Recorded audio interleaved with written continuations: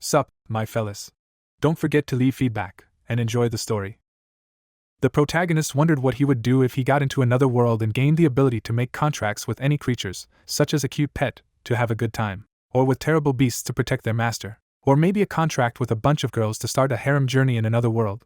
But, unfortunately, there was an abyss between imagination and reality. The other world is not so simple, because the ability to sign contracts with the help of gems is completely useless in the eyes of the majority, because to conclude it, you need the creature to voluntarily agree. In addition, it turned out to be very dangerous, and the young man did not understand why these people behaved as if nothing had happened.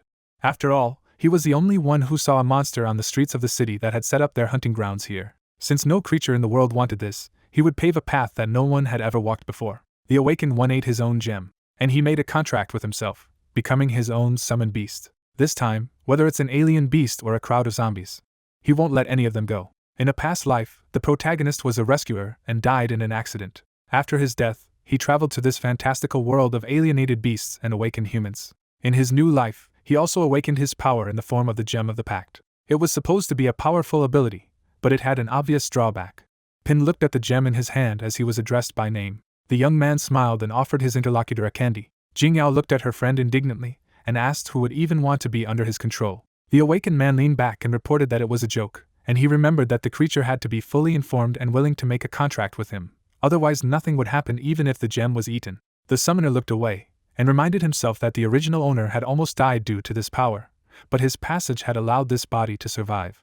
A friend grabbed the guy by the hair, and asked him not to give up so early. The world was big, there would definitely be a creature in it that would allow him to control him, but he objected that it was easy for her to talk, but only he was ready to do it. The protagonist's eyes widened, he muttered that he hadn't thought of it. After that, Pin put his gem in his mouth, ignoring the girl's indignation. The young man's body lit up. The friends followed the magical streams with their eyes.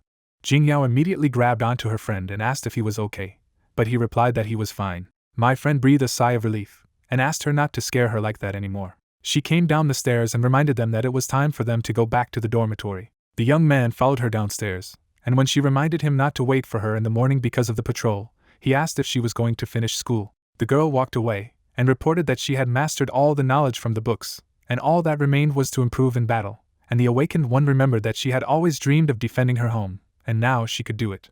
Jingyao turned around and asked her friend not to despair, because when he became stronger, they could work together. The summoner rubbed the back of his head in embarrassment, remembering that he had been prophesied a career as a farmer, and laughed that he had better do so. Deep inside, the guy was upset. He wasn't sure if they would see each other again, even though this girl was only a childhood friend of the first owner of the body. Suddenly, the protagonist took a step, feeling the urge to hug her, which Pin did in the next moment.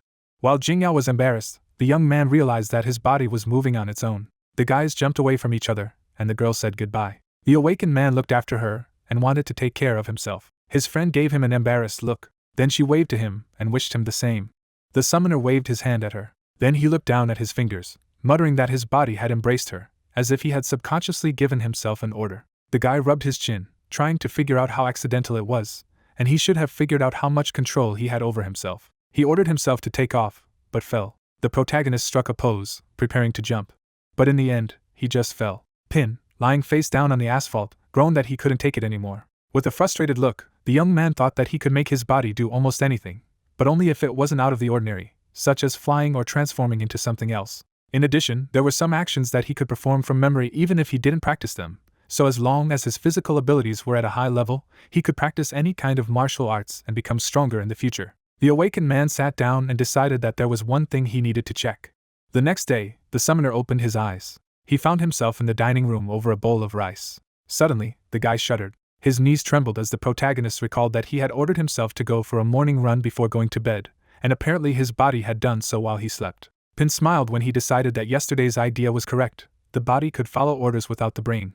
He began to look around to see if anyone had noticed him, but there were shouts of delight in the dining room. Goddess Shiyu, whom everyone had been admiring for good morning, came into the dining room, and the young man was surprised that this schoolgirl had come so early. But then the awakened man shuddered, not understanding what was happening. His eyes widened in horror as he cursed in his mind. The summoner clenched his fist when he saw the monster. While the fox was eating his classmates, the guy could not understand why no one noticed that it was not Shiyu at all. The monster looked at the guy and noticed that he didn't look very good. The protagonist looked back at the first beauty of the school, but all he saw was the beast clutching his shoulder with its claws, so he forced himself to calm down. Pin shook his head and said that he was just having a nightmare, so he hadn't slept well. The young man got up from his chair and said that it was time for him to go to class. The monster followed the awakened man with his eyes, noticing the smell of fear. The summoner walked down the hallway, trying to figure out what the alienated beasts were doing in the school, why no one was seeing them, and whether he was imagining it. The guy looked into the classroom, deciding that he should inform the teacher about it. But to his horror, he saw another creature devouring the girl. The protagonist rushed to run. On the roof, he sat down on a bench and screamed. Pin clenched his head, muttering in panic that this place had become hell on earth. The young man picked up the gem, and remembered aloud that he had begun to see the alienated after eating it. The awakened man took a bite of the stone, thinking that this would bring it back to normal. But his figure was again engulfed in streams of magic. His eyes lit up and he tried to understand what was happening to him. As if through the roof of the building, he saw a monster. The summoner jumped from his seat, realizing that he had just gained the ability to identify. He looked down at his palm, which was covered in a net, and realized that it was, and now he could read the information about the levels of the treaty gem. The guy tensed up when it dawned on him that the ability came after he ate the second stone. In the classroom, the protagonist turned the knob, trying to analyze the situation, because he had become his own summoned beast and summoner, and since only he could control himself, then illusions did not affect him. Pin watched the monsters outside the window, and noticed that these beasts were all high-level celestial foxes, and if this creature ate someone in front of people, it wouldn't be any different from a normal conversation. The young man propped up his head with his fist, and realized that if this ability only controlled the mind, then his girlfriend with spiritual abilities could find a way. After school, the awakened man went down the street. He continued to look with the help of his new gift, wondering that there were such people outside the school. A couple in love passed by him, but the summoner saw a monster in the girl. Soon the guy stopped near the patrol headquarters. At the reception, the protagonist was met by a secretary. Ping tried to look indifferent when he asked about Jing Yao, and the fox standing in front of him asked to wait. The young man sat down on the sofa, trying to understand why even the hunters did not recognize the illusion. The awakened man shuddered when he heard a familiar voice. He jumped to his feet, and lied that he had come to check on her. The girl introduced her teammates who took care of her. The summoner knitted his eyebrows and said that it was great. The friend clenched her fists and said that she would try her best to take revenge on the monsters for the death of her parents. The guy scratched his head in confusion when Jing Yao suggested that he be included in the patrol and retorted that farming was more suitable for him. The protagonist went to the exit and said that he would leave his girlfriend alone.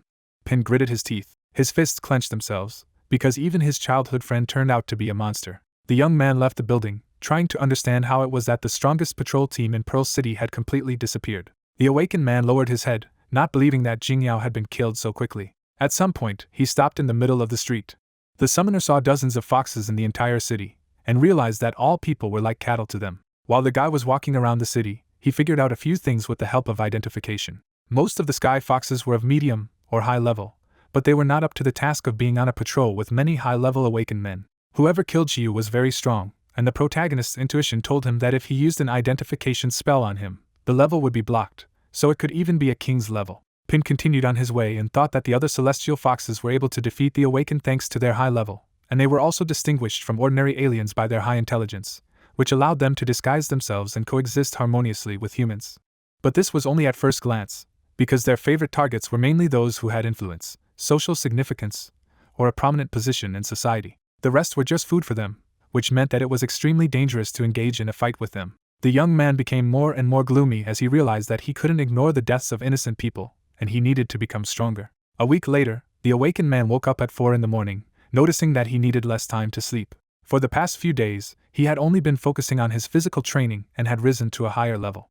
In addition to exercising, he also tried to create gems and eat them every day, expecting to gain new abilities like last time. But ever since the summoner had awakened identification, all the stones he had created had been colorless, and eating them had no effect. But today they have regained their color. The guy put the gem in his mouth, and it seemed to him not so tasty, but he hoped that everything would work out. The light enveloped him again, and the protagonist recognized the feeling.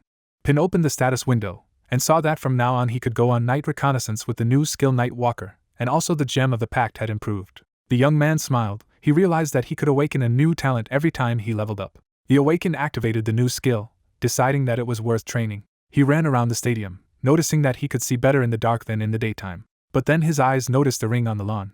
The summoner picked up the ornament, examining it. The identification revealed that it was the killer ring artifact. The guy opened his eyes wider when he activated the accessory. The protagonist saw that celestial fox Shiyu, and the man standing in front of him. Pin assumed that the masked man was the owner of the ring, but in his eyes, the monster had to look human.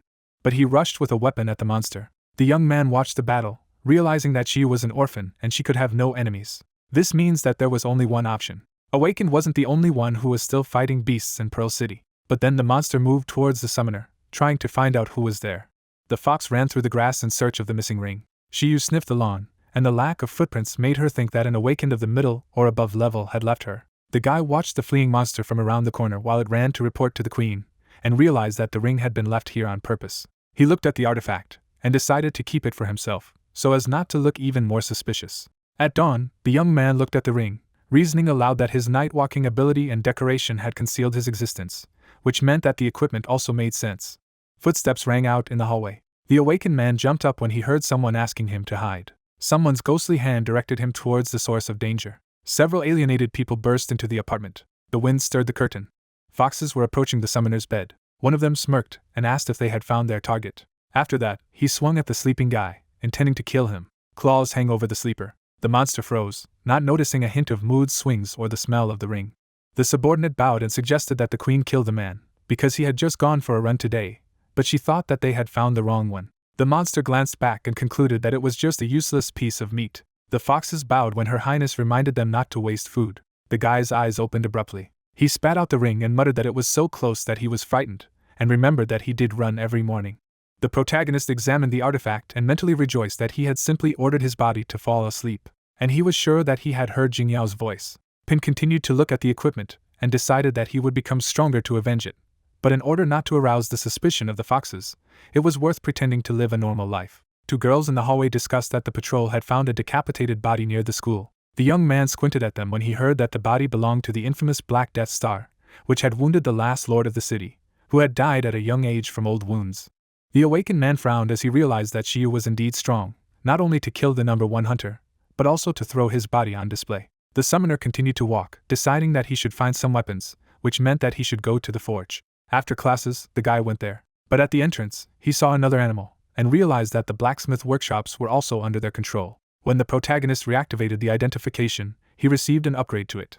The fox pawed at Pin to go into the shop while he was digesting what could determine the height of his opponent. The young man waved off the barker, and decided to find a store that would not be under the control of foxes. He walked past the Spirit of Iron shop, and heard someone praising their wares. The man brandished a sword, offering the owner to buy it for the lowest price. But the old man blew smoke into his face, and was obviously pretending to be deaf. The impudent man hovered over the blacksmith, and asked if he had gone deaf for an hour. But then the awakened one took the blade. While the unfortunate seller was indignant, the summoner used identification on his rapier. The man rushed to get his product, but the guy had already noticed that it had a terrible quality. The protagonist's eyebrows crept up.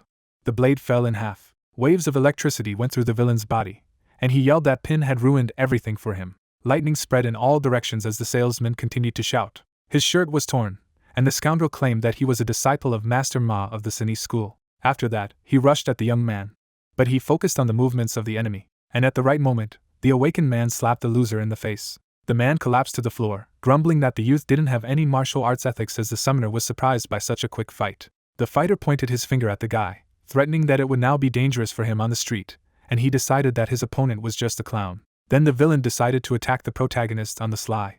And again he found himself on the floor, while Pin grumbled that he was not going to hear about the feelings of ethics from someone who attacked from behind. Then a shadow appeared over the defeated enemy, and the intruder noticed that he had recently come out, and there were already so many people in the store. The girl stretched her fists and asked if the scoundrel was going to leave, or if she was going to give him a ride. The fighter rushed to run, shouting apologies, and the young man decided that he should go to another store. But the stranger's hand stopped him.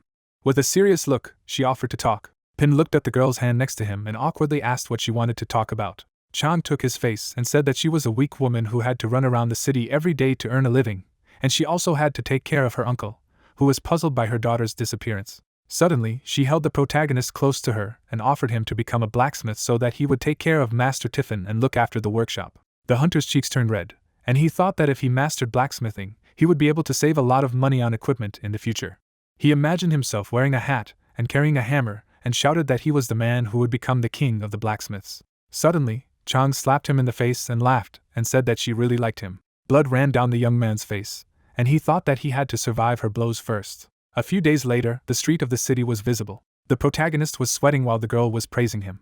She touched her lips and said that he was doing very well. Pin stood at the anvil, while his mentor said that this was their exclusive dough forging technology. Then she turned away and said that she was going to the warehouse and fetch the uniforms. The main character was wearing only gloves, and Ching finally advised him not to let the fire go out. Suddenly, the guy threw up his hands in panic when he saw that the fire began to go out.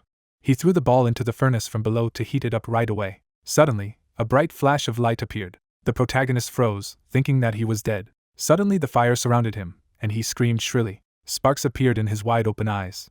He stood in the middle of the smithy, not understanding why the fire had gone out. His heart was pounding loudly in his chest. The awakened man pressed his hand to his body, screaming in pain, when suddenly the system notified of an increase in height.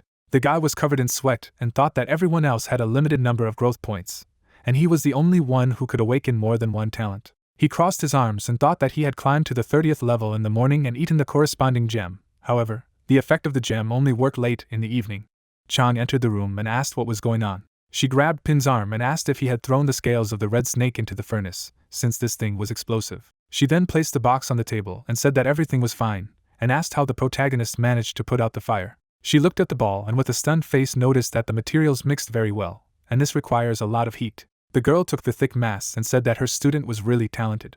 She started hammering, and the guy asked what the name of the third major organization was. Gray smoke appeared. Chang looked at the dagger and said that the third organization did exist in Pearl City, but no one knew what it was called. She handed the weapon to the young man and asked him to take it, because he wanted to buy equipment. Pin looked at the gleaming blade and concluded that it was an expensive item. Shock appeared on his face when the tutor said that the materials alone cost 100,000. The protagonist covered his mouth with his hand, thinking that someday he would be able to earn 3,000 a month. Chang raised her hand and said that it was time for her to go, and asked her friend to follow the old man. The awakened one looked straight and thought that although the forge was not the fox's target because it had never been opened, but because of all this commotion, they would notice this place sooner or later. The girl was riding on a swing. Suddenly, her face turned into a third-level monster. Ping held a dagger in his hand, thinking that with such equipment, he would be able to defeat a low-level enemy. He furrowed his brows and thought that if he gave the body of a fox to the city patrol, he would be able to attract the attention of the top officials. Suddenly, the guy was frozen over, and someone asked if he was going to kill the child. There were two large eyes behind him. The stranger ordered him not to move. The eyes covered one of Pin's arms, and he thought that his opponent's level was high and his talents were locked. The ghost appeared next to the protagonist, and said that if the awakened did not want to die, then they could meet in the center of the training field near the orphanage. He turned around, and the ice began to dissipate in the air. The young man sweated and assumed that the stranger was in cahoots with the celestial fox, otherwise he would have been betrayed. He walked to the big gate and thought that he had grown up in an orphanage and had practiced kung fu as a child, so he called this park an orphan training field. Pin stood in the middle of the trees, thinking about how this woman had been watching him and had stopped him when he was about to take a step, so she had lured him here for a reason. The monster walked forward. The guy noticed the beast and activated identification. A system notification appeared above the monster. The awakened man furrowed his brows and thought that this poisonous rat was 2 levels above him, but the enemy was careful, so he could just leave if he slowly retreated. Suddenly, he gripped the hilt of his blade tightly and thought that if he didn't get rid of the beast, the children from the orphanage who would come to play in the park tomorrow might be killed. The rat came closer to Ping, while he thought that he could handle the equipment that Chan had given him. He opened his eyes wide and decided that he could win. The main character ran forward, thinking about the fact that in his past life he read a lot of cool novels where there were battles. Suddenly, the enemy jumped up and spun in the air. The guy attacked the beast with his blade. He gritted his teeth tightly and thought that the enemy's armor was too strong, so he would have to outwit him. The monster then jumped onto a high rock. It opened its mouth wide, green particles coming out of its tail. Streams of poison attacked the guy. He dodged it, thinking that the only unarmored place of the animal was the eye. Pin leaned his hand on the ground and thought that the rat was cunningly defending itself, curling up into a ball, so he would have to find a way to break his posture. He created a fire in his hand and smirked. The protagonist took a fighting pose and said that he did not expect that he would need this technique, in which the size of the body gives an advantage. He then rushed forward, dodging the attacks. Pin jumped high into the air, preparing to deliver the first blow. The monster curled up into a ball as the awakened man drew his dagger. The guy raised his hand with a smirk, preparing to use the ignition technique. He waved his hand. His weapon was also engulfed in flames. Shards of stone scattered around as the young man finally struck the final blow. A blast wave swept through the territory. Pin sat next to the defeated monster, thinking about how the real fight was much faster than working on improvements. There were black shadows all around, and the awakened one thought that this poison-tailed rat had appeared at a strange time. The protagonist opened his mouth in amazement when he saw the fog around him. Suddenly he began to fall down. He was lying on a smooth, shining surface. Someone raised his hand and said that he was giving the young man 5 minutes. Pin looked down and recognized the voice of the stranger. She raised her sword and ordered him to prove that he was human. Ice has bound the entire body of the main character. He was covered in sweat, not knowing how he could prove it. The girl put her hand to her head, and the guy assumed that she realized that there were alienated beasts lurking in the city, and they just couldn't tell it apart. He smiled broadly and asked if she could give me a hint. She was wearing glasses, and she said that there were already 4 minutes left. Suddenly, information from the system appeared next to Shishan. The young man closed his eyes and assumed that the cleanup team was the 3rd largest organization along with the patrol and the investigation team. She furrowed her brows, shouting that there was only 1 minute left. Ping introduced the children and asked if she was also from the orphanage, since she had called the park a training ground, but he didn't remember anyone named Shishan from there. The awakened man opened his mouth wide and began to guess what the stranger's real name was. She suddenly shuddered when he called out Saisa's name. The protagonist gritted his teeth as she scratched him with the blade. She leaned closer to him and shouted that this did not prove that he was human. The guy's eyes bulged out and assumed that this was Saisai, who was 3 years older than him. He remembered himself and the girl as a child and thought that she had completed her training and joined the team of investigators. Pin struck a joyful pose and began to hum a song they both knew from childhood. Shishan blushed and ordered the topic to be reversed. Then she raised her hand and asked what the guy had been doing all this time. He furrowed his brows and replied that 2 weeks ago he had eaten the gem of the pact and turned into a summoned beast controlled only by himself, as a result of which he had become immune to illusions. The girl was covered in sweat when the young man said that there were a large number of sky foxes hiding in the city, and most likely the pack had invaded Pearl City. Shishan grabbed the awakened man by the clothes and asked if he was telling the truth. He imagined people with red eyes and mentioned the wife of the food shop owner, the furniture shop owner, and the 3 blacksmiths from the workshop. Pin looked at the old acquaintance and said that they were all low-level changing foxes. She turned away and ordered the guy not to move, and then promised to return soon. The girl took a stone in her hand and asked if Jianbo thought this information was true. The hunters were standing under the night sky, and the boy said that no such alienated beasts had been found in the vicinity of Pearl City. However, the ability to distort matches the protagonist's description. The captain furrowed his brows and said that he had sent men to secretly capture the 2 closest ones. They should return soon. Suddenly, an explosion thundered behind him. The hunters turned, their comrades running towards them. The young man ran away from the girl, shouting that this diner owner had gone crazy and immediately attacked them after they left the city. The enemy jumped to the captain. He immediately clenched his hand into a fist. Then the man attacked the girl with a slight movement of his hand. It fell to the ground, emitting black smoke. The owner of the diner opened her mouth wide. Suddenly she turned into a fox. The captain raised his hand to the side and ordered the other team to kill the target. In the Pearl Academy, a woman was lying on a deck chair. Her assistant's eyes widened. The mentor sat down and looked away tensely. Then it soared into the sky. The wind was blowing, and she said that someone had killed Yu-Gi-Oh outside the city. The woman raised her hand, not understanding how they managed to deal with it so quickly and even hide the smell. There was a huge monster behind her. She was furious. Shishan stood in front of Ping, saying that they couldn't be sure that his sudden ability to recognize fox illusions wasn't a deliberate trap. She raised her hand and added that for this reason, the guy could only act as an informant, and for the next few days she would secretly guard him. The awakened man stretched his shoulder and replied that as long as they could deal with the fox, everything would be fine. Suddenly, the girl threw something into his hands and said that they were paired jade tokens, cold and warm. There was an object in the protagonist's hands, and Shishan explained that with this, she would know that he was in danger and would be able to come to the rescue immediately. She crossed her arms and added that the guy should still strengthen himself, because after all, no one can guarantee his safety. He smiled awkwardly and said that he wanted to find a martial arts school, but he couldn't afford to pay tuition. The guy then folded his hands in a grateful gesture as Shishan said that she would apply for funding to the organization, and he would find a suitable martial arts school. There was a blue sky over the city, and Pin thought that there were fewer foxes in the area, and this was probably the task of the cleanup team. He crossed his arms, wondering how they had come to know that alienated beasts had infiltrated Pier City. He raised his hands. The girl next to him was suggesting that people master kung fu.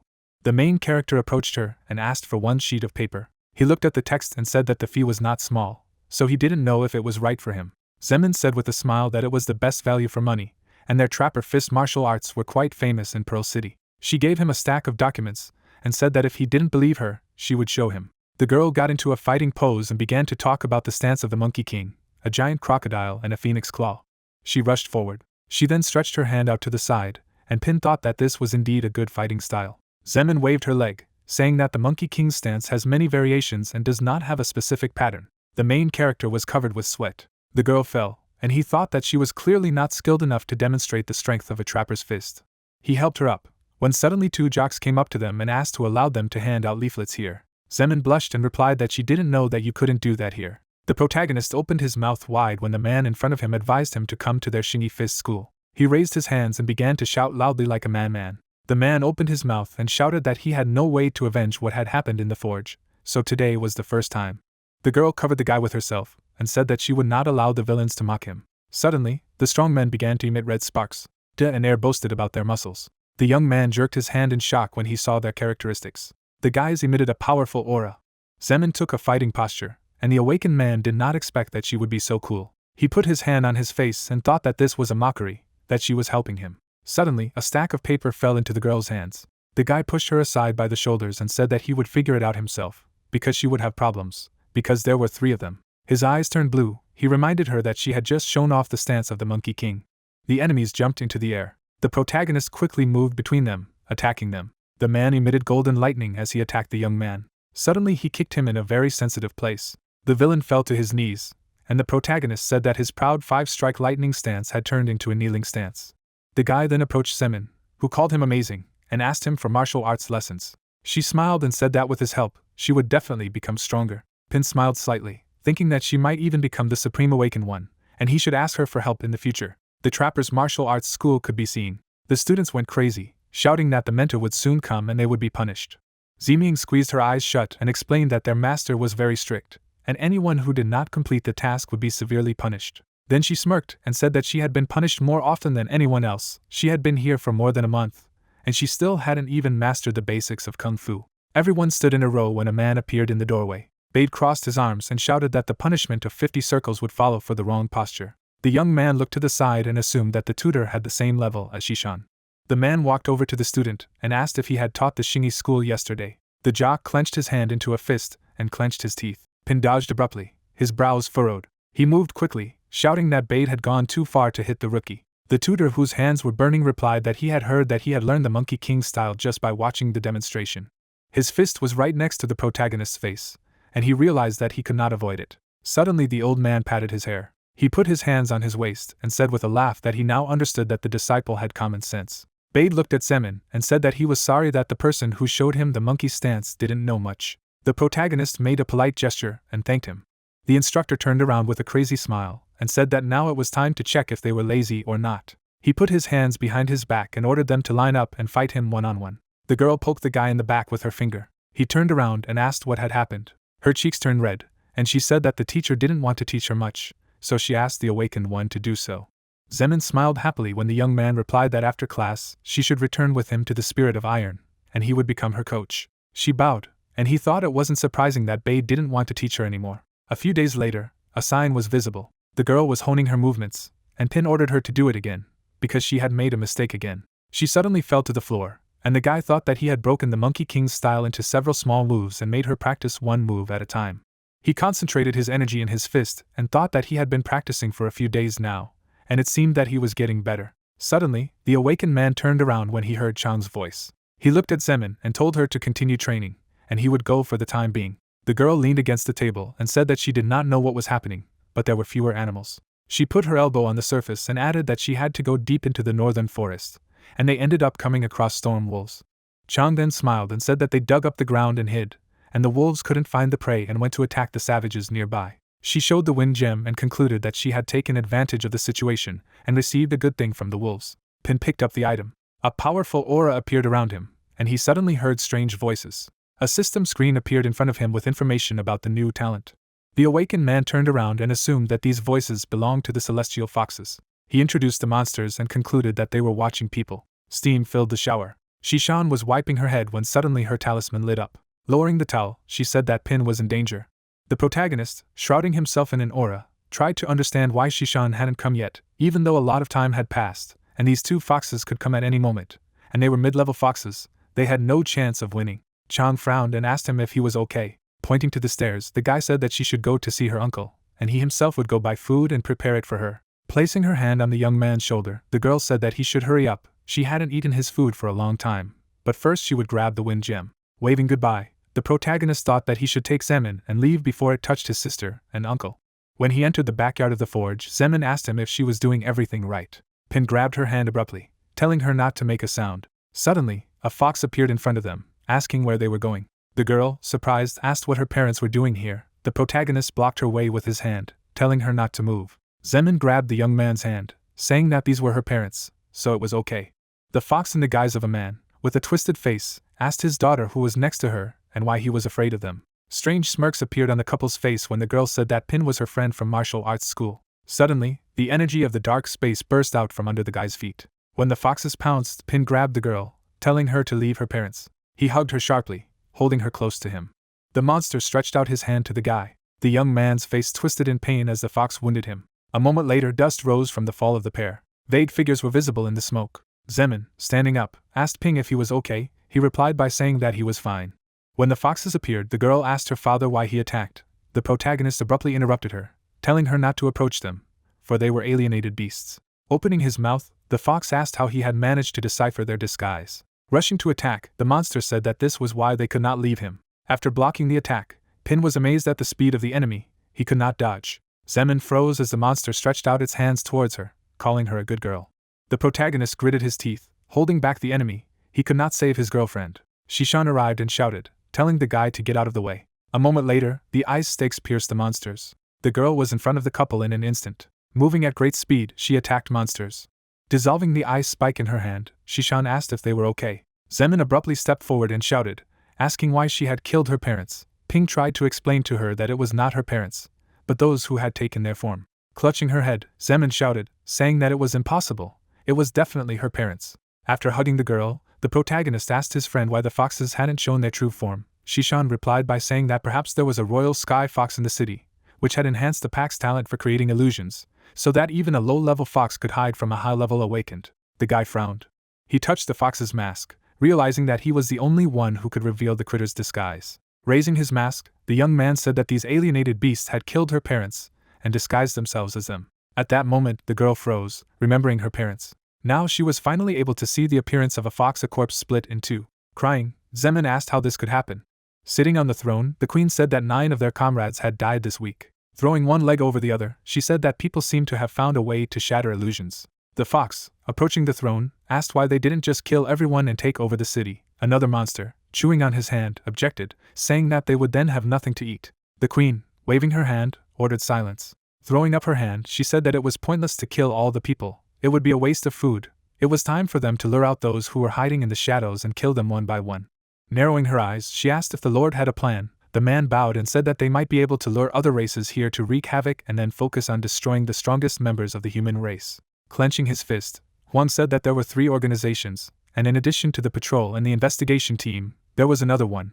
When the Lord was wounded by the king and fled, he suspected that he was hiding in this organization, and now he was waiting for them to reveal themselves. A fox standing aside said that it was not a bad idea to lure other races here. The queen got up and said that their king was still asleep. Fully transformed, she told Huang that even though he had helped her people, if he tried to do something, she would kill him. Turning around, she said that she hoped he knew his place. The man immediately knelt down, saying that he had dedicated his life to Pearl City, but unfortunately turned out to be incompetent. The city was developing too slowly. With a chuckle, he said that he only hoped that Pearl City would be in the hands of a strong man. Zemin's hand was trembling. She gently touched the blood. Tears flowed down her face non-stop. Shutting her eyes, she screamed, asking her parents to forgive her weakness. Shishan stood beside Ping and asked what she could do even if she knew. Suddenly, Zemin shouted, saying that it was her fault. She was too weak. People like her couldn't even master the basics of kung fu. But why did this happen to her parents? The protagonist narrowed his eyes. He hugged the girl. Parting his lips, he said that it was not her fault. Shishan turned away when the guy said that he, like her, had a person who meant a lot to him. But then she was killed by a celestial fox from the patrol. He can't stop thinking that if he had prevented her from going on patrol that day, the tragedy would not have happened. The girl snuggled up to the young man when he said that deep down he knew that even if he went back in time, he would not be able to change the ending. It was her dream to work in a patrol, and no one could stop her. Smiling sadly, he said that no one could change what was destined to happen, so she wasn't to blame for the death of her family. But she could change the future and become strong enough to protect those who mattered to her. Her parents would definitely be happy for her. Squeezing her eyes shut, Zemin thanked Ping. When the protagonist said that he would destroy all the monsters in the city, he suddenly spat out blood. He had previously held on, but did not know that it would last so long. The guy's eyes slowly opened. Zemin, smiling broadly, said that he had finally woken up. Standing up, the young man asked how long he had been sleeping. Shishan, instead of answering, told him not to move, otherwise he would open the wound. Grabbing Ping's hand, Zemin said that she had decided to become stronger.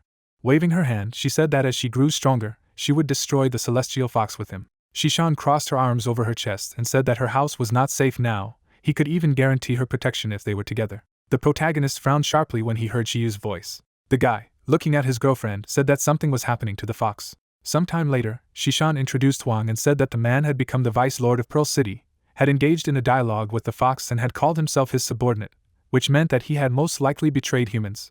And as for the king's ability to enhance the illusions of the pack, even the highest awakened could not recognize them. Looking at Ping on the bed, she said that since the king was asleep, it was time to counterattack. They needed his cooperation to detect the sky foxes. At the same time, the old man, looking at Chang, said that he was hungry. She smiled and said that he had to wait for a while. Ping would soon return with food. Events take us to the base of the cleanup group. The girl, jumping, said that she was told to open a secret room. Now they will open the canopy again. Manny stretched and said that Shishan was very good at making people do things. The doors of the room opened. Sue, looking at her friend, asked if she wanted coffee. This time it would take a long time. The girl smiled and said that she had just drunk coffee. The pentagram swelled with mana. Raising her hands, Sue said that the light was enriched. As darkness broke out in the center, Manny announced the end of the blackout. The entire space above the city was covered by a mana canopy. After the start of cooperation, the cleanup team was finally ready to reveal some of the information. It was the most mysterious organization in Pearl City. As a mainstay of Pearl City, the cleanup team is often forced to conduct covert operations, and the group is supported by a special organization within it, the Border Command, which includes Jinbo and Shishan. There are 3 main members of the border team. Manny was the leader, her strength was the black curtain, and it was she who created the dark space that Pin entered several times. Sue had the power of enriching sunlight. She absorbed sunlight to provide her comrades with energy to continue the fight. Chen, on the other hand, had the power of light and shadow. She was able to become invisible by changing light and shadows on the surface of an object. Together, they can activate a lighted canopy that smoothly pulls king-level creatures into a dark space, and they can also alter the scenery of their inner world to confuse their opponents. The girls walked calmly down the street. Looking around, one of them asked Minar why they didn't just pick a few here and take them home. When the girls' figures distorted, one of them said that the city was not safe now, so it was better to be careful. Yoongi turned her head sharply. Raising her head, Minar asked her friend if she thought something was wrong. Frowning sharply, she said she didn't know. Ming, looking around, asked where everyone had gone. Jinbo clenched his fist. He was approaching his targets from behind at great speed. When the girls dodged, he said that it was a pity that he couldn't kill them all with one punch. Leaning over, Min asked if he was afraid that they would call for reinforcements. Enveloping himself in an aura, Jinbo said that he was just waiting for it. At the same moment, he remembered that these two, according to Ping, were approximately 25th level. The girls rushed towards him at the same time. He easily blocked Ming's attack. The guy frowned. Minar appeared in front of him and said that it was just food. Jinbo glanced at his hand, mentally saying that he had already blocked it. Min and Minar delivered a hail of blows. Grinning, the girl said that she did not know how they killed their own kind. Her speech was interrupted by a fist that hit her. Throwing his opponent aside, Jinbo said that she would find out now. Minar jumped, saying that she would take his life. Frowning, the warrior said that he understood her. Grabbing the monster's hand, he said that he could not see it, but had a pretty good idea of its size. Breaking her arm, he said that she was very good at sneaky attacks, but she was no better at fighting head-on. At that moment, Min attacked from behind. Jinbo sneered and greeted him. The warrior threw the Minar at his opponent with a sharp movement. He was over the monsters in one jump. Jinbo raised his leg. The foxes crashed into the ground at great speed. As the opponent stood beside them, Minar asked Ming why she couldn't feel it. The foxes were horrified when Jinbo swung for a blow. An explosion thundered on the street. Pin, who was standing on the roof, said that this guy was strong. Shishan chuckled and said that Jinbo was still the leader of their battle group. The protagonist closed his eyes and said that his gaze was reminiscent of heroes from games. In the outside world, people walked quietly down the street. The girl touched the earpiece as Shirbai said that the alienated beasts outside the city had begun to gather and riot. If they entered the city at such a time, it would increase the load on the illuminated canopy. They needed to go to the suburbs and reconnoiter the situation. He had already recorded the information about the Sky Fox and would entrust it to the battle group. The protagonist standing next to her thought that the storm wolves that Chan had encountered earlier might be related to this. The girl, turning around, said that it was time for them to go. She would personally send someone to guard the forge. Pin, grinning, asked if someone important had called her. Shishan replied by saying that he was their leader. He would meet him after the mission. Soon the couple found themselves outside the city. Looking around the area, the young man said that it was the first time he had left the city. Suddenly, one of the plants trembled. The girl, stretching out her hand, said, "Do not approach the plants." Suddenly, the grass spat out a cloud of liquid. When the acid sprayed, Shishan said that these plants are rich in hydrogen chloride. They are very corrosive. Pointing to the fallen acid, she said that now is the time for them to ripen. Ripe fruits explode like fireworks. As the water trembled, the lady said that there were also alienated beasts that fed on grass with hydrogen chloride. Pointing at the rabbit, she said that it would be his first opponent. The protagonist, looking at the rabbit, made an identification. It turned out that the beast had the 9th level and could shoot extremely corrosive water from the sweat glands. Wrapping the dagger in flames, the guy mentally said that this rabbit looked harmless, but its level was higher than that of a rat with a poisonous tail. The young man threw his dagger at the beast. The rabbit jumped away. Pin immediately found himself near the monster. The rabbit shot corrosive water, blocking the shells. The guy said that it was impossible to act like that. Seeing the grass shoot, the young man shouted, saying that hydrochloric acid had been triggered. As the acid sprayed, Pin said that he needed to dodge the acid, then analyzed the situation. As he began to run away, he said that the rabbit had a keen sense of smell and quick reflexes, so the sneak attack did not work. Jumping up, the young man said that the enemy had ranged combat skills and immunity to hydrochloric acid. Upon landing, the guy said that the rabbit was very cunning. First he sprayed acid so that he could not get close to him, and then deliberately led him to ripe fruit. Looking at his hands, Pin tried to understand why the acid hadn't worked on him, because he had deflected the liquid from the beast's ears. Summoning the fire, he decided that everything was thanks to him. The rabbit shrieked and fired a lot of projectiles. The protagonist deflected all the shells with a wave of his hand. The acid dissolved, falling into the fire. Clenching his fist, Pin said that acid can't stand fire. No wonder Shishan took it easy for him to challenge an opponent at this level. The beast's eyes turned red with anger. This man was wasting his acid soup so easily. Rushing to the guy, he asked him why he didn't drink his soup. The protagonist, raising his hands, said that he had a familiar feeling that this animal had a second stage. The young man began to repel the attacks of the beast. A wound appeared on his shoulder. Glancing at the rabid rabbit, the young man asked him, could it be that after realizing that ranged attacks didn't work, he decided to fight it? Ping, having made a decision, completely enveloped himself in fire. Frowning, he said that in this way he would exhaust his flame reserves, so he needed to act quickly. Rushing to the rabbit, the guy said that he was not the only one who knew how to set traps. The protagonist began to tirelessly attack the beast. Flames filled the area. The young man, swinging his dagger, said that he had nowhere to run now. The beast, being surrounded by flames, was angry. He jumped up sharply, dodging the attack. Pin chuckled, saying that this was exactly what he wanted. Raising his leg, he activated the fire eater and began to absorb the flames. The guy got into a sprint stance, saying that he would watch him dodge in the air. A fiery shell hit the target. The protagonist straightened up and exhaled, saying that his values had not increased, which meant that the rabbit was still alive. Approaching the beast, he stabbed it a couple of times with his dagger. As his values increased, the young man smiled, saying that the 9th level monster had increased his stats by 2 points. It was only a pity that the level had not increased. The young man, once again shrouding his weapon in fire, said that the fire eater had received a path for cultivation. He turned sharply, feeling something. Pin cursed when he saw the huge number of beasts. Raising his hand, the protagonist realized that he had already used up his entire supply of fire. There were too many opponents in front of him. One of the beasts grew sharply, and its muscles swelled. Reaching into his inner pocket, Pin said that he could still activate the Jade token. Turning sharply, the guy ran in horror. Pouring fire into the badge, he shouted, calling his sister for help. Suddenly, the rabbits blocked his way. Turning around, the guy realized that these creatures know how to surround the enemy. The protagonist was surrounded on all sides. Pin covered his head with his hands. Suddenly, an ice wall appeared behind him. Looking back, the guy said that this water element was familiar to him. Shishan, approaching, told the young man to move away.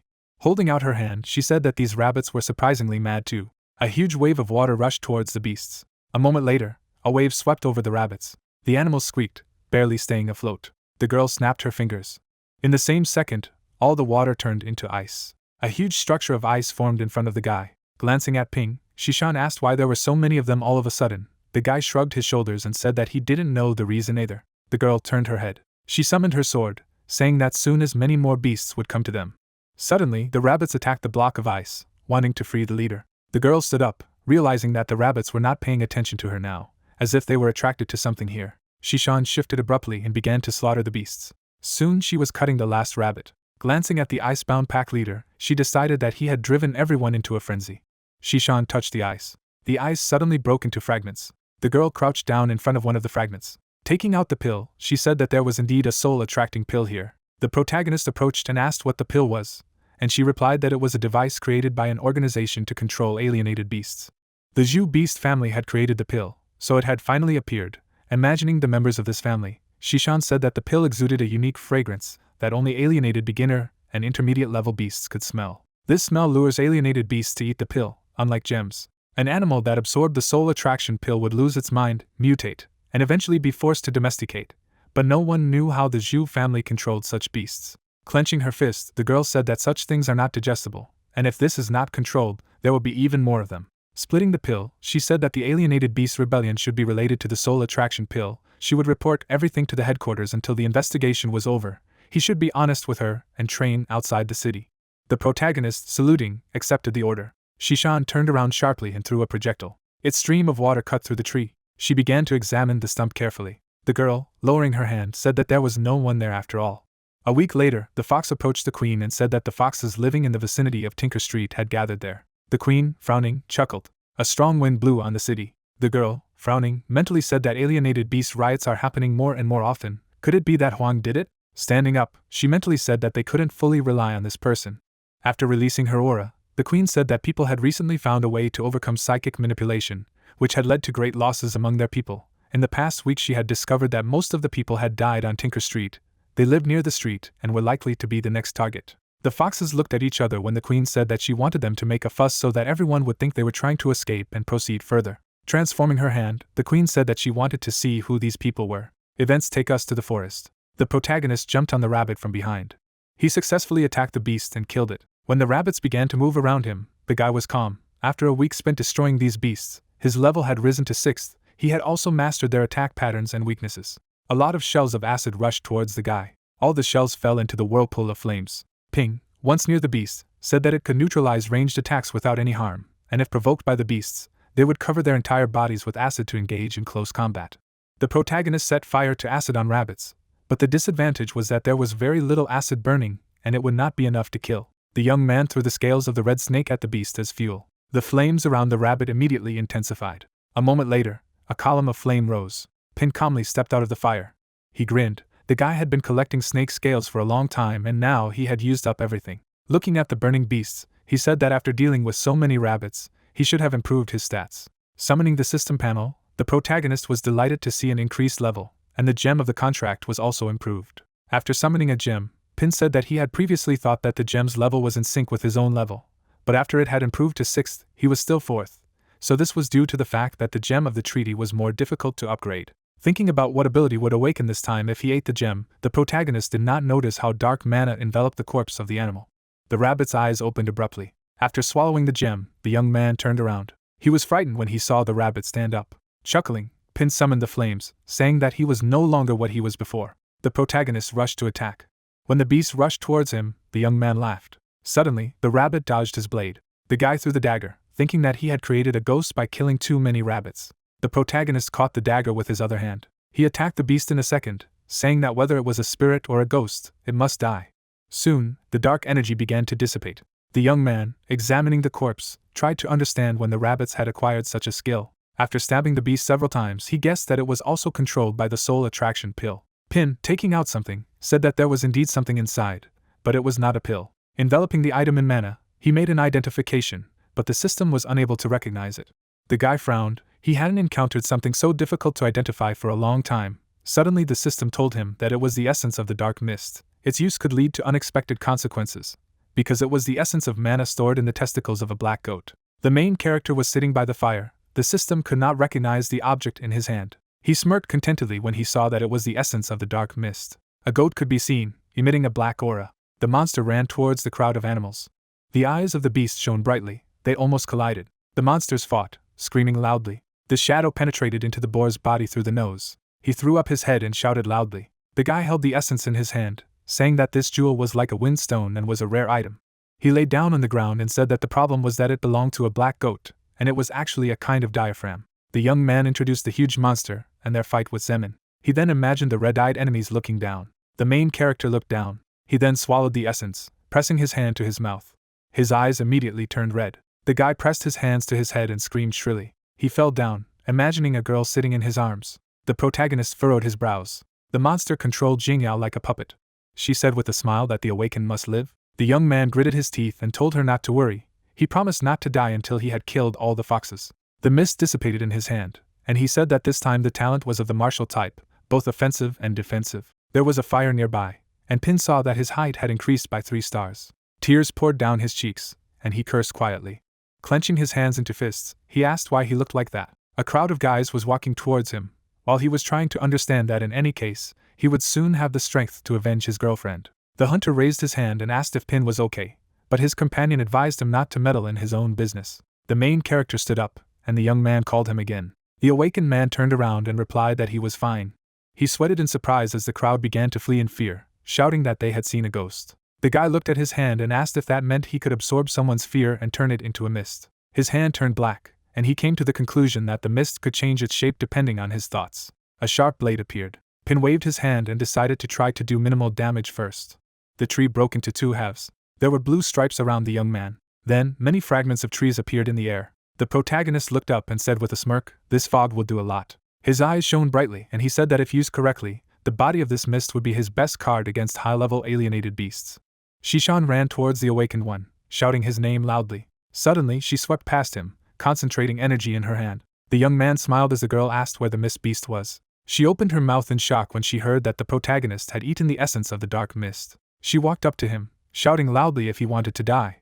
Shishan turned away and crossed her arms, and Ping replied that it was okay, and if there was any trouble, then he could order himself to spit it out. The girl did not turn around, asking why he thought that he could get rid of this. She took the crystal in her hand and asked if he thought it might be a parasite. The guy pressed his hand to his chest and asked if she meant that what he ate was dangerous.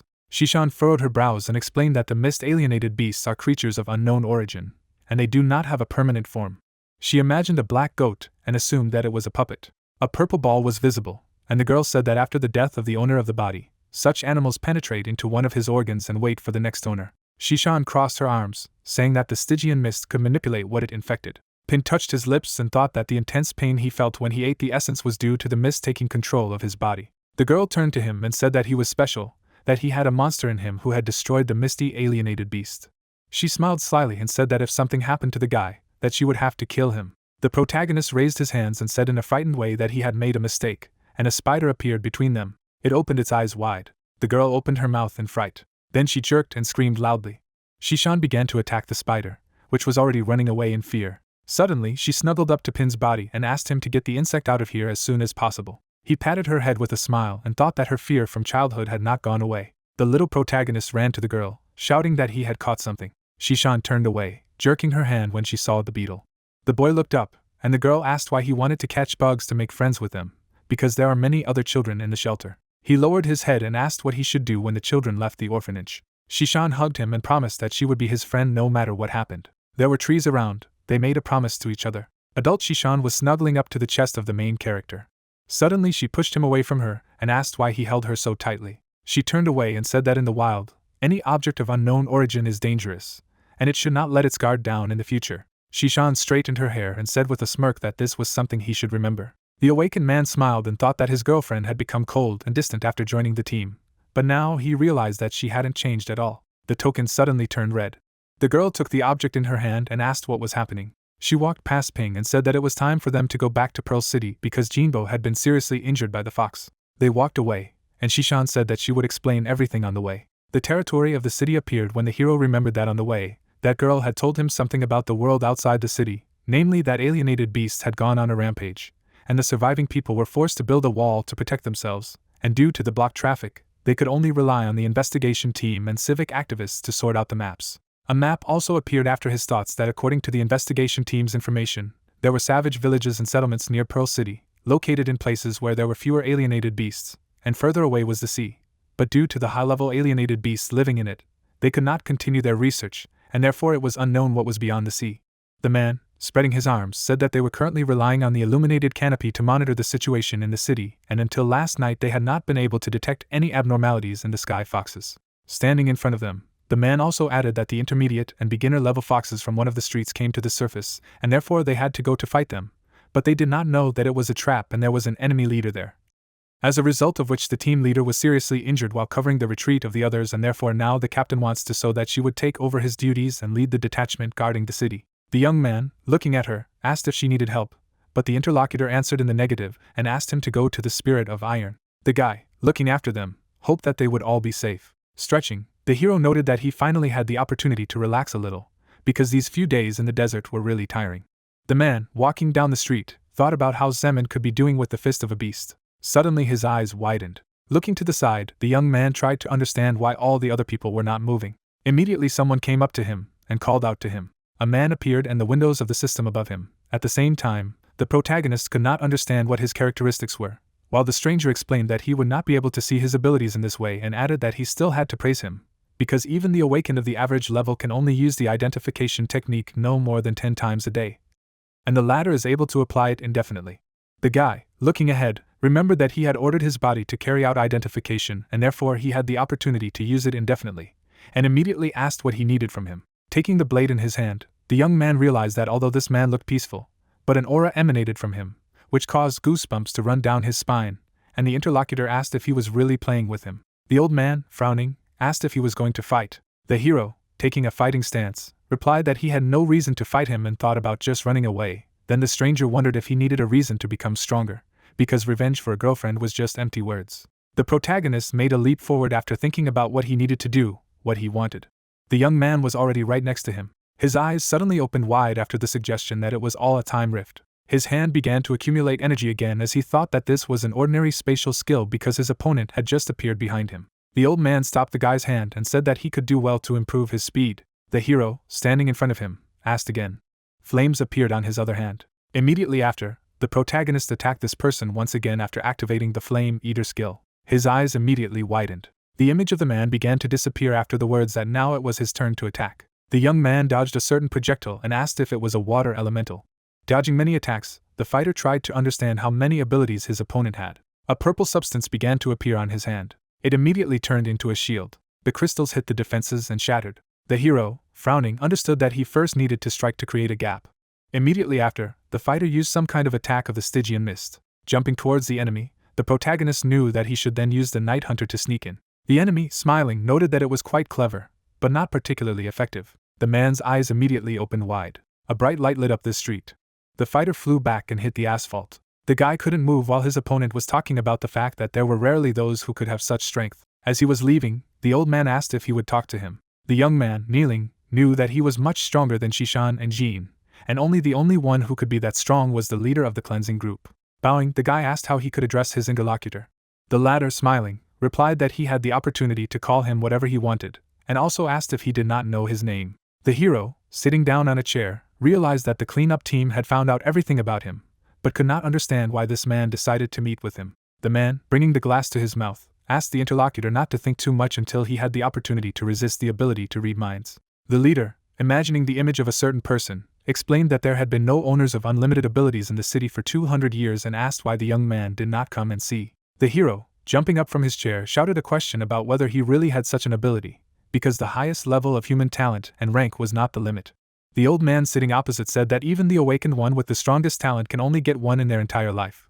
But the limitless level is something completely different, because it removes the limit from the number of talents, and therefore you can constantly awaken new abilities. His eyes lit up blue after asking if his personal limitless talent, the Way of Man, could copy his contract gem. The old man, keeping his hands on the table, also added that he would not try to do it just like that, and whatever the result, he would be grateful and answer all questions. Then the interlocutor asked if he had the opportunity to refuse. The leader, showing a certain box, suggested that he first look at this thing. The young man stared at her as the leader talked about how this bracelet was called a gold vault, and had been his main equipment in his early years, because it had the skill of storage. The young man, holding out his hands, said that he was very generous and remembered that this vault was just what he needed. The old man, raising his hand, ordered him to do the same. The hero raised his hand to his. The head's eyes closed. Immediately afterward, the man exhaled. The young man, holding onto his wrist, asked if that was all. The interlocutor, imagining him with the crystal, replied that he did not have the ability to reproduce such abilities and even those derived talents could not be copied, and therefore it can be concluded that he is special. The man, putting his hand on the box, said that this object now belongs to him, and the man, in turn, thanked him. The protagonist's eyes suddenly opened wider. A certain girl appeared after reports that a successful identification had been carried out and information was being reproduced. She was doused with something when a person suggested that any special equipment was made using human lives. Frowning, the soldier thought that this was extreme cruelty. Looking ahead, the hero wondered if the process of creating all the special equipment was really so cruel. The man, drinking another glass, said that this was the case 200 years ago, and although it is forbidden now, there are still unscrupulous people who are engaged in sacrifices, and therefore he wanted to destroy this thing. But if it is used correctly, then the spirits of the dead will be able to rest in peace. The young man, sitting in front of him, asked about what the city was like at that time, and whether it was full of people killing each other in this way. The leader, putting the vessel on the table, replied in the affirmative. After imagining the faces of several people, the man said that at that time, this city was ruled by one family, because of which everyone in the city was ordinary slaves and they had nothing, not even hope. People carried some stones when the interlocutor said that the men worked day and night, but could only get a small amount of food.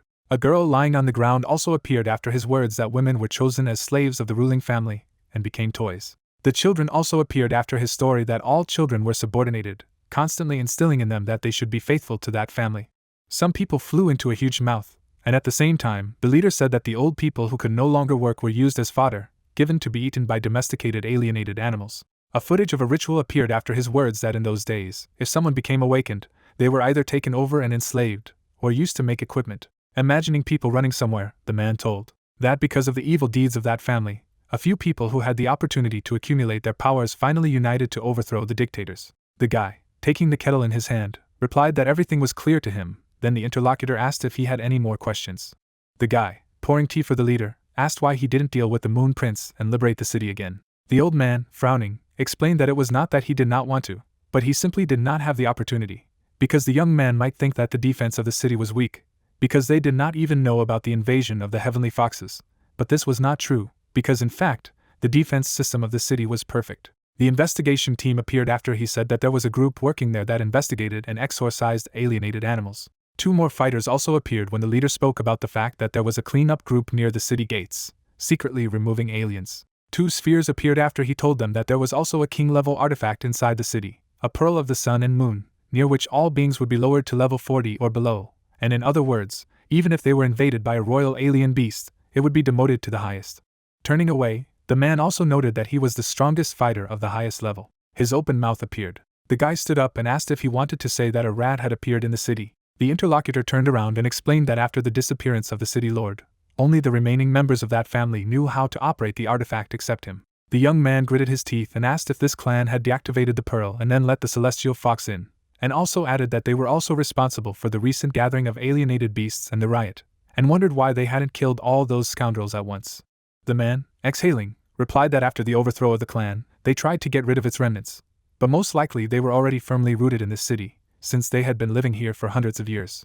The young man, clenching his hands into fists, realized that many suspicions were related to the invasion of these foxes, but he could not understand what the purpose of this family was, whether the lord of the city was alive or not, and what was the purpose of the rebellion of those beasts. Standing behind, the hero knew that there were no answers to these questions yet, but the leader must be extremely careful in his actions, because otherwise he would fall into the trap of the enemy and die in battle, and in this case, the city would be deprived of all hope. Looking at this man, the protagonist thought that as in the wars of the past, nuclear weapons are only a deterrent and should not be used until a critical moment, and even if the Moon Prince continues to provoke them and commit murders, then anyone can become impulsive, but not the head. Without turning around, the man explained that although he had not been able to copy his abilities, they still needed him.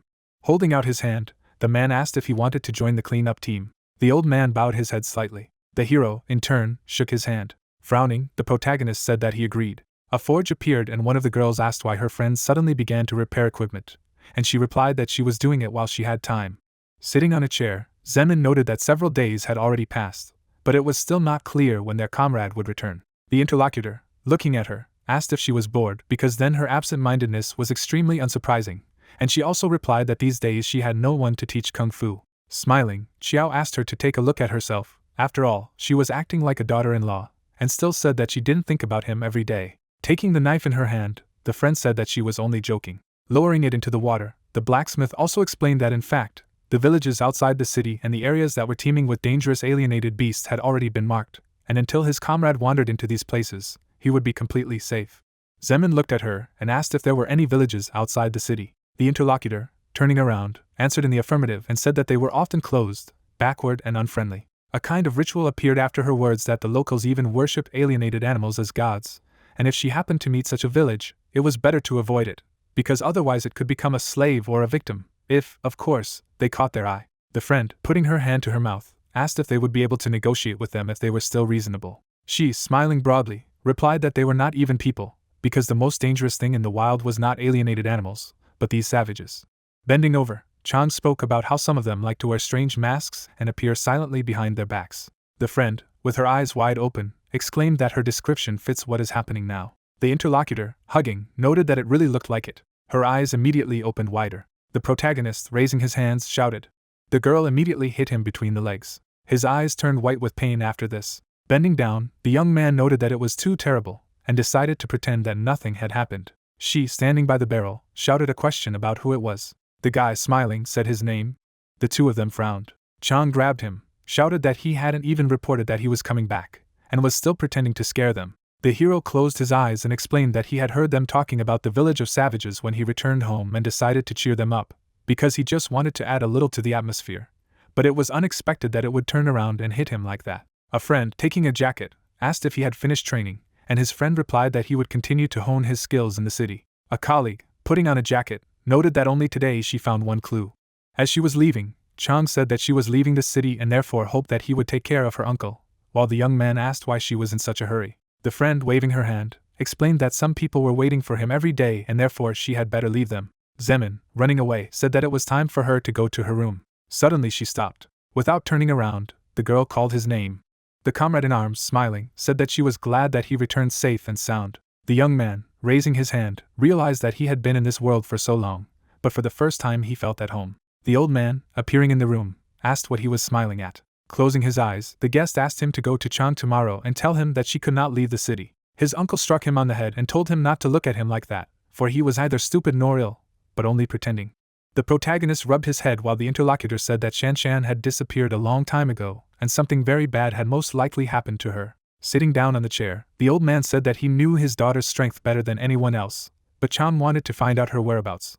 But he was afraid that something bad might happen to her too, so he had to play a fool so that she would not have time to take risks. The hero was still standing in front of him. Holding the receiver to his mouth, the interlocutor explained that she was a devoted girl and if she got attached to something, she would think about it for a long time and therefore there was no need to take unnecessary risks. Shaking the tobacco out of the pipe, the man also noted that the guest was very talented in forging, but Chang was not very good at training, so she was still inexperienced and therefore had many mistakes, and added that in the coming days, he would have to learn the real skill of forging. The old man, holding out the phone, explained that this skill was not supernatural, but it was unique to their family, and therefore he needed to learn it by heart. The protagonist, clenching his fist in his hand, shouted that he was obliged to live up to his expectations. His eyes widened as he heard someone calling out to him. The image of a smiling girl appeared. The fighter, looking away, listened to her say that he should not be discouraged. A petal fell to the ground in front of the smithy building. The uncle was sitting in front of the girl on a chair when the hero remembered that after that, as the old man wanted, Sister Chang did not travel outside the city, and he secretly taught him the real art. An object appeared in his hand after thinking that he had to use a forging technique on the Stygian mist, which he was able to replicate a more accurate shape. Zemin also showed up after realizing that she was able to free the Monkey King style from the first three styles. He also remembered the girl's face and realized that he had definitely heard Jingyao's voice that night. Afterwards, he remembered another similar face after realizing that there was a sense of déjà vu then, so that evening he had to turn to the cleanup team for confirmation. Bringing the object to his face, the guy said that a celestial limb had disguised himself near the forge, and he happened to hear it clearly. The leader, looking down, replied that they had already cleared the territory of his activities and there could be no foxes here. Imagining that girl, the fighter realized that if the whisper of the wind did not hear him, then it could be something else, because perhaps she was still alive, and therefore, for the sake of revenge and answers, he should tear off the mask from the girl with his own hands. Someone was walking to the door of one of the houses. The man thrust the crowbar into the hole between the doors. The door opened. Stretching out his hands, the man said that she was sleeping like a dead woman and apparently the medicine that she was given had an effect. Immediately afterward, the burglar tore off her blanket and added that he had heard that she had a great figure, white skin and a beautiful face. Raising his hand to her, the invader knew that this evening he would test her and see if she was as good as everyone said. A kind of black mist appeared behind him. Turning around, the man tried to figure out what the hell it was. Looking in different directions, the man heard some words. An image appeared behind him, and there was a question about whether it was true that he had harmed many women for the past 10 years. The stranger's eyes widened as the interlocutor behind said that he had been ordered to come here to take his life. Running away, the man remembered that the family of this girl must have been stupefied. The dark substance was still following him. Suddenly something pierced his leg. The man flew to the ground. An unknown person, being behind, asked if he was still going to fight. The intruder's body was covered with trembling. Someone, kicking him, noted that he thought that all serial killers were really cool, but apparently this is how they all lose consciousness. The young man, taking the criminal's mask, realized that this was the end of the team's first mission and also asked to be taken to the others. A system window appeared in front of the man's face with his characteristics. When the hero said that it was a person who awakened such a power in himself, and then used it to do evil, another notification immediately appeared about the start of reproduction. The woman, stretching out her hand, asked to let his daughter go. The invader, sitting on a chair, said that it was unfair, because they had all taken his pills, and added that she should blame her worthless husband, because if he had not left so early, he would not have had to pit mother and daughter against each other. The daughter cried as the man thanked him for leaving them with him. Approaching her face, the man asked her not to worry, because she would be sent to her mother when he got tired of it. Smiling broadly, the man shouted that they were all just his toys. The hero was still holding this mask in his hands. The criminal looked up. Immediately after, the man waved his hand. Looking at the rising smoke, the villain shouted that he had ruined his whole day and added that it was enough to knock out a large alienated beast. The protagonist, clenching his hand into a fist, shouted that he deserved to die. The man, wide-eyed, asked why it didn't work, because it was because of the rain. His hand was immediately cut off. Lightning descended from one of the storm clouds. The guy, raising his hand, explained that this blow would come from the mother, who protected her daughter even at the cost of her life. His eyes burned with a bright light. Immediately, his body was struck by many rays after the words that there would be another blow from a girl who would rather die than surrender. Tears streamed down his face. Blood splatters flew to the sides. Blood reappeared after another blow. A man, lying on the floor, called the protagonist a man.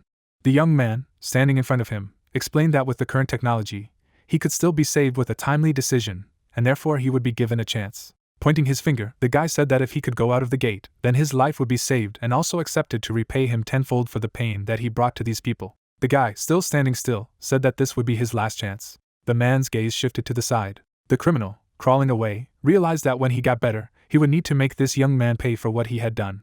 His eyes burned red as he thought that he couldn't just die here, because there were still so many women in this world. Lying near the door, the man realized that he was already very close and he only needed to open this door. His hand reached forward. The man threw back his head. She was trembling. The killer began to beat his fist on the door. The hero, approaching him, noted that he was not even able to do it. Raising his hand, the protagonist noticed that he even had an extremely good chance, and he would not even take it. Immediately, blood spurted from the opponent's body. The young man bowed his head when he received a notification that as a result of the murder, he managed to increase his stats by 1 point. Opening his eyes, the protagonist remembered that he thought that by killing all the sky foxes, he would bring peace back to the city and save everyone. Raising his head, the guy tried to understand that even such people deserve to be saved, and immediately realized that he should forget, because such bastards definitely deserve to die, so there is no need to suffer. His eyes widened as someone asked if he was confident in the academy. After all, today was a special day. Looking around, the hero assumed that this was another Zheng Xiao fan. An object appeared in his hand. Holding it up to his face, the man said that the cleanup work was finished, and added that he had heard through the whisper of the wind that something had happened in the nearby academy. The old man, glancing to the side, asked. The girl, standing behind, replied that she could not feel what was happening there, because someone had set up a barrier through which even she could not detect anything, and it was really something new. The leader, standing in front of her, asked the newcomer to go there and report on the situation on the spot. The hero began to run away when he heard the chapter's words that he should not take any rash actions until reinforcements arrived.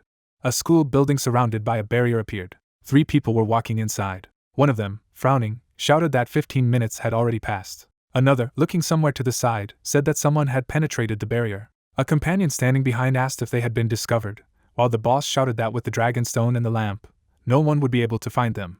The young man bent down slightly, realizing that even if the person who had crossed the barrier warned the Jing, they would be in trouble, and even if they held their breath, they would still not be able to take the girl in front of him. Standing in front of the stairs, the head said that they should hurry, because time was almost running out and they now had to find the girl no matter what. The protagonist was standing in front of this building. Immediately afterward, the young man noticed a certain dragon and tried to use identification. This item appeared after being notified that the identification was successful, and a system window immediately appeared with the words that 4 of these stones could be placed in the same place to form a dragon battle barrier that could overlap and destroy most of the borders. After that, the reproduction began, where the blood of people flowed into the eye of this dragon. Then the hero realized that this object was also made by making human sacrifices, and also remembered that such artifacts have long been banned in the general society. Looking towards the door, the fighter knew that they didn't look like the big 3 either, and suggested that they could be the remnants of the Zhu family. An illustration appeared, making it clear that the family had started all this, and it was not clear why they were bringing a celestial fox and gathering alienated beasts outside the city. Opening the door, the guy thought that perhaps now they could find a clue in their actions. Without showing his face, Pin thought that someone was coming, so he needed to hide by activating an ability called Night Walker. Opponents appeared. Shaking his head, the opponent said that no one was visible. Looking to the side, the head suggested that everything was fine, adding that it was worth extinguishing the lantern, continuing that she should save her strength for the 4th day. Stepping forward, the enemy announced that he would remove the dragon stones so as not to leave traces. Holding the orb in his hand, the protagonist said that he had identified the enemy as a member of that family, the 20th level with a skill called Scorpion, adding that there was a 20th level with the skill of Probing, a medium of the 17th level and a hypnotist of the 15th level. In turn, the partner replied that the information had been accepted, saying that the identification was just successful. In the end, the protagonist thought that it was not surprising that they did not notice them, adding that they were using something to hide the smell, but their energy was already running out, asking if the girl was a target, continuing to talk about how she was beyond height, and the ability was like an improved version of the manflower of the contract. A lantern appeared in the man's hand. The lady did not show her face. Knitting his eyebrows, the young man asked if the family was going to control someone with the help of the lady, adding that the girl was innocent anyway, and continued about how they couldn't let their opponents win. People were leaving the building. Suddenly the enemies disappeared. Waving his arms, the man asked that they had already run away, asking if she could find out where they were going. Using the magic at the clearing base, the girl said that she had caught them, adding that they were heading out of town, continuing that Shishan would not be able to catch up with them at this rate.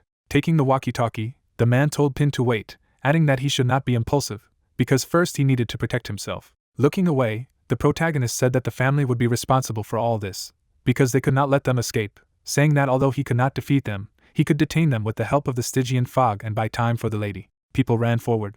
Suddenly, surprise appeared on the man's face.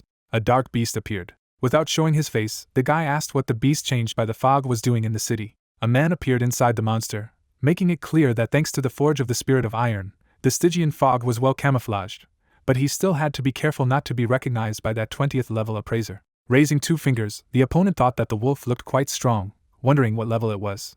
Dodging the attack, the enemy realized that the assessment had been interrupted. The monster began to attack. The monster's mouth was behind the villain. Falling to the ground, the leader ordered his subordinate to hypnotize him. The sorcerer began to use magic.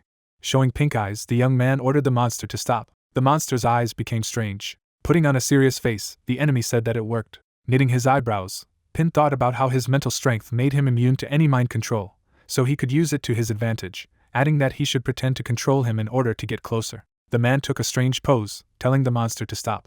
Raising his hand to his mouth, the opponent ordered him not to move. Swinging, the main character made an attack on the sly. In turn, the enemy asked what happened, asking why he was moving. The monster's mouth was full of white teeth. The protagonist bit the enemy. Lying on the ground, the young man asked the boss for help. Using magic, the guy asked a question about who he was. Stretching out his hand to the side, the opponent ordered the monster to walk away. Baring his teeth, the creature said that it was excellent, adding that all that remained was to delay them. Pin's face appeared inside the mist wolf. A vortex formed around the monster.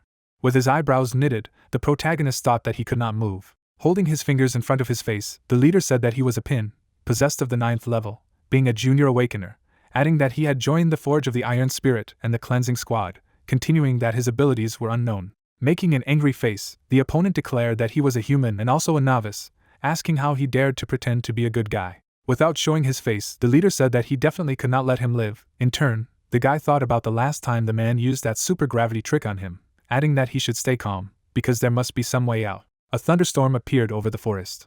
Lying in the crater, the monster thought that although the appraiser did not hit at full strength, it was clear that his weapon was not so simple. The guy's face appeared, and it was clear that it seemed that the strength of that family mainly depended on the equipment, adding that fortunately, suppressing his body did not affect the Stygian mist. The young man's hand was on the ground. The head appeared, deflecting the blows, and in turn Pin asked what had just happened, asking why he did not use his mind to repel the attack. A longbow appeared in the hands of an opponent. A yellow flash rang out. Putting on a serious face, the enemy said that his skills seemed to consume a lot of energy, adding that they would see how long he could last. Sitting on the ground, the man thought that perhaps the point is not that he does not want to, but that he cannot do it. Opening his eyes wide, the enemy asked that he had already been blown away. Deflecting the yellow attack, the summoner invited him to try his new trick, and it was clear that the supply of Stygian fog was a quarter of the maximum. A lot of knives appeared. Holding a bow in his hand, the guy asked if he was still alive. The onion was filled with yellow energy. Standing on the ground with one foot, Pin said that he was not repelling his attack, only because in order to activate the spell you need to point both hands at the target. In turn, the villain asked what he was talking about. Starting the attack, the main character thought that he knew that as long as you block your hand, telekinesis does not give any effect. In turn, the opponent said that the attack was really fast.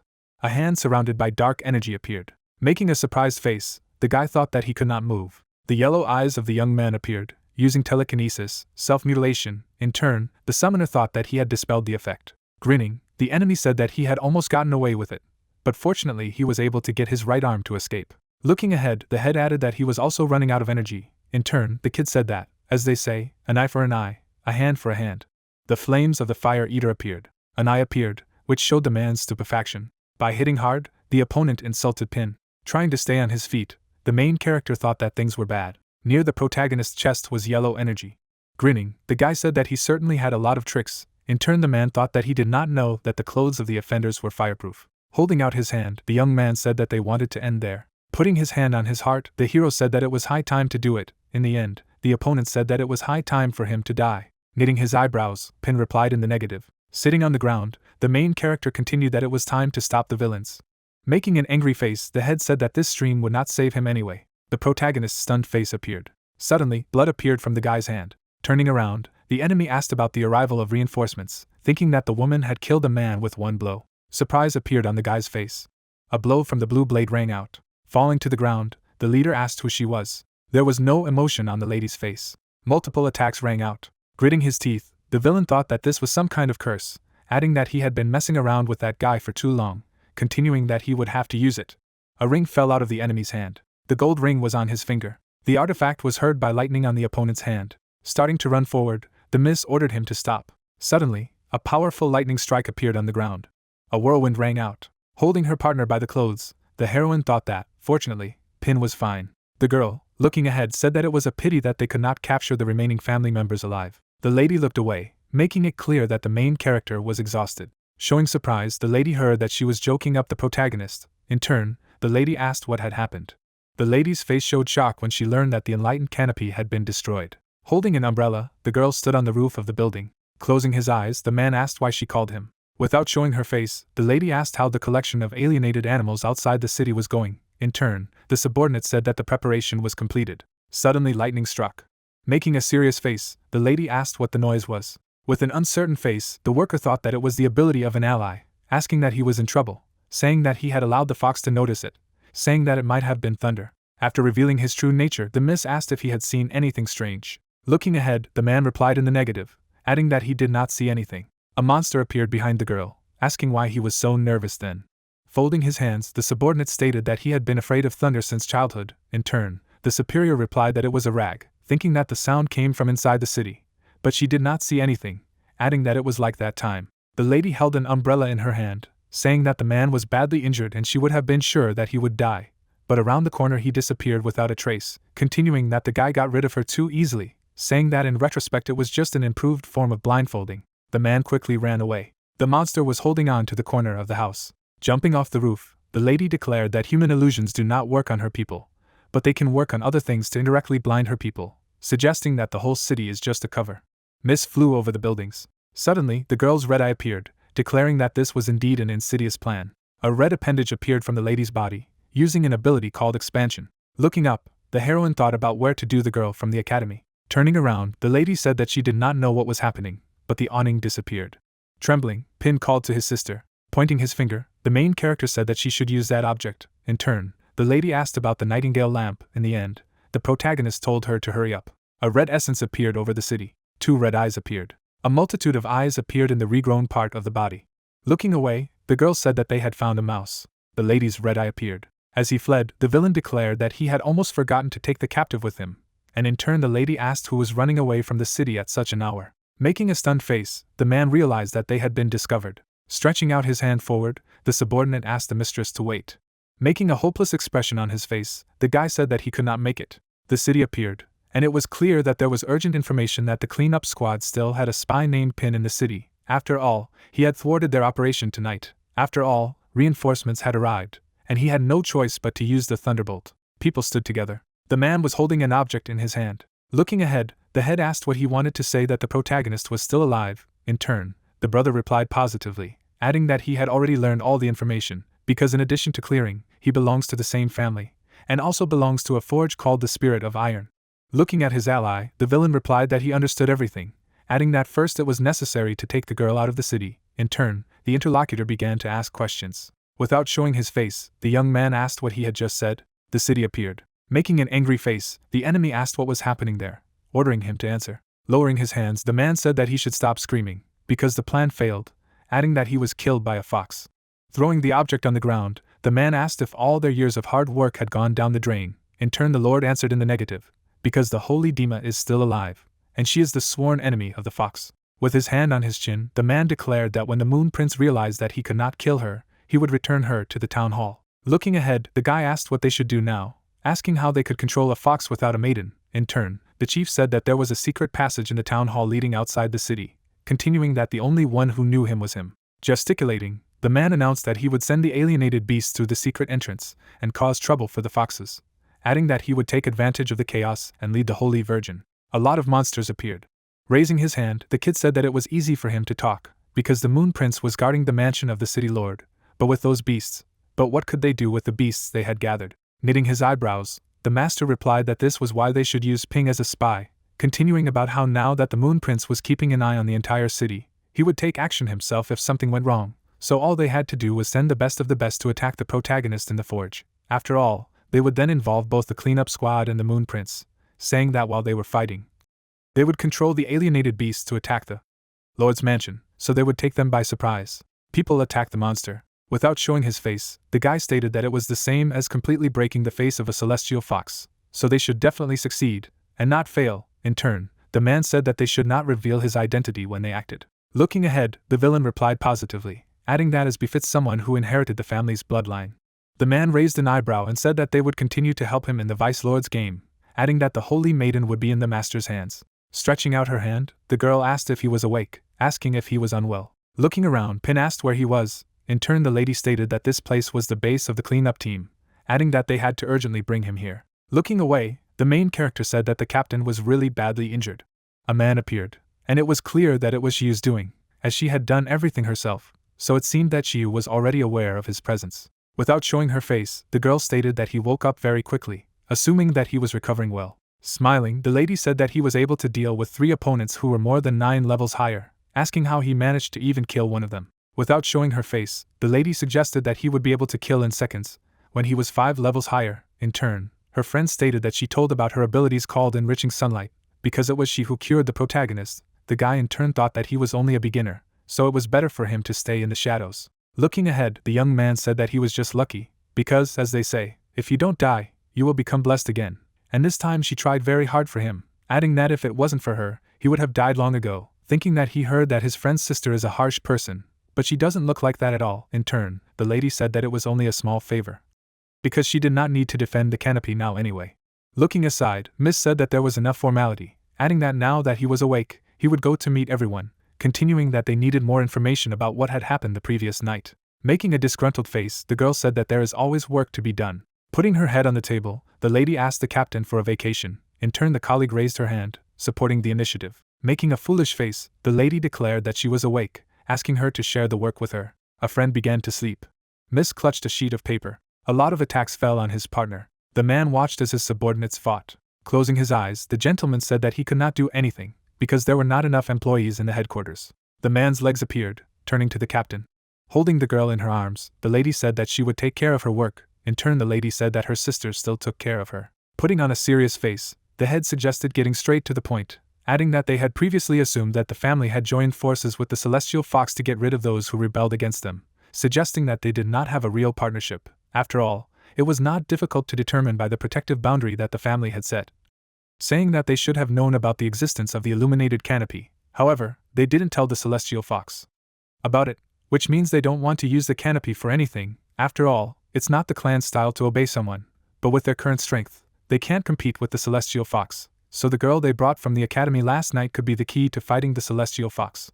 A monster appeared on a pole. The man and the fox stood back to back. Looking at the report, the girl stated that the head of the academy had only one son, adding that he was rumored to have passed away 14 years ago and had never married, going on to say that in the same year he had claimed that he had a granddaughter, and the investigation showed that she did not belong to the city's bloodline, assuming that she was from a village outside the city. The lady was wearing a green dress. Looking ahead, the lady said that he seemed to love that granddaughter so much that he hadn't allowed her to make contact with anyone for the past 14 years, so her civil case was as pure as a piece of paper, adding that there were no records of revivals or abilities. Putting his hand on his heart, Pin stated that he knew what she was capable of, continuing that he had already applied the identification technique to her, saying that the girl's ability seemed to be the blood of a holy virgin. From the man's eyes, you could tell his stunnedness. In turn, He thought of the sacred village of his ancestors, saying that this could not be a coincidence. Seriousness appeared on the gentleman's face. The mansion of the city lord appeared. While eating, the girl said that the building was very large, asking that her sister had lived here all the time. In turn, the interlocutor answered positively. In the end, the lady said that she did not look well, asking the question that she was sick. In turn, the lady answered in the negative. Getting to her feet, the lady said that she knew that her grandfather said that you should eat more when you were unhappy, inviting her to drink tea. Showing red eyes, the villainess ordered her to die. Red tentacles were heading towards the girl. Yellow eyes appeared. The opponent made an angry face. The child sat as if nothing had happened. Smiling, Miss asked why his sister did not eat, adding that he had just tasted the biscuits, and they were very tasty. Looking at the girl's hand, the lady thought about why she could not do anything. Smiling, the child said that it was very tasty. In turn, the interlocutor answered positively, thinking that suddenly she felt a little ashamed that she had attacked her, asking why she should feel guilty before a person. The girl began to drink. Closing her eyes, the child said that it was terrible. Covering her mouth with her hand, the girl declared that the water in that tea was so bad that the one who brewed it must be a fool, adding that it was not surprising that the interlocutor was upset. Holding the kettle in her hands, the lady said that she would make another kettle, asking him to wait for her. After showing her tails, the villainess asked about what was wrong with her, thinking about why she began to regret, adding that as the princess of the clan, she could not have such problems. After all, it was about that person. The lady knitted her eyebrows. Showing a red eye, the monster asked who she was. A colorful image of the mist appeared. The girl was preparing to jump.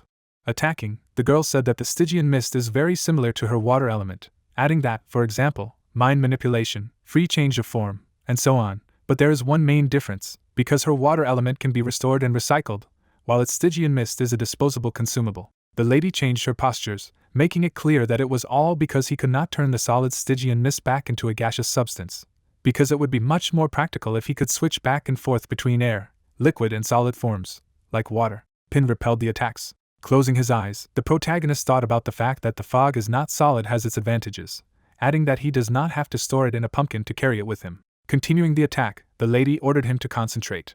There was a blow with the hand. Sliding across the floor, the protagonist thought that it was a good thing that the Stygian fog could serve as a shock absorber. Flying up, the lady said that he could absorb the fear of creatures and transform it into mist, because this somewhat compensates for the lack of durability. Dodging the ice attacks, the guy said about how he could still dodge her attacks of this level. Suddenly, water appeared near the young man's feet.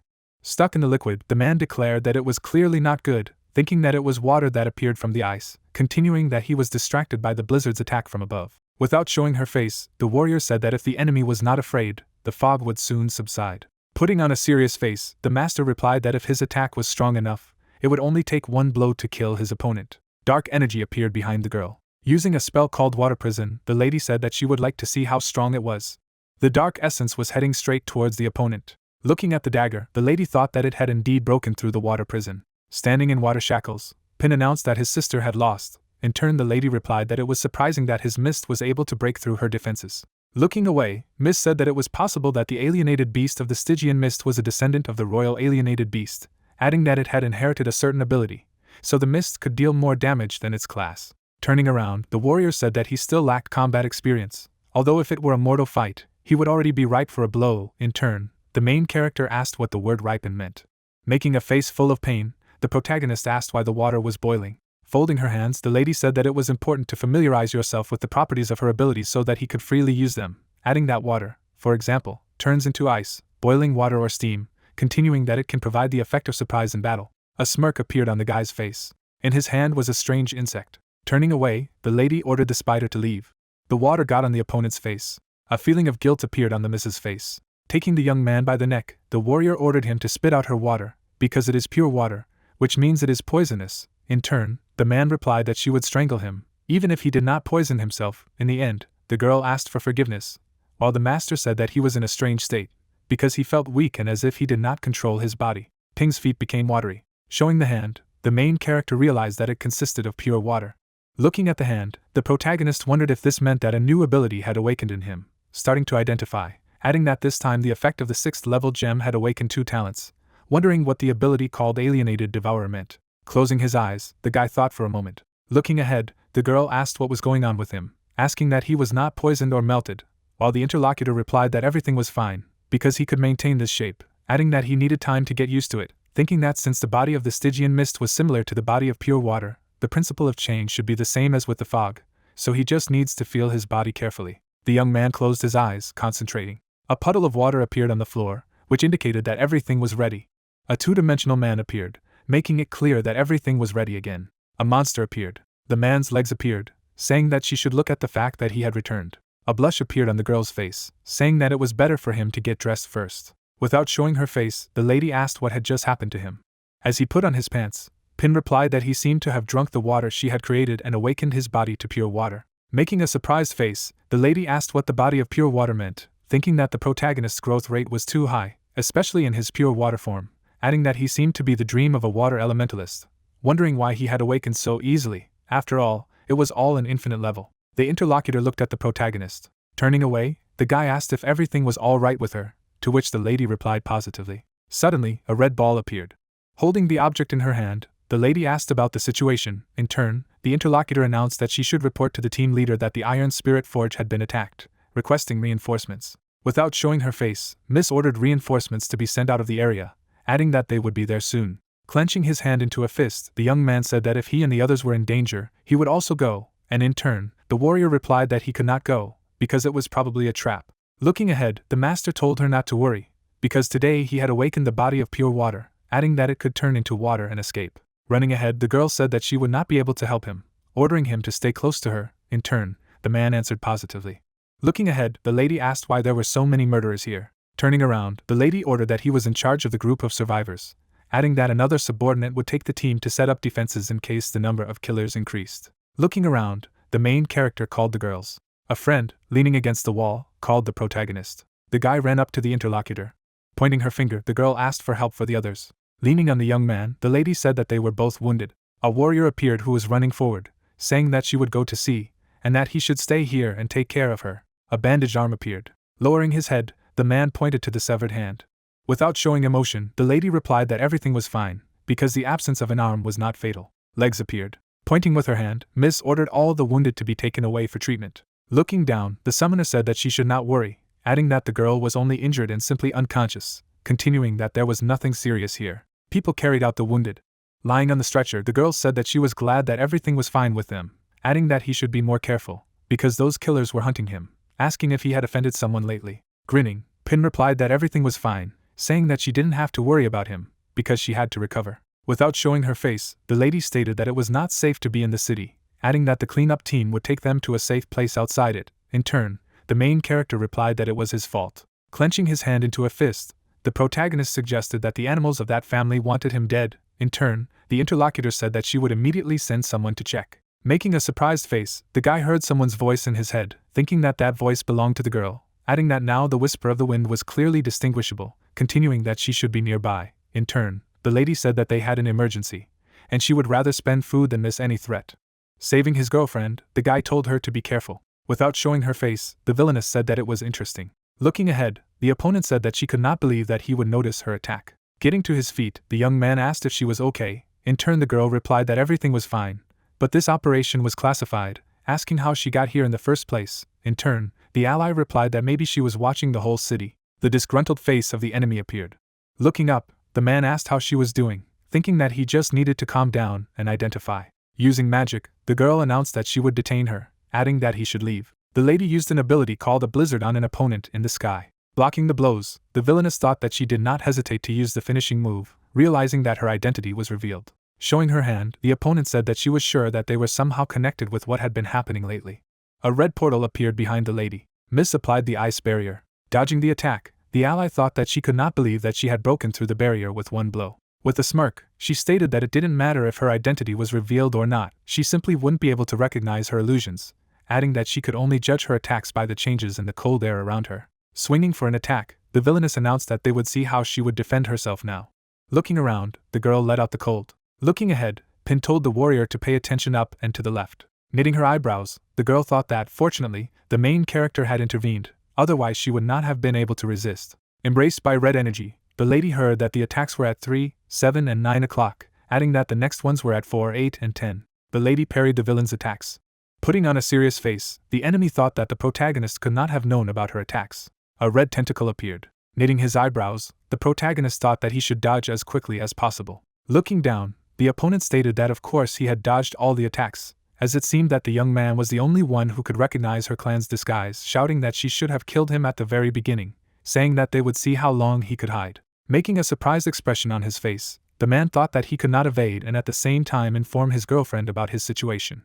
Pin's pirouettes appeared. Smiling, the main character used a veil of Stygian fog, saying that she was a little angry, asking if she really had problems on the love front. Showing his true form, the monster said that it was interesting. After showing a lot of tails, the villainess stated that the protagonist is very good at dodging, adding that he has been deceived many times. Looking at the barrier of the opponents, the enemy said that this time they were doomed.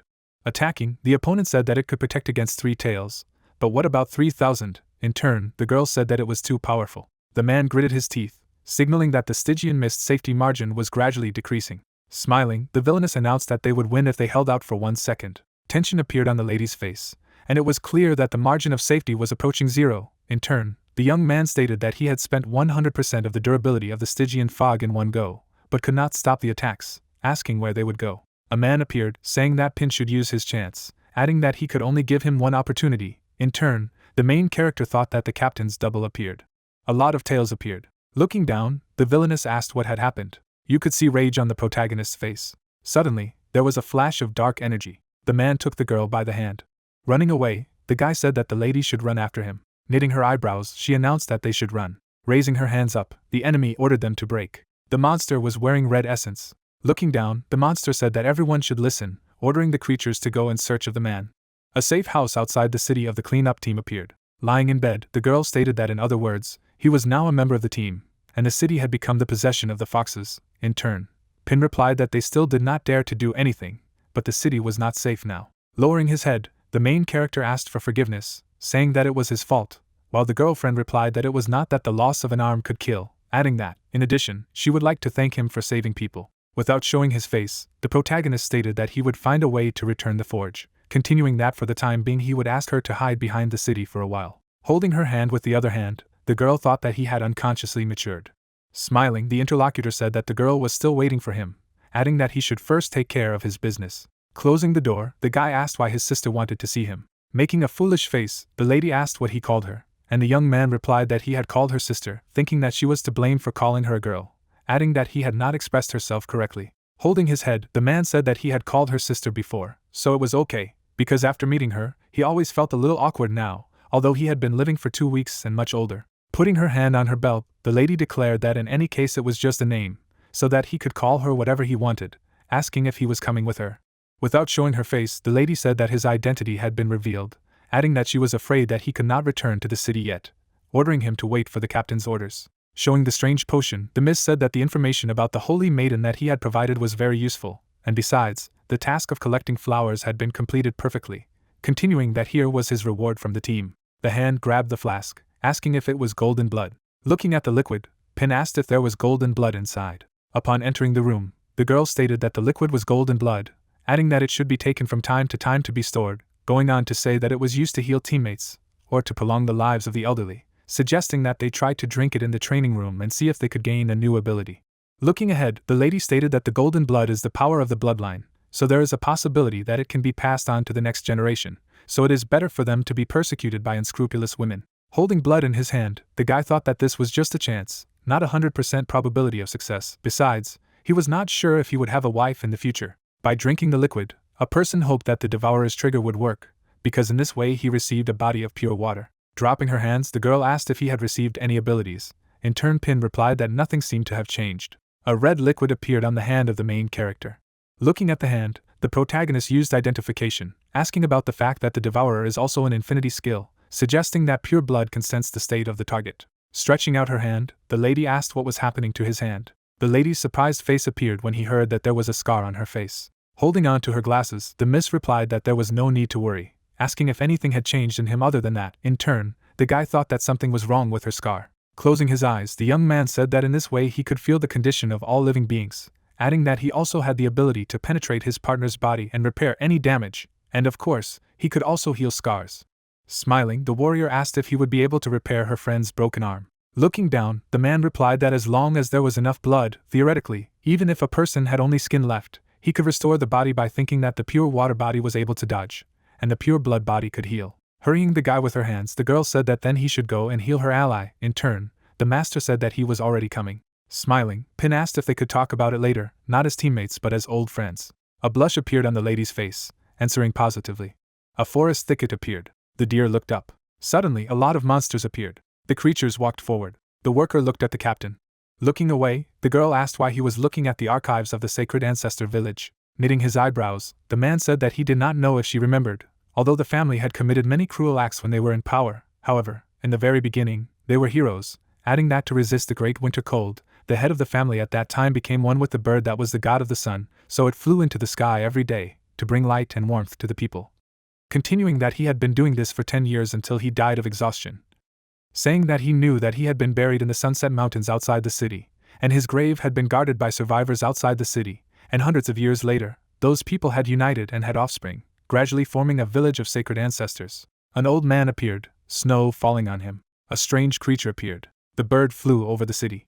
Holding the glass in her hand, the subordinate asked how this had to do with the ancestral village. In turn, the master replied that every 1,000 years a sacred woman is born in the village, so the maiden's bloodline protects the settlement from any alien beasts. A girl who was surrounded by monsters appeared. Looking away, the lady said that the girl was a holy maiden from the sacred ancestor village, while the interlocutor stated that the family must be planning to use the sacred maiden to control the celestial fox. Holding her chin, the lady asked why the maiden would come to the academy, since after what had happened, the village of sacred ancestors had not moved. Glancing away, the man asked if they had done so on purpose, adding that they had used the fact that the Holy Virgin was being held captive in the city as an excuse, so the village could start a war with the city at any time. A red hand appeared over the city. With a surprised face, the miss asked why they needed it. Putting on a serious face, the master stated that a female dictator had ruled here 150 years ago, adding that in order to prevent the family from repeating the mistake of the family, the cleanup team had made her the most wanted criminal, going on to say that after all, the current overlord had expelled her from the city, and why had she somehow become the leader of the sacred ancestral village? Closing his eyes, the man said that perhaps she had not given up her desire to rule the city, and was waiting for the right moment to return. A building appeared inside the rock, making it clear that the cleanup team had organized many shelters in the field, but they were safely hidden, because some of them were built in the rocks, others were hidden underground or in the trees. Holding on to the wall, the girl thought that there was some movement, assuming that it was a family again, adding that they should go to investigate. But if this place was discovered, then the wounded would be in danger. Being among the wounded people, the lady thought that it was not worth leaving Ping alone, because she could not rely only on him. Looking at the main character, the lady suggested that it might work. Holding a lamp in his hand, the main character said what he had done. Looking at what was happening, Miss asked if it was a success, adding that the lamp had not run out, and the protagonist replied positively, adding that he was sorry to throw it away, so he decided to see if he could charge it. In the hands of the guy was a lantern. The man tried to charge the lantern with water. Blood enveloped the lamp. A clear mist appeared, making it clear that the nightingale's lamp would henceforth mask the breath, smell, and information about it. Leaving the room, the master said that this was just what was needed, because with a lamp illuminating the shelter, they would be able to go on a reconnaissance without fear.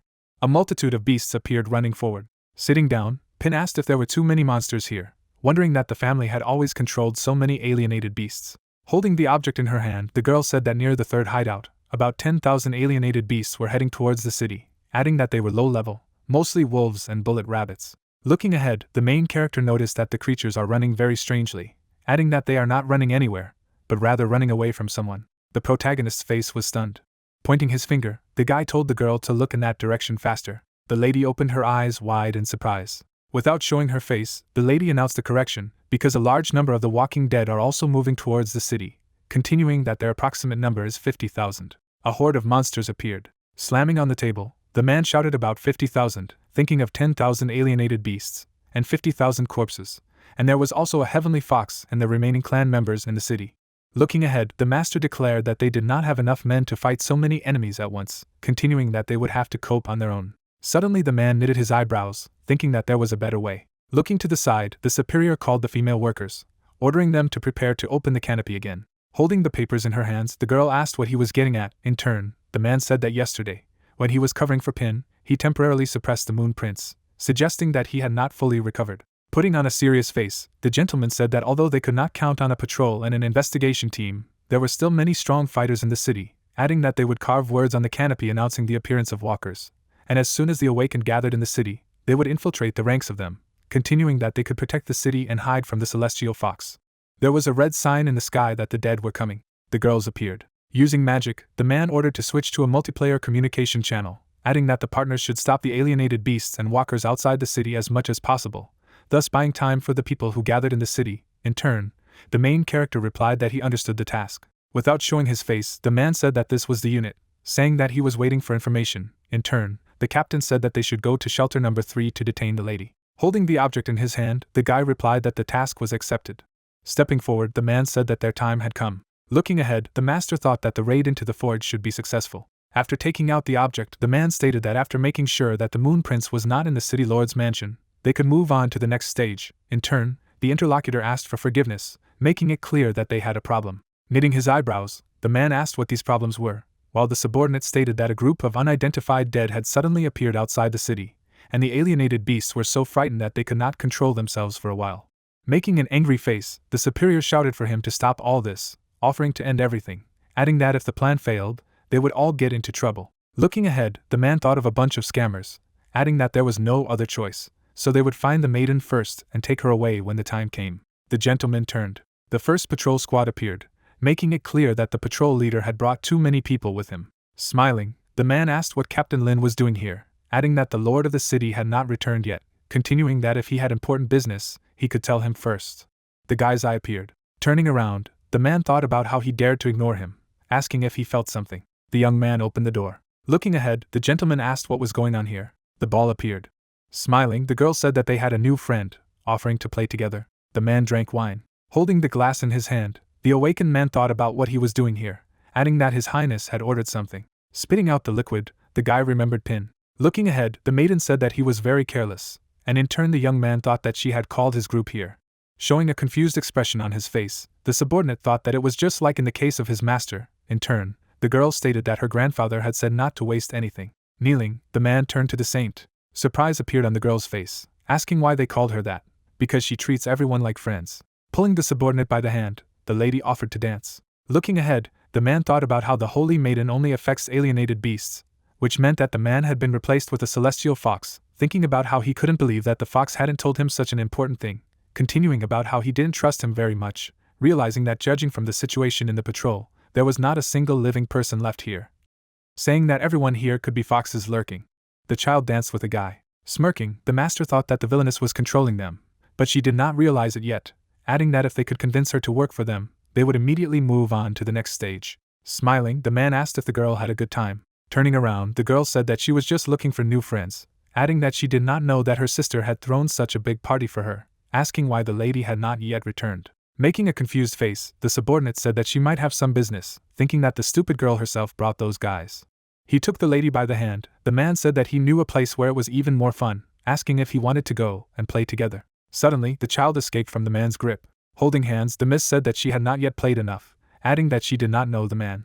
The girl's eyes appeared, asking how he knew her name. People were looking at one point. Suddenly, the creature's eyes glowed red. The girl's face appeared, making it clear that it was near the third shelter. Water appeared. Using the Stygian mist, Pin said that he had captured several monsters, asking them to freeze them. Animals appeared in a block of ice. Ice spikes appeared. The monsters ran forward. Looking ahead, the lady said that there were too many of them. Swinging for an attack, the main character said that he would stop them. Monster heads appeared above the protagonist, thinking that those monsters had accumulated a lot of fear for him, so now you can use the Stygian fog at your discretion. Gritting his teeth, the guy said that he would then release 100 points of Stygian fog without stopping. A dragon of dark magic appeared, making it clear that they should wait for reinforcements to arrive. The animals went forward. A report on the combat situation appeared. The dragon towered over the creatures, making it clear that the young man saw a constant influx of experience point energy from the Stygian mist. Monsters were dying, and it became clear that by dealing a few hundred of these blows, you could level up or improve your stats. The red eyes of the opponent appeared, telling the colleagues to run separately, bypassing the dragon. The monsters suddenly separated. With a swipe of his hand, the dragon stated that it was quite clever, thinking that the alienated beasts were too busy running to fight. The beast was pierced by an ice spike. Running away, the monster announced that there was no dragon ahead, so they were safe. Using magic, the girl said that she would take care of those who escaped. Smiling, the master thanked his friend, saying that she was great. As he flew forward, the dragon thought that if only he had a system to keep track of how many monsters he had killed. The girl in turn told him not to be distracted, because they were not approaching again. Opening its mouth, the monster said that it would never end.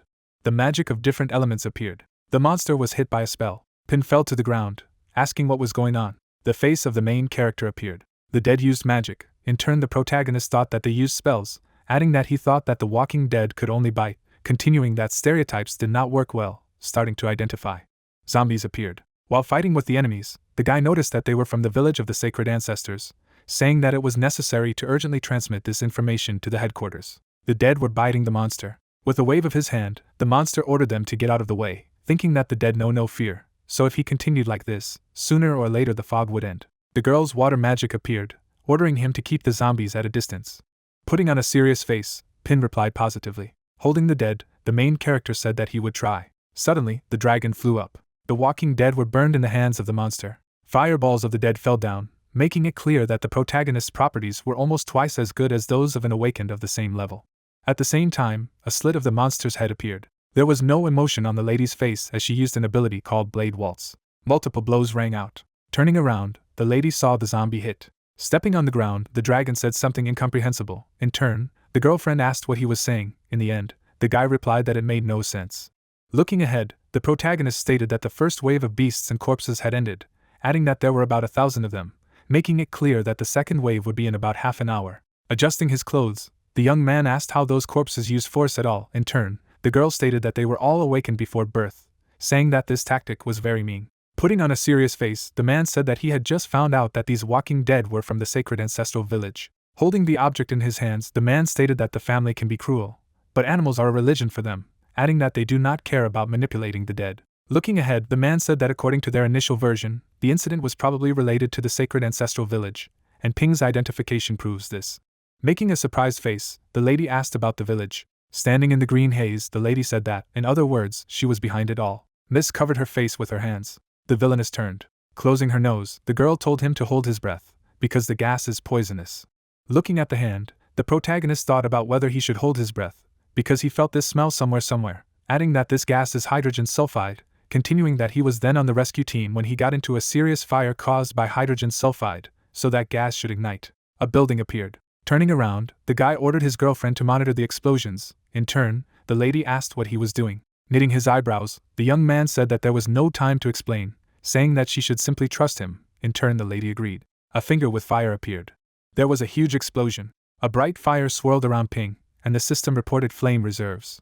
The protagonist, with his mouth wide open, exclaimed that the second wave of zombies was on the way, and Shishan asked if he had already said that they had half an hour. Noticing a dark silhouette ahead, the protagonist clarified what it was and decided to analyze. An old man was sitting on the monster's body. Holding his beard, the master said that it meant that they had managed to neutralize the poison of this old zombie, and added that young people had potential. Touching his chin, the guy thought that he had managed to analyze their captain back then, but he couldn't do anything with him, just like Shiyu, and wondered if his abilities were not enough to analyze high-level targets at a long distance. The young man asked the artificial intelligence to analyze all the visible creatures at once, after which many notifications appeared. The summoner's gaze was surprised, and the system wrote that the level of analysis was increased, and added information about the enemy. Xiangming raised his palm and muttered that no matter how much he didn't want to waste time on this, the old man had more urgent matters to attend to, and ordered them to be brought to him, alive or dead. Pin said that the analysis had shown that he was a 39th level fallen, and then asked what it meant to be fallen, to which the girl, through the sweat on her face, replied that the Awakener's abilities changed from time to time depending on the purpose of their use, until they evolved into the most suitable form. Several horrible monsters appeared, and then the lady said that their mental strength was left to be desired, and thus they could be absorbed in their own ability. The advanced Awaken explained that they become slaves to their power, and that's why they are called fallen, and most of the fallen ones are incredibly strong, and at the same time, the protagonist, clenching his fist, exclaimed that they were approaching, and his partner reported that they were in trouble. The monster opened its mouth. The protagonist swung his sword sharply. On the ground lay the enemy, cut into two parts.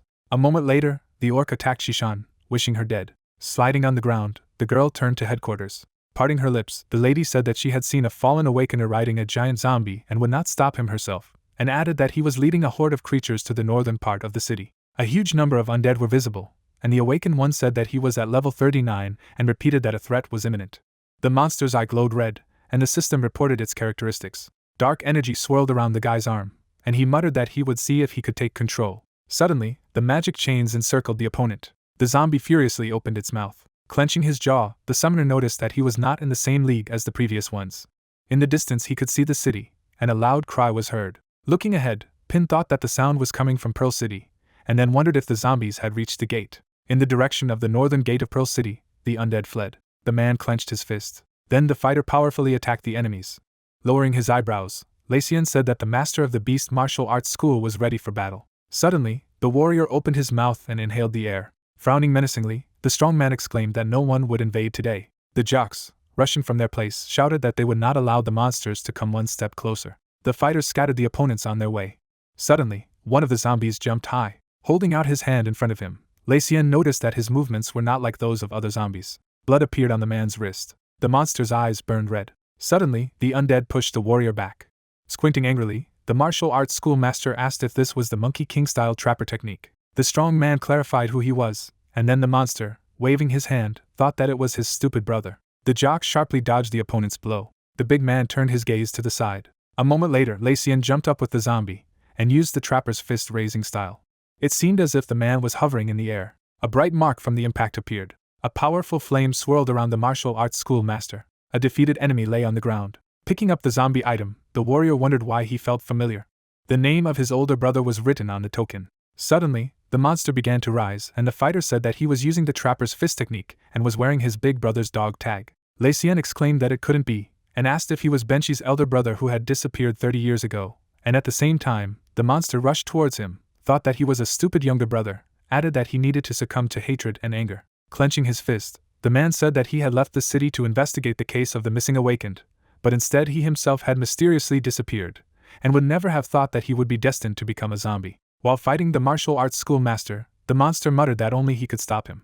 Parting his lips, the warrior wondered if the elder brother he knew had left. In the past, the guy, stretching his hand forward, exclaimed that he needed to hurry. Hitting his close relative, the young man explained that the style of the Monkey King flows freely, and he is not constrained by rigid forms. Raising his palm, the teenager said that although the martyr did not pin his hopes on him, he was improving at an incredible speed. Smiling, the fighter said that he needed to practice more, because when he taught him everything, they would erase the smug expression from the old man's face. Currently, the zombie was attacked by a jock. Through tears, the strong man clarified why his elder brother's fists were so slow and weak. Pushing his opponent away, the big man exclaimed that he should not dare to disgrace the fists of the trapper and his elder brother. Lacian then placed his hand on his chest. Tearing his t-shirt, the man said that whoever did it to him would find everyone. Suddenly, the man was surrounded by powerful flames, and the system reported that his stats had increased. Clenching his jaw menacingly, the martial arts schoolmaster shouted that they should move backwards, otherwise they would be caught in the crossfire. After a moment, the warrior took off. The fighter fiercely attacked his opponent. The strong man hit the enemy in the stomach. There were tears under the jock's eyes. A powerful fiery beam appeared. The flames burned brightly. Opening his mouth wide, the zombie thought that his brother had become stronger. A blinding flash appeared. The monster was lying on the ground, and at the same time, Lacian said that let his brother rest in peace. Xiangming, parting his lips, remarked that who would have thought that his masterpiece would bring it to such a state, and added that it did not matter, because it would be an excellent replacement. Turning around, the man asked who was there. Then, the martial arts schoolmaster frowned maliciously. Standing in a fighting stance, the warrior wondered if he had done it, and if he had turned his brother into a zombie.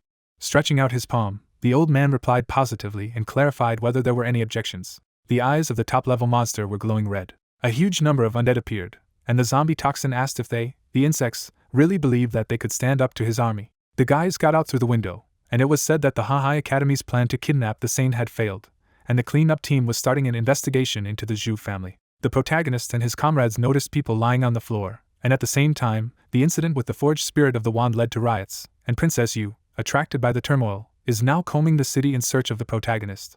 A lot of monsters were visible, and the plan to set the mutated creatures on the mansion of the mayor of the city failed, but no one could even think that the horde of zombies would outwit the creatures. Huan was standing near the saint, and at the same time, an attempt to kidnap her from the mansion of the mayor of the city failed, and a large number of celestial foxes gathered in the mansion. One of the members of the Zhu family appeared, and it was reported that their goals had been revealed, namely to reveal the identities of the celestial foxes, use the saint for control, and seize control of Pearl City. The expression on the face of the leader of the cleanup team was serious, and the investigation revealed that the recent zombie outbreak was related to the holy ancestral village. An unusual aura swirled in the sky, and at the same time, the celestial dome was successfully restored, thanks to which the fighters of the city united.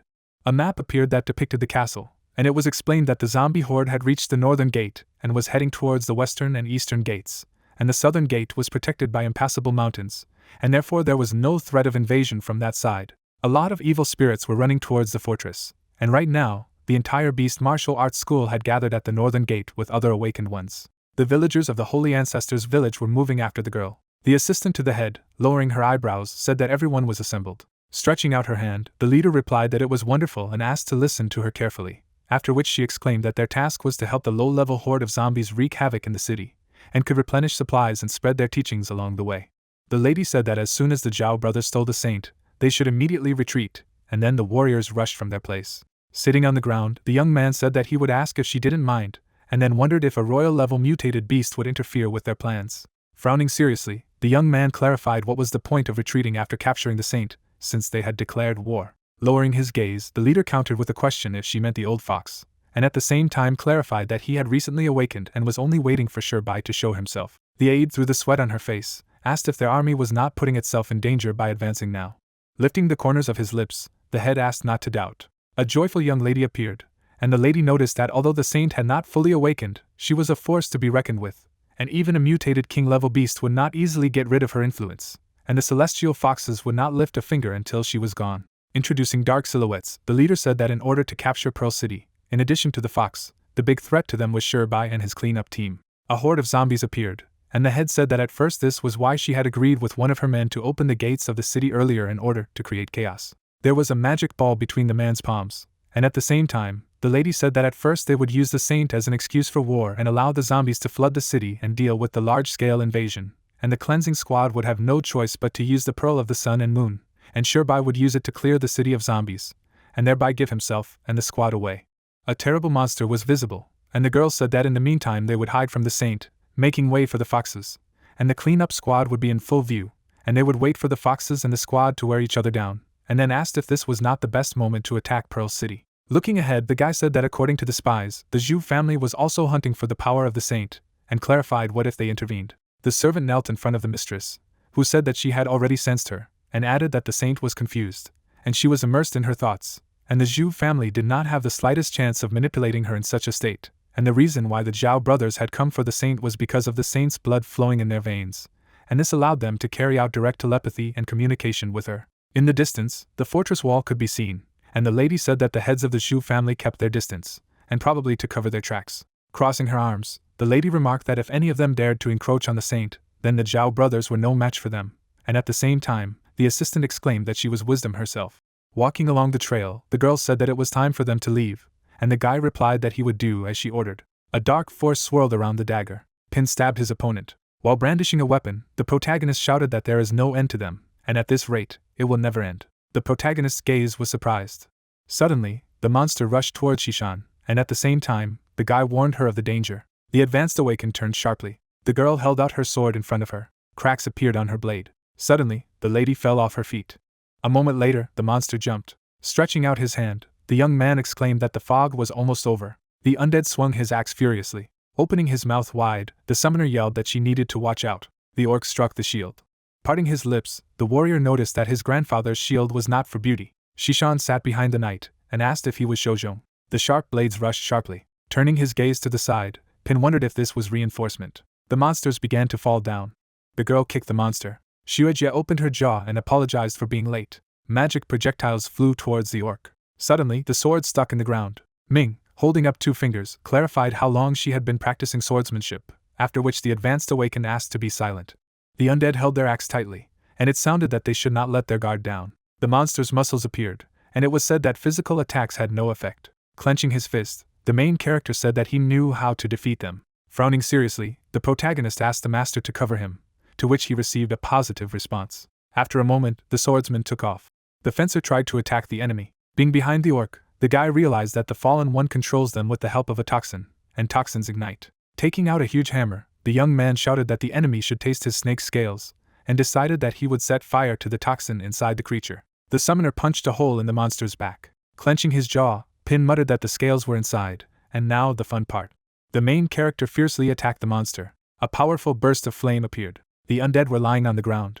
Raising her hands, Shuejia said that they were finally finished, and added that these guys were cool, and the protagonist noticed that the coolest ones had already reached Pearl City. The guy stretched out his hand and told the gentleman that there were wounded in safe house number 3, and therefore he would use the object to hide their presence, but he did not know for how long.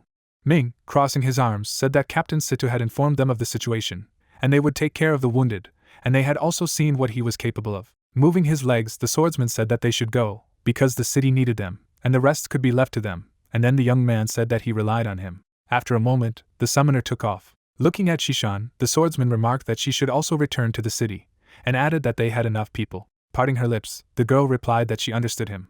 Trying to catch up with the main character, the lady asked him to wait. Near the northern gate, there was a huge number of undead. Bright flames swirled around Lei Xian's head, and he exclaimed what kind of miserable rabble they were. Bade, cutting through the enemies, said that the head was healing, and therefore it was necessary to cover him. The wolf-shaped warrior tilted his head down, and they could be heard retreating. A ball of fire appeared. The man threw a powerful projectile towards the monsters. Clenching his fists, the martial arts schoolmaster asked if this was all he could and asked to show him all his tricks. Xiangming grabbed his beard and said that the original effectiveness of this toxin was the best for creating zombies, and then wondered why he continued to encounter fire-type awakened people lately. The fallen man said that they were underestimating him, when suddenly Lei Xian waved his hand and exclaimed that he would pay for his brother. Suddenly, the man was hit by a top-level monster in the stomach. Baring his teeth, the martial arts schoolmaster said that this was not the end. The old man began to cough up blood. A moment later, the warrior pierced the zombie's body with a toxin. Pieces of flesh flew in different directions. Xiangming fell to the ground, and at the same time, the fighter reported that the leader was defeated. Suddenly, the monsters opened their mouths and screamed loudly. Squinting in bewilderment, the strong man couldn't understand why they were still moving. Suddenly, the old man attacked the jock and asked if he believed that he had already killed him. Zombie toxin corpse usurper, who sacrifices the life of a controlled zombie to respawn himself, jumped back abruptly, and Lei Xian wondered if he had been reborn.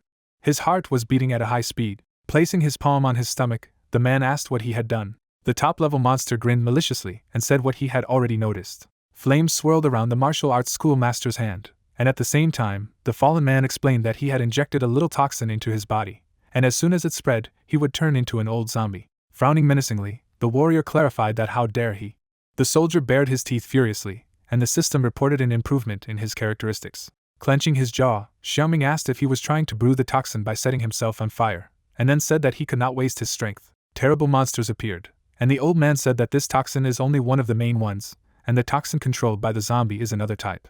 The teacher turned to the jock, who turned around and exclaimed that he should not think of him, and then the top-level monster said that he was surrounded by his strong zombies, blessed with more than one toxin, and they would not die until the toxin was destroyed. Not far from safe house number 3, a huge orc appeared. It was heard that they would see how long his stamina would last, and at the same time, the undead rushed towards Lei Xian, and his elder brother asked to stop him. Opening his mouth wide, the man shouted that he would pay for whatever it cost him. Stretching out his palms, the zombie toxin noticed that he didn't seem to understand the whole situation. The fallen man said that since he missed his brother so much, then why not reunite with him, and at the same time, the martial arts schoolmaster pushed away one of the enemies. Leaning forward, the warrior decided that he had to put an end to this. Unexpectedly, the fighter encountered a huge undead. Clenching his jaw, the strong man shouted loudly. A moment later, the monster flew back. The jock raised his fist to his mouth. Looking at his hand, Lei Xian realized that the toxin was spreading rapidly. Opponents were flying in his direction, and he thought that this was not enough. Lifting his leg off the ground, the man muttered that he had enough energy for the final form of the Emperor's unshakable body, and at this rate, he would also become a zombie. Biting his lips, the martial arts schoolmaster said that if he lost to them here, the North Gate would fall. The monsters opened their mouths in bewilderment, and the warrior wondered if the end of Pearl City had come. Shishan moved quickly and said that according to the intelligence of the barrier squad, the head of the martial arts school needed reinforcements. Cutting the opponents, the girl exclaimed that the main character first needs to save him, to which he replied positively. Looking down, the soldier wondered who was there. Brandishing her sword, the advanced Awakener asked the master to hold on. Suddenly, one of the monsters hovered in the air, after which the strong man noticed that they had opened. The jock clenched his jaw sharply. Raising his hand, Lei Xian used the beast catcher's indestructible body skill. Putting his palm on his chest, the man said that it was better for the guy to step back, because it was dangerous here, and he asked not to worry, and added that he came prepared. Lowering his eyebrows, Pin said that he would allow him to be healed. Suddenly, a magical spirit appeared and began to purify the blood. The protagonist said that he needed to calm down, because he was treating him this way, which caused the master of the martial arts school, parting his lips, remarking that this was an unusual method. Looking at his hand, the warrior reported that not only had the external wounds healed, but also his stamina had been restored, and added that the young man had unusual skills, and he explained that unfortunately he could not completely neutralize the toxin, and the best thing he could do now was to stop its spread. Clenching his fist, the fighter asked if he could suppress it, and then exclaimed that that would be enough. Four Arms took a fighting stance and asked for some time, and also said that he would finish off this creature once and for all, and at the same time, the system wrote his characteristics. Lei Xian frowned seriously, and Ping muttered that how dare he throw words around. After all, he understood that he was dealing with a fallen one, and decided to test the strength of the head just in case. Xiangming said that he should bow down before him and become his zombie, to which the man, standing in front of the undead, replied that he would never do so, and the artificial intelligence reported his statistics. Suddenly, a powerful burst of flames rang out, and at the same time, the martial arts schoolmaster took advantage of the overheating protection. The warrior bent down, and his body temperature was 3,000 degrees. A moment later, a fiery beam appeared. The fighter abruptly approached the old man. The strong man fiercely attacked his enemy. The protagonist, frowning seriously, said that he had analyzed the top-level monster, and added that its vitality depends on the zombies in the vicinity, and also explained that if they want to kill it, they must destroy all the zombies too. Grabbing the jock by the arm, the fallen man noticed that he would not kill him. Suddenly, a huge number of monsters rushed towards the awakened one. Stretching his palm forward, the man again used the skill of overheating protection. Suddenly, all his opponents were surrounded by bright flames. Parting his lips, the martial arts schoolmaster said that this was not enough, after which he asked the guy if there was a way to quickly increase his body temperature. The protagonist, touching his hair, said that his flames did not reach as high a mark as his, and was afraid that there was nothing else he could do. Suddenly, a thick hand appeared, and then the youth exclaimed that it should work. The summoner gave the lord the scales, and he asked why he hadn't done it sooner, to which he was told that he hadn't asked. The four arms put the skin particles in his mouth, and Pin muttered that he was calling a true fire eater. The fighter was surrounded by many monsters. A moment later, a blue beam appeared. Shishan stood on top of the monster and clarified what was going on, and the wolf-shaped warrior said that it was the first time in his life that he had seen a master reach this form. The teacher, smiling, said that it seemed to him that the battle would soon end. Blue flames swirled around the jock, and the system reported that his body temperature was 6,000 degrees, and all the toxins were burned, and at the same time, the main character was surprised by his domineering form, and added that the fire eater would not consume even a piece of this flame. Looking towards the opponents, Lei Xian explained that the final form puts a lot of strain on the body, and therefore he needs to continue to heal it, to which the protagonist replied that he would not let him down. Fiery wings appeared behind the man, and he asked to move away, saying that he could accidentally hit them. Bade shouted that they heard him, and therefore let them retreat to the city, and at the same time the people quickly shuffled their feet. Xiangming lowered his eyebrows in bewilderment, and asked how it was even possible since he had burned all of his toxin. The monster's eyes burned red. The old man ordered everyone to destroy the martial arts schoolmaster, when suddenly the undead rushed towards him. The warrior released a powerful burst of flames. A bright energy covered his opponents. In pain, the top-level monster opened its mouth and screamed loudly. A blinding flash appeared. Clenching his fists, the fighter noticed that 20,000 zombies had turned to ashes. Opening her mouth in surprise, Shishan thought that this was a terrifying force, and out of all the people she knew, he would be one of the top three. Running up to Lei Xian, the young man exclaimed that he had bad news, namely the masters of the other two schools had betrayed them, and the eastern-western gate was open. Sharply opening his jaw, the man clarified whether Donghai and Royu had betrayed them. Zombies were sticking out of the ground, and it was clear that since Pearl City had fallen, there was no point in wasting any more time on them. Sitting on top of the huge monster, Xiangming said that this time the victory was his, but he would leave a place for him, and hoped that the next time they met, he would remain as powerful and imposing as he was today. Baring his teeth, the warrior retorted that he would not leave alive next time. Clenching his fists, the fighter said that he could cope on his own, and therefore let him return to the city and help the others. Looking at his palm, the martial arts schoolmaster said that the zombie toxin was no more, and therefore let the guy come back too. Running away from the crowd of monsters, people shouted that these were mutated creatures that they needed to run away from, after which they asked for help, and rescuers said that they needed to quickly line up in a line of defense. Standing on the roof of the house, the man exclaimed that they could shout as much as they wanted. Smiling wickedly, Juan remarked that this was the very sight that Pearl City should see without their family. The henchman approached him from behind, when suddenly he asked how the plan was progressing. Furrowing his brows, the young man announced that about 1,000 creatures had entered the city, and now it was under their control. Tilting his head down, the villain stated that it was amazing, after which he asked them to attack the mayor's mansion as soon as possible, to which the ward clarified if he was serious, although he should know that Junting was still there.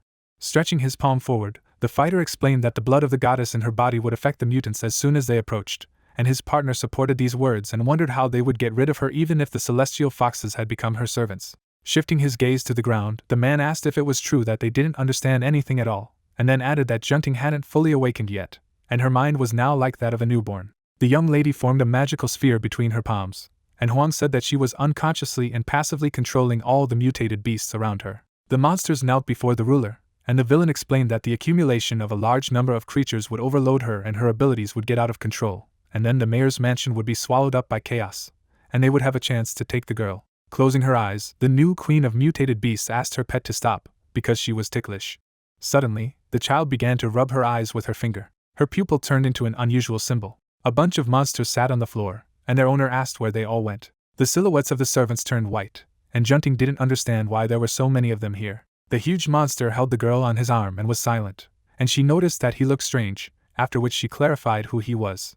Stretching her palm forward, the saint said that the rest of the guys were also very nice. Hiding behind the pillar, the man said in his mind that, as expected, so many creatures nearby were undermining her strength. Suddenly, the young lady moved away from the throne. Grinning, the child wondered why there were so many snow pets outside. Raising her hands to her head, the new alienated beast queen sighed heavily and stated that there were too many of them.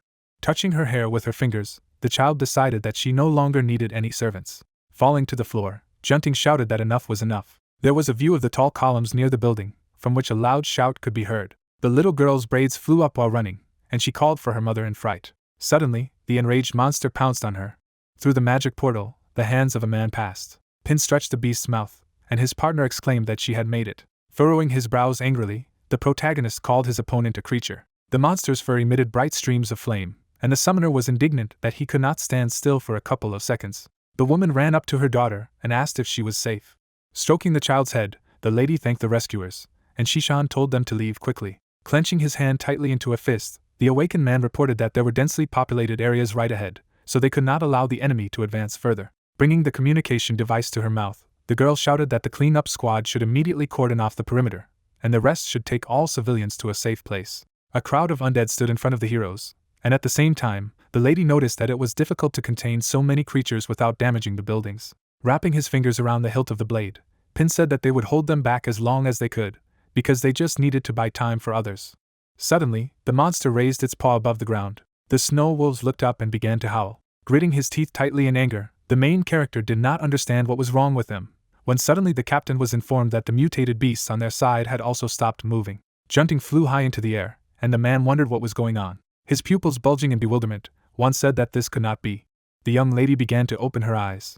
At the same moment, streams of magic began to swirl around her body. A powerful burst of energy abruptly occurred in the room. The servants spread their hands to their sides in fright, and shouted that they had lost control of all the beasts in the city. Furiously clenching his jaws, the villain cried out that this was a curse, and could it be that the blood of the goddess in her body had fully awakened, after which he thought that this was bad luck, because the percentage for this was negligible. Flying out of the window, the new queen of alienated animals said that there were many Snow's servants. Abruptly breaking off from his place, the subordinate fox ordered his assistants to catch up with her. A moment later, the man began to fall down. Gritting his teeth, Juan felt pressure and then exclaimed that only a king-level mutated beast was capable of such a thing. The monster's eyes began to emit a bright red glow.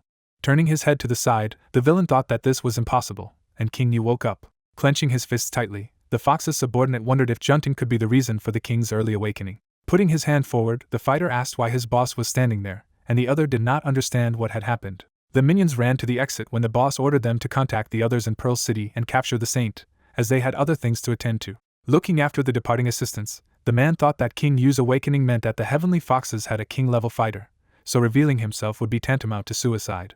A terrifying shadow appeared behind Juan, and then he decided that it would be best to stay away and watch. The fighter stretched out his hand to the side and told his teammates to unite in 3 groups of 3 and destroy the remaining zombies.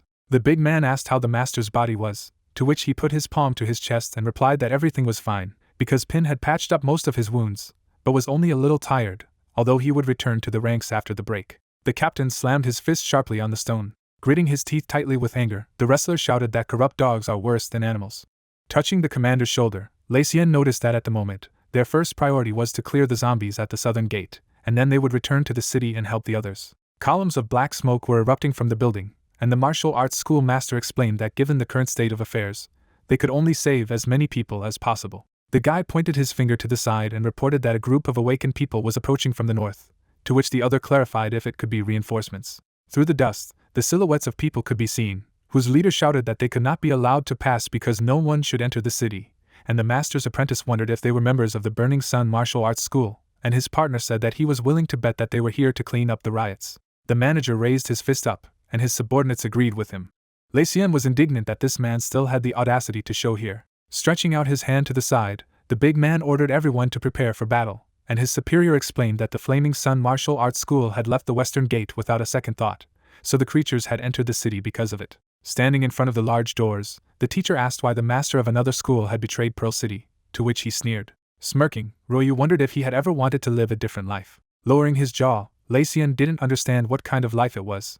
Pointing his finger directly in front of him, his mentor advised him to look around. A view of the burning buildings opened up, and then the man noticed that Pearl City was a city that sparkled with 1,000 lights, dazzling and at the same time gentle, and every year hundreds of people died from the attacks of mutated beasts, so that they seemed to freeze while clearing this tiny piece of land, after which he asked if he had ever thought about what would happen if they could push humanity to the birth of a king. And what kind of world would it be? Frightened people ran away from a crowd of angry monsters. A planet appeared between Ryu's palms, and he explained that if a king was born in the holy ancestral village, then Pearl City would not only be safe, but even the most remote corners of the world would be free from the raids of the beasts. Putting his fist forward, Lacian replied that he understood everything, and then added that the disciple who propagated the theory of the man's king's superiority in his school was one of them. Spreading his hands to his sides, the master noticed that he was sorry that they had expelled him, although he would have managed to become one of them. Shifting his gaze to the side, the big man clarified whether he should have become one of them and sacrificed the entire city. The team of the Blazing Sun Martial Arts School stood up in fighting stances, and their leader advised the other party to calm down. After all, they were only here to take the one who was the key to the king's birth in the holy ancestral village, so they had no intention of destroying Pearl City, and then added that if he agreed not to stand in their way, he would not lay a finger on them. The master put his palm forward and clarified what would happen if he refused. Abruptly rushing from his seat, Ryu shouted that in this case, he would solve the problem with his fists. The saint rose high into the air in the northern park of the city on the green square. Hiding behind the bushes, Ping asked if it was Junting. Looking up, the main character did not understand whether the animals stopped because of her, and then decided to analyze. Smirking, the young lady noticed that there were a lot of snow pets around that were cute, when suddenly the system reported that the analysis was successful and showed a panel of properties. Lowering his jaw in bewilderment, the awakened man was surprised that she had become fallen, and Shishan did not understand how this could happen. The girl abruptly tilted her body down and exclaimed that she needed to be quieter, because there was someone here. The brothers were walking through the clearing, and then one of them asked what they should do now, and whether they should return, to which the other was indignant at what kind of nonsense he was saying, because their task was to return the girl to the family by any means. Turning his head to the side in alarm, the guy said that the city was filled with zombies, and their mutated beasts were under the control of the girl, and besides, they had lost contact with others. Raising his palm, the fighter shouted that there was no way the two of them could handle it, to which his partner ordered him to calm down, because they had already gone too far, so they would not give up, even if it cost them their lives. The youths abruptly began to turn their heads from side to side and didn't understand who was next to them when they heard a voice that said that the Zhu family was always hiding in the shadows, although he had never thought that he would find them among someone with such courage. The two wrestlers took one step at a time, and at the same time, one of them noticed that he had more stamina than the rest of the Zhu family, so he was considering. The two brothers were standing next to the animals, and Yanlong stated that he would turn him into a zombie to serve them, after which the system showed the attribute bars of both heroes. Gritting his teeth tightly, Ping exclaimed that he had analyzed them, and it turned out that they were members of the holy ancestral village, and their strength was comparable to that of Junting, to which Shishan replied that it could be a lead, so they should try to capture them alive so that they could get some information. The robed guy lowered his hands and asked if there were any zombies walking around the city, and what faction they belonged to, and why would they interfere with their plans, and then added that there was no time to waste, and it was better to end it. Abruptly breaking off from their place, Huang's servants decided to rush into the attack. Dark spots appeared on the young man's face. Putting his hand on his side, Yanlong said that his enemy was pathetic, because he could only talk, although he expected more. Clenching his jaw, the fighter did not understand what it was, and then cried out that his body was paralyzed. Snapping his fingers, the high-level awakened advised him not to waste his strength, because the more resistance he showed, the faster he would go to the other world. Putting his palm to his head, the sectarian said that he needed to be careful, because the gas was poisonous. Suddenly, the animals pounced on the enemies of their masters. Stretching out his palm to the side, the young man said that his opponent was not bad, but he was sorry that he would not last long, to which he exclaimed that he could only dream, but he was offered to surrender and voluntarily become a zombie. The snake tightly squeezed the body of the fighter, who shouted that even if he died, he would still take him with him. At the same moment, a bright flash of light appeared high in the sky. The acolytes lay humbly on the shattered ground, and at the same time, Yenhu cried out that it was very close. But it was a good thing that the beasts took the blow while the saintess was curious about what had happened to the animals. Sending streams of healing magic at the assistants, Junting asked him not to be afraid, because she would cure him, when suddenly the guy asked how she ended up here. They knelt behind the young lady and began to greet her, after which they announced that they had come here to escort her back, to which she replied that there was something dirty in their bodies and asked to be allowed to clean them. Lowering his jaw, Yenhu was indignant that his abilities were not working, and his brother wondered if they had said that the saint had not yet awakened and how she could. The silhouettes of the boys were enveloped in streams of red energy, and at the same time, they asked the girl to stop, and then tried to explain that displacing the holy blood from the mutated beasts would cause her to react negatively. The tiger abruptly raised his head up. Hovering in the air above the animals, the new queen of alienated animals has noticed that it is now much cleaner. Smoothing the pet's fur, Junting asked if he liked it here, and then invited him to go and join the other minions. Resting his hand on his knee, Yenhu asked if she could fully master the blood of the goddess, to which his brother replied that if it did, then they wouldn't be able to bring her back to the holy ancestral village because her mind was too deep. Putting his hand to his chest, Yanlong exclaimed that it was a curse and that they had no choice, so it was worth contacting the leader and coming up with a new plan. Gritting her teeth in anger, Shishan only asked not to tell her that the leader of the holy ancestral village was also in Pearl City, and the protagonist clarified who she was and noticed that she had an overreaction to this person. Clenching her fist, the girl imagined the silhouette of Aoshue and revealed that she had once been the second mayor of Pearl City and the most wanted criminal of the cleanup squad. Furrowing her brows menacingly, the advanced awakened stated that she had killed her master and left a scar on her face, and then added that this man was dangerous and had enough strength to confront their captain, so she needed to find out if this monster was really in Pearl City. There was a view of an empty clearing, and at the same time, Ping noticed that they were not able to control Junting, but they could at least cope with those two. Raising his fist in front of him, the protagonist exclaimed that the saint and the mutated creatures were already far away, and this was their chance, and his partner offered to capture them alive. The brothers bulged their pupils in fright when they heard a loud sound behind them. Pushing his comrade, Yanlong shouted that there was still an ambush here. Shishan sharply pierced the opponent's shoulder with her spear and told him not to move. His mouth wide open in fear, the young man began to call loudly for his brother. Pin instantly bound the enemy with a magic whip. Shifting his gaze to the side, the main character advised his opponent not to even try to let poisonous gas out again, and advised him to believe that his brother would pay for such a mistake. Pointing her sword at the man sitting on the ground, the advanced awakened asked why they had come to Pearl City, and then shouted that he should answer the question of whether Aoshue was also here and where she was. Sneering slyly, Yanlong stated that he wouldn't tell her. At the same second, the girl struck a blow to the chest of her opponent. Placing his hand on the boy's shoulder, the summoner said that he could remain silent as long as he wanted, but they would not stop cutting him, after which he added that he would treat his cuts, so he would not be able to die easily, to which he shouted that they were monsters. There was a view of the illuminated room, when suddenly they wanted to give the captain urgent information, to which he replied that he could report. Situ folded his hands, and at the same time, Shishan revealed that she and Ping had captured 2 members of the holy ancestral village, and then added that according to them, the village was aimed at removing Junting, who had awakened the blood of the goddess. The man closed his lips in disbelief when his subordinate revealed that Aoshue was in the city. Furrowing his brows, the leader of the cleanup team accepted the information and told the assistants to keep their eyes on the hostages, after which he added that the worst had happened, so it was time to get down to business. Turning back, Situ asked Manny to prepare the teleportation system, to which she clarified if he really wanted to activate the Pearl of the Sun and Moon. Touching her fingers to her collarbones, the lady shouted that this item was hidden in the town square, so he would give himself away as soon as he activated her, and the Heavenly Fox King had not yet appeared, so he was putting himself in too much danger. Clenching his hand into a fist, the captain explained that the original plan was to lure out the Heavenly Fox King so that their squad would grab him so that he would be able to activate the Pearl without interference, and then added that since Aoshue was involved, they couldn't be sure of anything. The man's silhouette was enveloped in sunlight, and at the same time, he stated that he had to take a chance and activate the Pearl of the Sun and Moon before they could react. The street between the houses was not consecrated, and the leader of the cleanup squad exclaimed that this was the only way to save Pearl City, so there was no time to wait. A magical portal appeared on the square of the memorial monument. Situ walked out of the aisle, his hands in his pockets.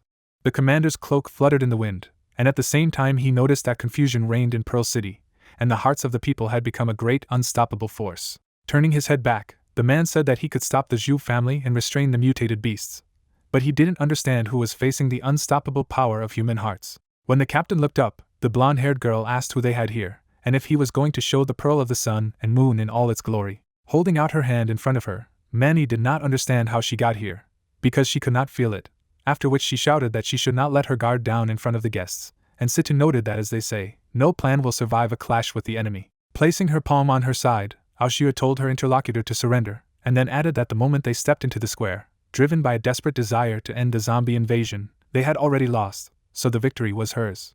Furrowing his brows in displeasure, the man wondered where she got such a maniacal obsession with winning and losing, and if she had ever thought about how their so-called path of the king of mankind was contrary to the natural order of things, and then added that they were forcibly rewriting the rules of the world, although in time they would see that their interference would only attract mutated king-level creatures from all parts of the globe.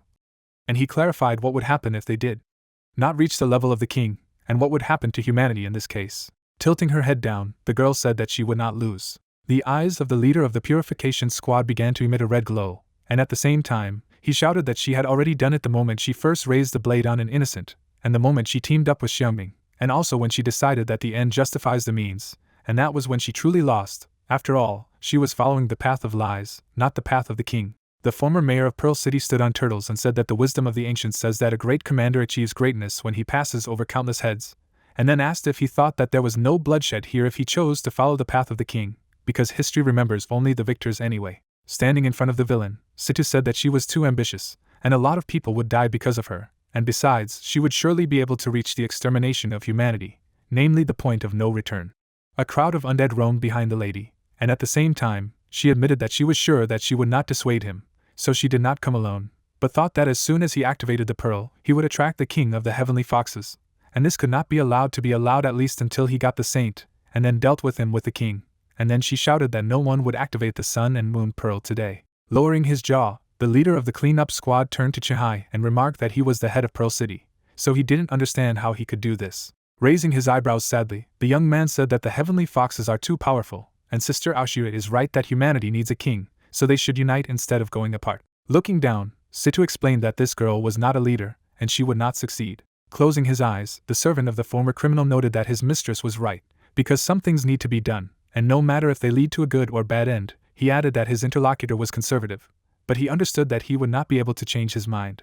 Suddenly, the undead army rushed to attack, and the head of Pearl City shouted that he had to ask him to give him his life, to which he said that this battle would decide the fate of this city. Powerful explosions occurred in a residential area in the south of the Green Square. The serpent wrapped around the legs of Junting, who was interested in what was happening there, and why the animals were afraid. Turning her head to the side, Shishan clarified whether this phenomenon was an energy fluctuation. Hovering in midair, the saint suggested that the heroes go and check it out, when suddenly the young man noticed that they had attracted her attention, as well as the mutated animals, and his partner exclaimed that it was the captain who had made this decision. Running forward, the girl shouted that they should find him immediately, and Ping asked what they should do with the Zhao brothers, to which he received an answer that an order had already been given to take them away. In front of the gate, the battle of the cleansing squad with monsters took place. Dodging the magic rays, Aoshue asked if this was all that Situ was capable of. Holding out his palms in front of him, the man said that holding her back was more than enough. The girl surrounded her own body with a protective barrier. Looking at the enemy, the former mayor of Pearl City realized that he wanted to delay her in order to buy time to activate the pearl. Chihai tightly wrapped his fingers around the spear as his mistress ordered him to destroy the pearl. The assistants defended themselves in front of the captain and said that he would not be able to pass alive. Suddenly, the guy swung his weapon and shouted that in this case, they would die while they tried to stop him. At the same second, the floor under the hero's feet began to crack from the impact.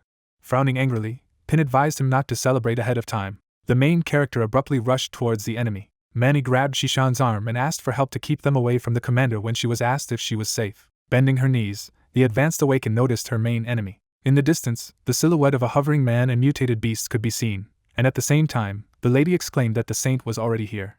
Junting hovered in midair, and Aoshue was surprised that the Zhao brothers couldn't handle her. Powerful magical currents emanated from the girl's body, and the city's most wanted criminal said in her mind that her energy was too unstable, and wondered if the goddess's blood could have fully awakened when she entered the metamorphosis phase. The new alienated animal queen stared at the magic sphere in silence. Putting her palm forward, the girl clarified whether this was why they were afraid, and why she had a familiar feeling. The child resolutely touched the glowing ball with her fingers.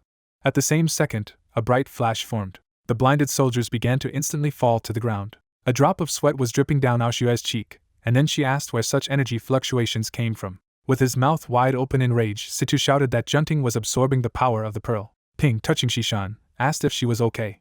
The girl, raising her eyebrows, said that she felt her mother calling her. The saint said that outside the city, when suddenly Aoshue hovered in the air and muttered that it was excellent that the pearls had caused the saint's metamorphosis earlier than planned. Rushing from her seat, the girl said that she had to go, and the former mayor of Pearl City thought that the saint must have felt the call of the holy ancestor village as soon as the metamorphosis was over, and that was fine, since she would not have to interfere, and she would come to the village herself. Parting her lips, the most wanted criminal of the cleanup squad explained that in order to keep the plan a secret, she had been hiding the saint in the city for more than 10 years, and now the time had come, and also asked to inform their people to bring the saint back because her power would help her become king, to which the assistant replied positively. Going downstairs, the lady said that these foxes were no longer under the rule of Junting, and they couldn't help but notice the commotion in the memorial plaza.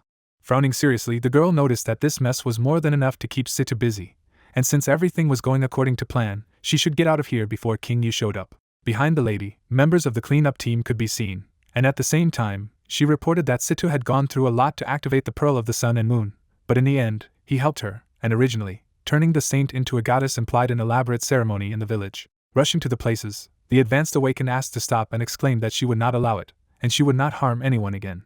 After firing sharp projectiles, Shishan said that she would avenge herself and the master. Aoshu had turned around and asked if she was joking. Holding out her hand, the former mayor of Pearl City said that she should not overestimate herself. Suddenly, the most wanted criminal of the cleanup squad pushed the girl away. Pin rushed sharply in her direction. A moment later, the main character caught his partner. The protagonist hit his back on the floor.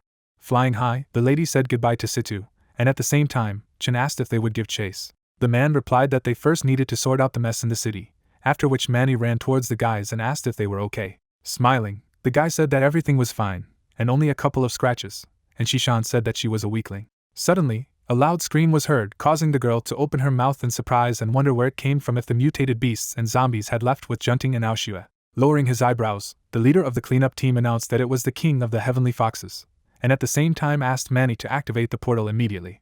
Noticing the people ahead, the lady wondered if they were the city guards, and after a moment she realized that they were foxes. The guy, stretching out his palm, ordered to drop the weapon, otherwise they would go to the forefathers. The advanced Awakened remarked that it was a good thing that they had learned about the foxes back in the headquarters, after which Ping, clenching his fists, exclaimed that they were being attacked by all the sky foxes, and therefore everyone should be on the lookout and watch for their stealthy attacks. Frowning menacingly, the gentleman said that it was not worth it. Suddenly, Situ hovered in the air and activated the resonance of brain waves, and also said that he would delay them. With his mouth wide open, the leader of the cleanup team asked to evacuate Pearl City, and then Su tried to object. Lowering his gaze, the man said that this was an order. Through the sweat on his face, the protagonist asked why Junting didn't take the fox with her, to which his partner replied that most likely their king had activated some kind of protective barrier, and added that they had to leave. The gentleman lowered his gaze. Stretching out his arms, Situ thought that they were no match for the king, and so by staying here, they risked becoming more victims. A moment later, the guys entered the magic portal. There was room for teleportation. Suddenly, the opponents clutched their heads, and the leader of the cleanup team asked if everyone was still not showing themselves. Lowering his eyebrows, the man asked to be impressed by the strength of the king of the fox lair. Suddenly, a dark silhouette flew past him, and it was heard that his eyes had never seen a man more powerful than him. A huge monster appeared, which said that it was not yet strong enough to resist it, and at the same time, the system wrote about the celestial fox's skills, and the master wondered what the beginning of inversion was. The monster waved its hand, and at the same time, Situ shouted that there was another way to check if he was strong enough or not. Bright flashes appeared above the man, and he decided to inflict the strongest blow he was capable of. The projectiles passed through the body of the undead, and the leader of the clearing team muttered that he would heat his insides until they were cooked and then create a vacuum for him to explode. The enemy said that it was a beautiful lunge, but useless, after which the gentleman, raising his head, clarified whether it was a cognitive distortion.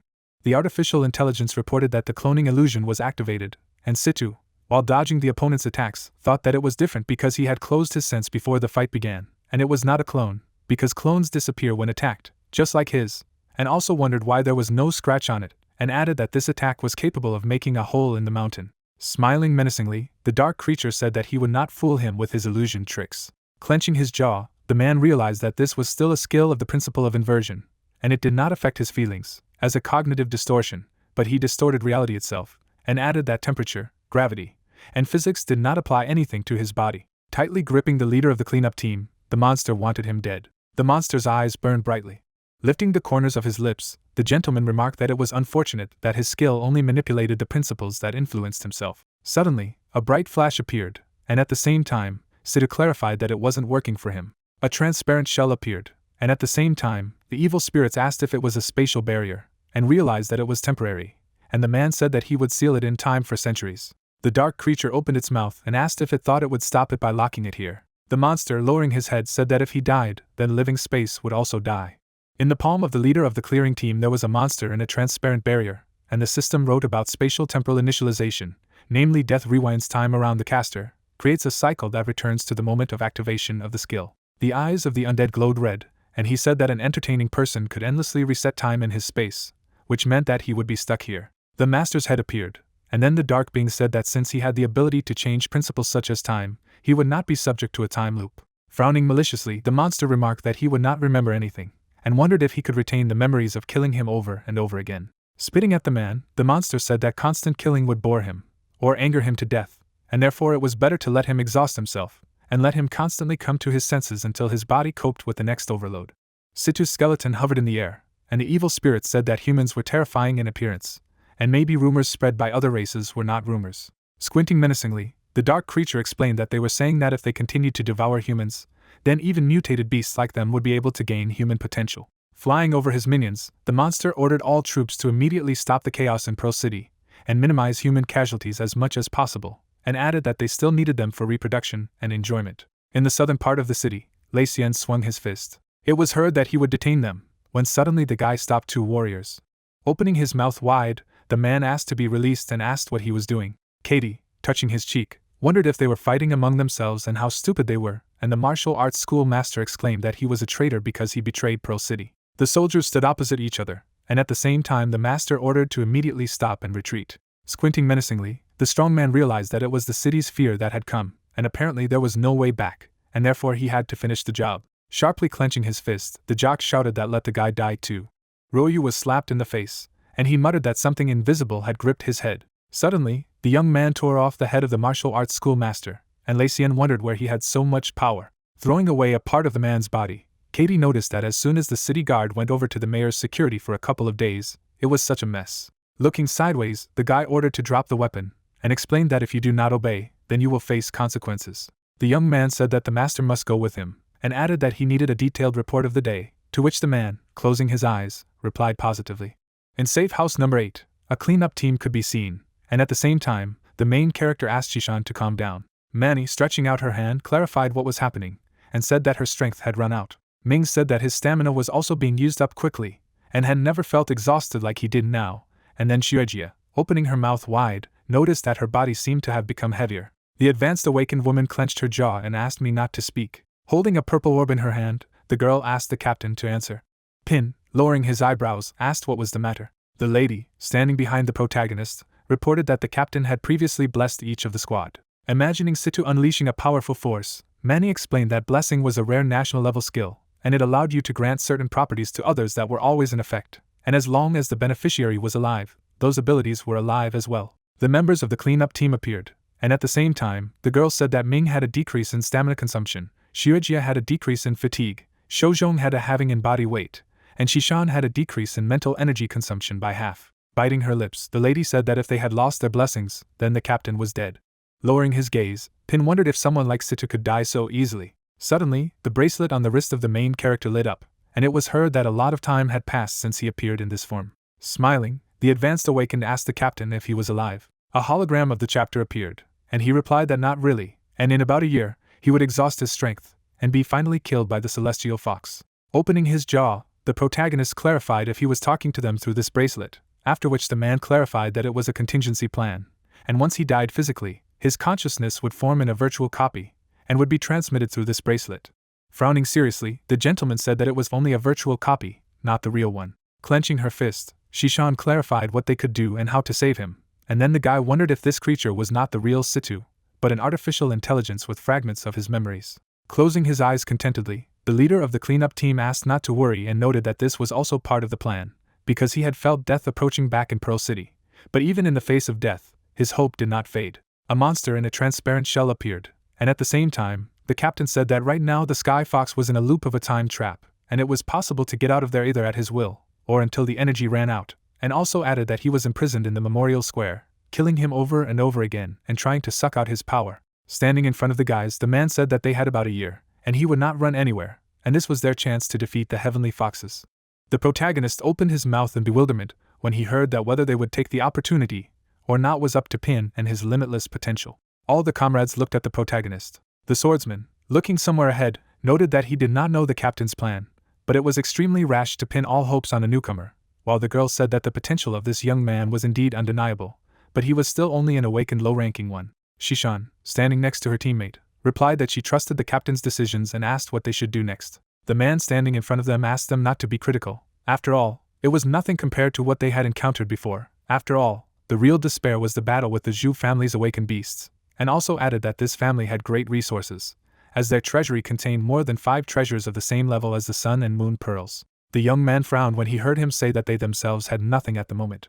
The head, putting his hands in his pockets, explained that in fact, the gap between the team and the current enemy was not that great, since they just lacked a weapon that could defeat a mutated king-level beast. At the same time, one of the fighters asked if there was a king-level weapon. The commander, looking at the hero, replied in the affirmative and explained that not all the awakened were allowed to enter this place, and even so, they only have one chance, which could cost them their lives. An arrow appeared after he said that it was there that he managed to find a projectile that turned the tide of the war, and added that at the moment it would be Pin's turn. A comrade standing behind shouted the question of whether this man was the unlimited awakened. The guy, closing his eyes, noted that he had apparently already planned everything and he had no choice but to follow his plan.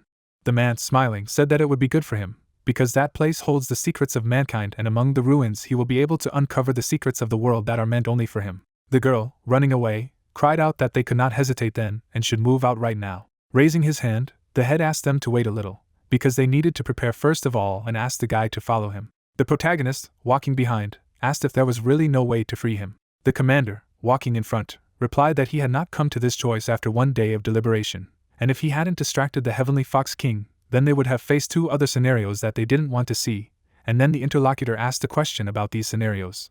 Imagining the monsters looming over the city, the head revealed that in the first outcome, they would not be able to repel the attack of the holy ancestral village, and then the city would fall into the hands of Aoshue, and half of the awakened would die in the ensuing chaos.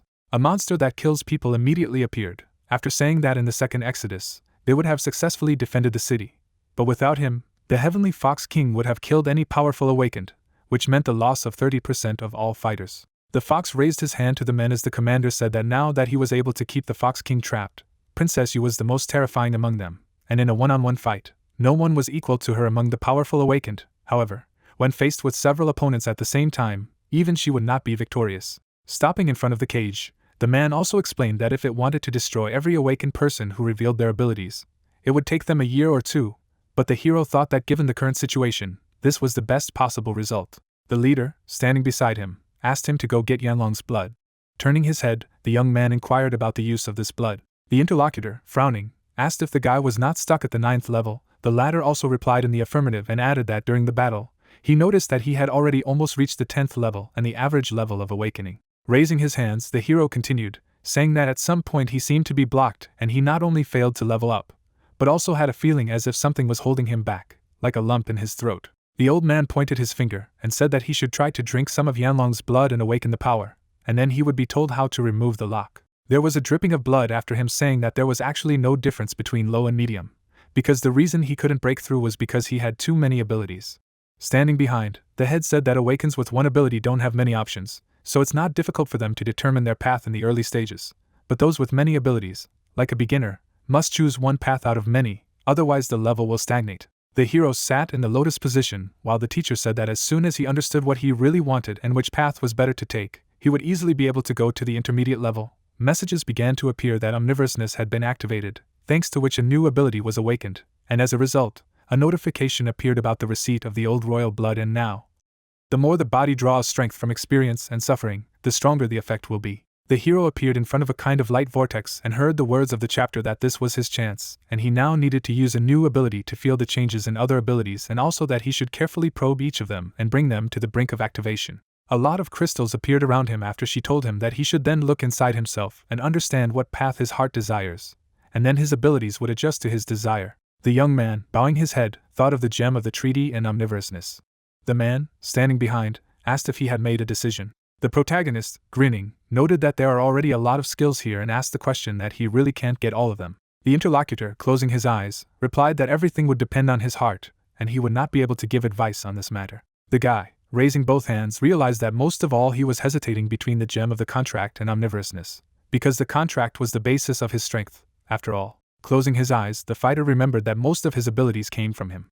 Immediately, a green crystal appeared in front of him after thinking that omnivorousness had also given him 4 powerful abilities. 3 bright substances appeared beside him as he thought that the afterlife mist body, the pure water body, the pure blood body, and the old king's blood were top-level skills, and it could be said that while omnivorousness came from the packed gem, His potential had become simply enormous. A green light lit up the room as the hero tried to figure out what he needed to do to choose which path would be his main path for further advancement. The man, looking at him, noted that he had apparently already found the answer, and immediately there was a message from the system that the advancement was successful, thanks to which the person was able to reach the 10th level and become an awakened middle level. The protagonist, without opening his eyes, tried to understand whether he had managed to raise the level and immediately activated the analysis.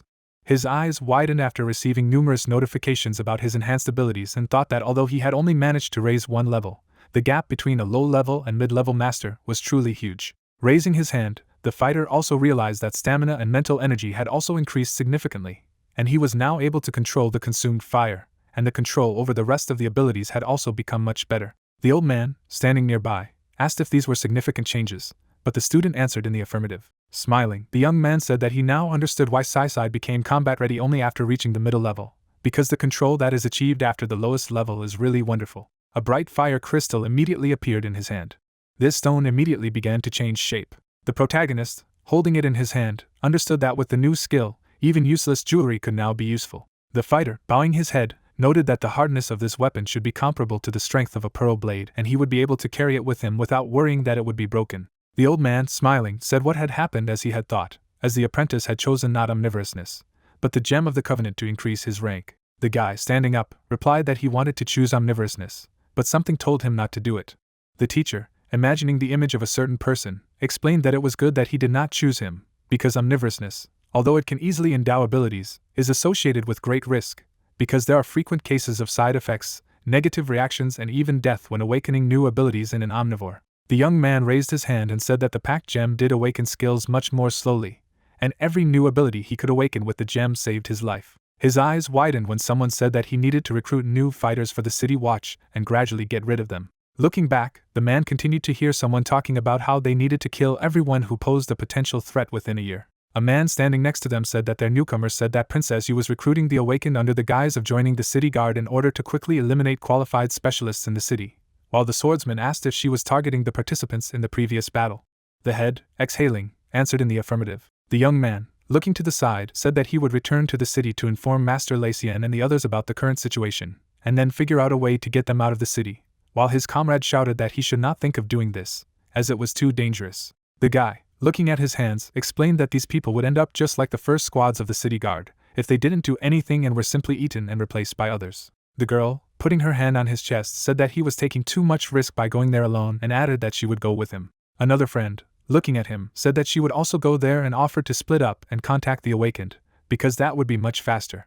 The head, standing beside them, explained that they could not be sure whether the already awakened ones had been replaced by foxes or not, and therefore could easily be revealed. The hero, punching him in the chest, said that he was now an awakened mid-level and if he got there alone, then there was confidence that he would be able to get out in one piece, even if he was noticed. The swordsman raised one hand and shouted that he was against it, because now their city was a direct road to the other world and did he really not understand how important it was now? The young man, frowning, replied that he understood, but he couldn't sit idly by while their comrades were devoured by foxes, and he couldn't turn a blind eye to it, even though he hadn't yet been able to avenge Jingyao. The girl, looking at him, tried to say something, but his friend noted that everything was fine, because he had a backup plan and nothing would happen to him, even if he had to meet the princess.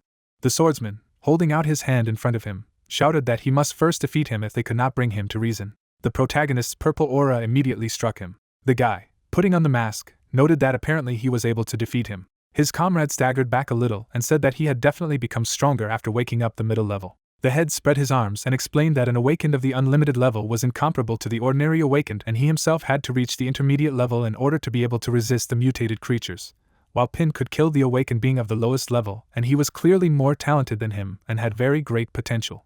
Raising his finger, the man also said that he was not against his decision to return to the city, but added that before that he wanted to give him something. The hero raised his hand and asked him to wait for a while, because he needed some favor from Shoujong. The latter, smiling, asked what it was about, while the protagonist used analysis, and then the technology of removing adipose tissue. Taking him out of the room, the guy explained that he could help a lot, but it would be uncomfortable to talk here and therefore they should move away. They all narrowed their eyes as Shoujong cried out to leave him some. The young man asked him not to be greedy, because everything would grow back anyway. The girl, with her eyes wide open, asked what he asked of their partner, and the guy thanked him at that moment. Looking at the thin soldier, she asked what had happened to him. The hero, entering a certain room, asks about something. The old man, remembering himself earlier, replied that this scythe is called the Black Reaper, which not only instills fear in the hearts of the living, but also evolves, consuming blood, and in his youth he managed to kill tens of thousands of creatures with its help, and therefore the scythe absorbed a sea of blood. This weapon appeared after his words that now it has no equal in strength and sharpness, and without exaggeration we can call it a divine artifact, and there is simply no more suitable weapon for it than the terrible Reaper. The fighter took it in his hand as the leader said that he should take him with him to the city, as it would increase his chances of survival. A black and violet energy emanated from him. Suddenly, the man looked somewhere to the side. Smiling, the head noted that apparently someone was still worried and added that his energy was already running out, and he should return to the bracelet to recharge. Someone standing next to him said that they had a good chat, and then suddenly the young man asked a question about her scar.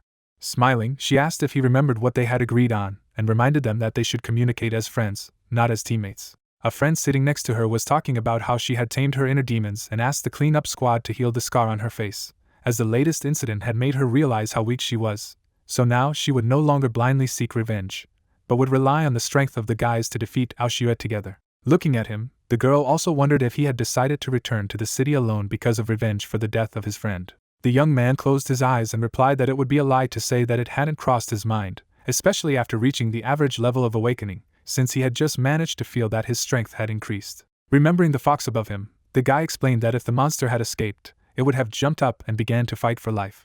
She, still looking at him, tried to object, but the interlocutor asked her not to worry, because he knew his own value, but he still needed to return to the city right now to save people. Lowering his gaze, the protagonist also added that he would not do anything reckless about revenge for Jingyao if the opportunity did not present itself. The comrade in arms, raising her head, explained that she was still worried that he would go there alone. The guy looked at her and replied that he had the secret weapon Shozhong, and she would definitely succeed. One of the streets of the city appeared.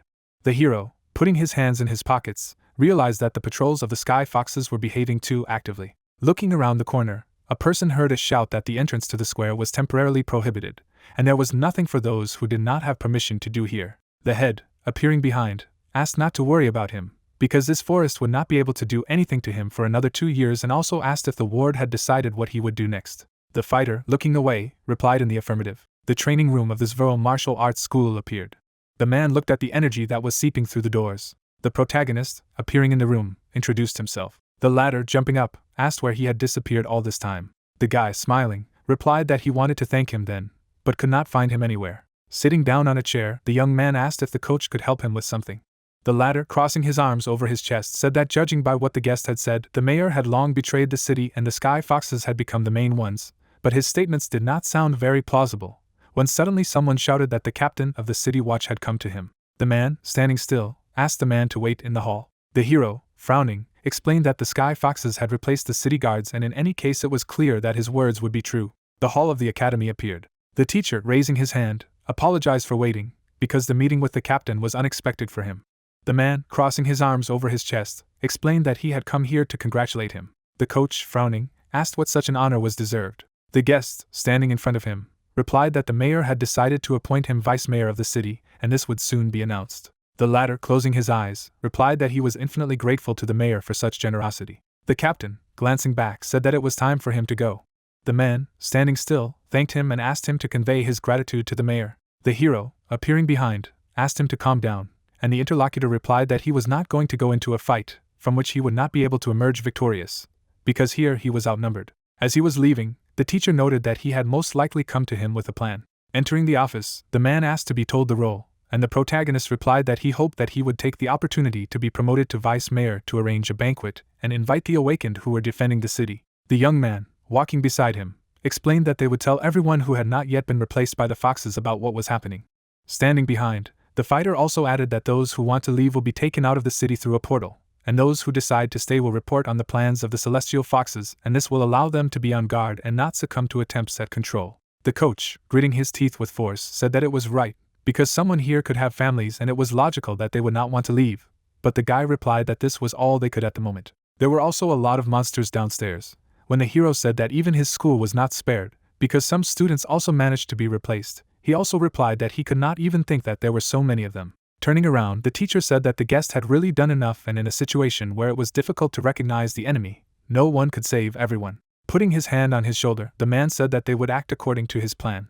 The young man, bowing his head, thanked him, and the interlocutor replied that they should thank him, because it was he who gave them hope that they had a chance to defeat these monsters. The soldier suddenly looked out of the window. Jingyao was walking there. The hero, gritting his teeth with force, realized that this was the monster that killed his real girlfriend. The queen raised her head and asked what was so unusual about the city, and the commander replied that everything was calm, except that Lei Xian was going to organize a banquet. The girl, smiling, asked if he really wanted to boast as soon as he became deputy mayor, and added that he really was a simpleton. The ward, approaching, asked if they should send a fox to this man, but the queen replied that it was not worth doing, because this man was only looking for an excuse to receive gifts and fill his pockets, and such a guy would not pose any threat. Raising a finger, the head asked her to focus on the rats from the cleanup squad to find out their plans. Turning around, she noted that she was interested in information about Pin. Many people gathered in the square and words of congratulations to Lei Xian were heard.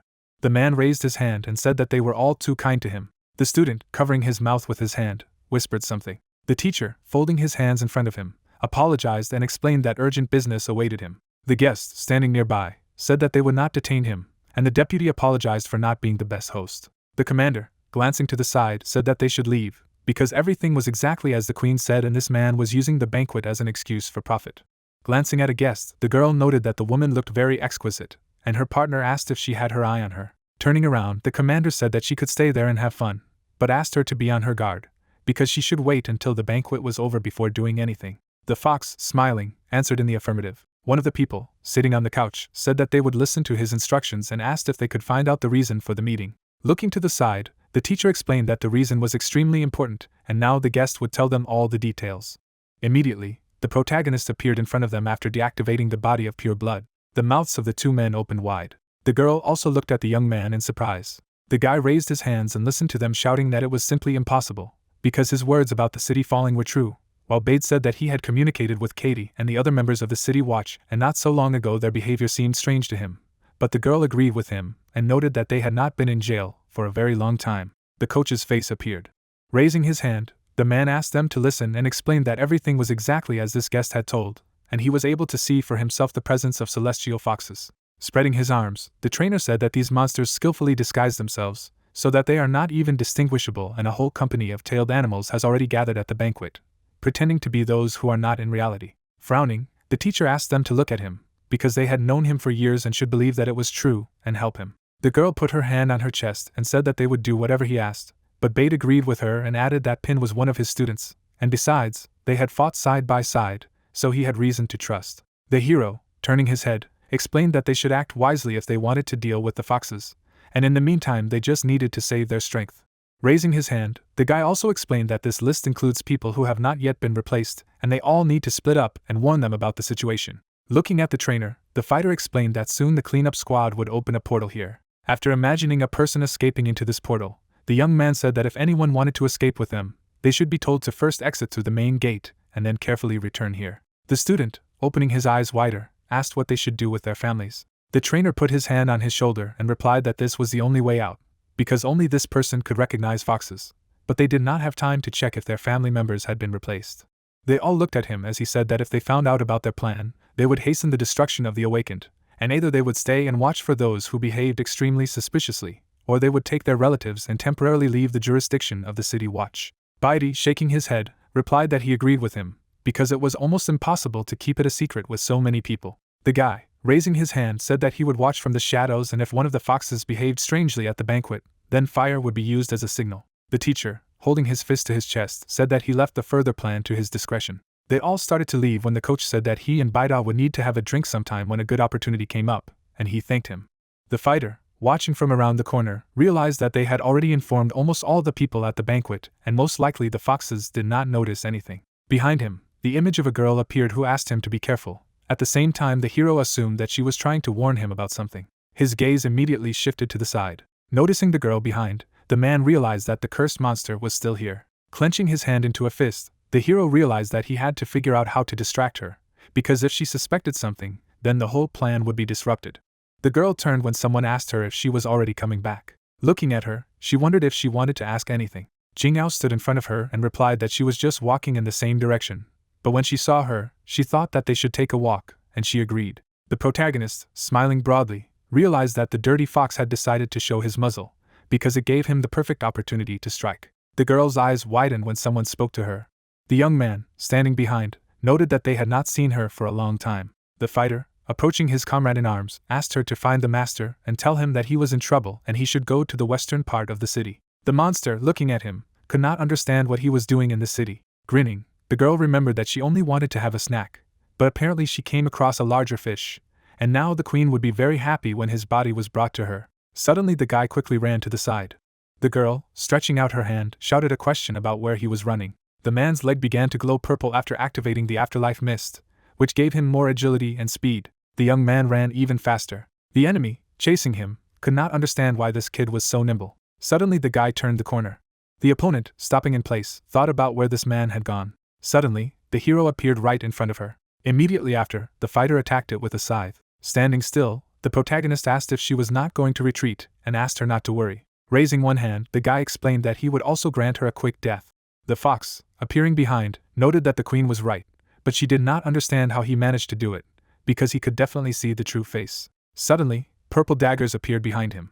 Immediately after, the hero rushed to attack. The monster, standing still, immediately cried out in pain. Chains of the afterlife mist appeared in the air. They immediately began to entangle the opponent when the person said that they had not known the true owner of this business for a long time, but that she became the reason that he wanted to accept himself as he is now. His mask appeared after saying that she was the only one who gave him peace and who saved him from living in fear. The enemy, standing in front of him, asked what he meant at all. The fox's body was immediately struck by daggers as the monster tried to understand when this man had become so strong. The protagonist, standing still, spoke about how Jingyao was his childhood friend and the most important person in life. The fox, gritting his teeth, asked him to stop, while the hero said that this girl only wanted to make her dreams come true. The young man, snatching his dagger, shouted a question about why the monster did this to her. Blood was dripping down to the ground. The enemy, throwing back his head, said that he was sorry that he did not find out something. Frowning, the monster screamed that he would not be able to know the despair on her face as she died. Immediately after, the guy attacked her with the remaining daggers. Blood was dripping from her mouth. Suddenly, the girl's body appeared. The hero immediately removed the mask from his face. The fighter raised his weapon behind his back. Looking ahead, the protagonist said that he only wanted to kill him. Immediately after, the young man attacked with his sword. The mask began to disappear from his face. Someone appeared behind and remarked that it was extremely surprising that he had killed this warrior alone. The soldier immediately looked back. The queen, crossing her arms over her chest, said that she did not even think that he would return, because he really wanted to die a terrible death. The awakened one, raising his head, asked if she really thought that he did not have trump cards up his sleeve and immediately activated the analysis skill, but notifications appeared about the inability to use the ability. The girl, looking down, asked if he would resist with one foot in the grave. A huge fox appeared behind her after saying that she really wanted to take his life, and there were also system windows with information about the skills of this enemy. A barrier began to appear around the person after using the body of the afterlife mist.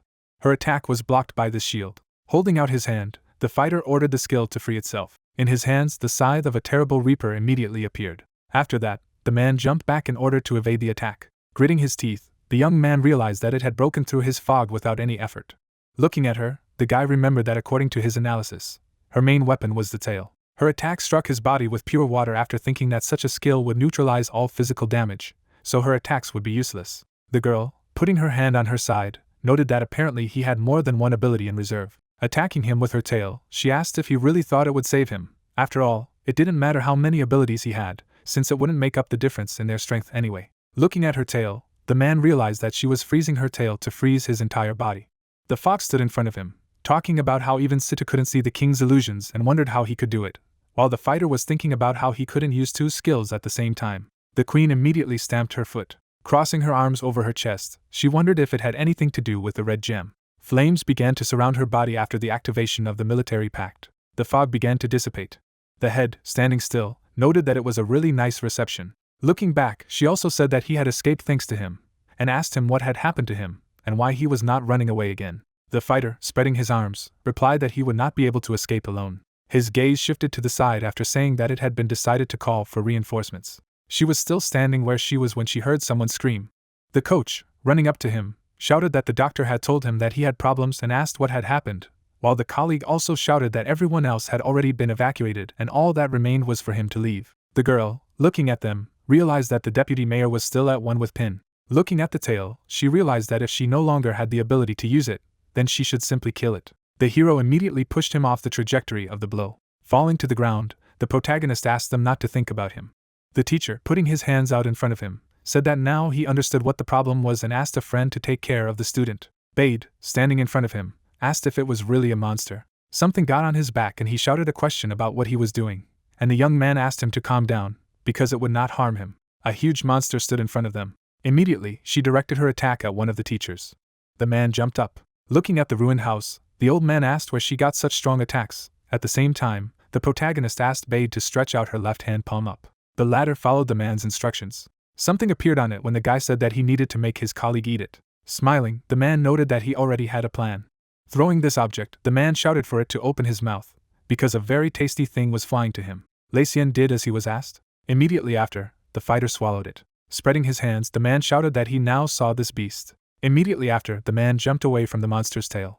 Bade, clenching his hand into a fist, shouted that they would also help. The image of the teacher began to change after the words that the cursed monster would pay for what he had done to his students. A bright golden energy began to emanate from him. At the same time, the hero said that he had absorbed his blood and therefore would only be able to see the true appearance of the fox for a short time. The old man, frowning, replied that that was more than enough for him. Immediately afterward, the two of them rushed to attack.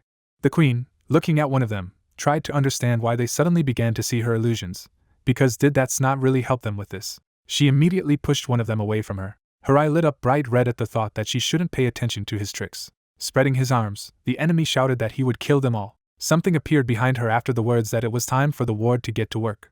Someone's hand appeared. The servant, appearing from the ground, replied that he would do whatever she ordered. Lacien bent down and asked his partner to be careful, as he had managed to sense the immense power behind her shadow. The hero, looking up, realized that this was not an illusion, but he could understand how the celestial fox hid in its shadow, because he had never seen such a thing before. Looking at the new enemy, the man realized that he could not use the test as long as the pure blood body was used. Appearing, the guy said something, and the comrade noted that even in the form of a solar fire, it would be extremely difficult to defeat the two of them. An object appeared in his hand after saying that he should not hesitate, because they would definitely get out of the city, and asked for a minute. After eating this, the master said that if he was so sure, then they would trust him. His flames immediately changed color after saying that they would trust him with their lives. Immediately after, the fighter dodged the attack with his tail.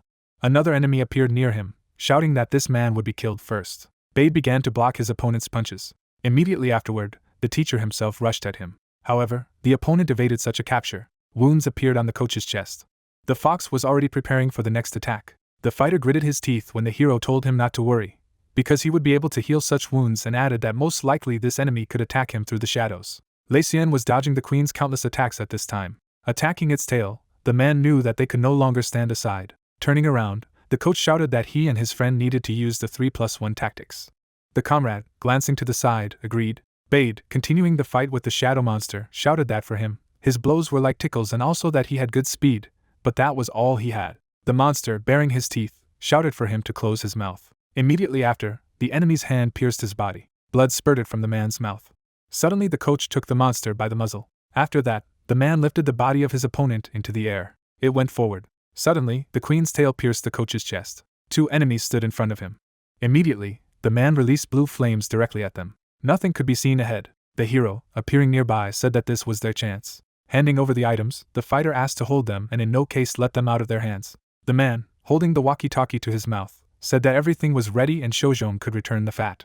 They immediately soared into the air. Bade, frowning, shouted that he was a scoundrel, because he should have warned him before throwing such a trick. Looking back, the man also noted that it now looks like an official escape. The protagonist, trying to keep his eyes open, realized that he had spent too much energy healing his body with pure blood and he had no strength left at all. After throwing the stone, the guy said that this gem would take them to the base.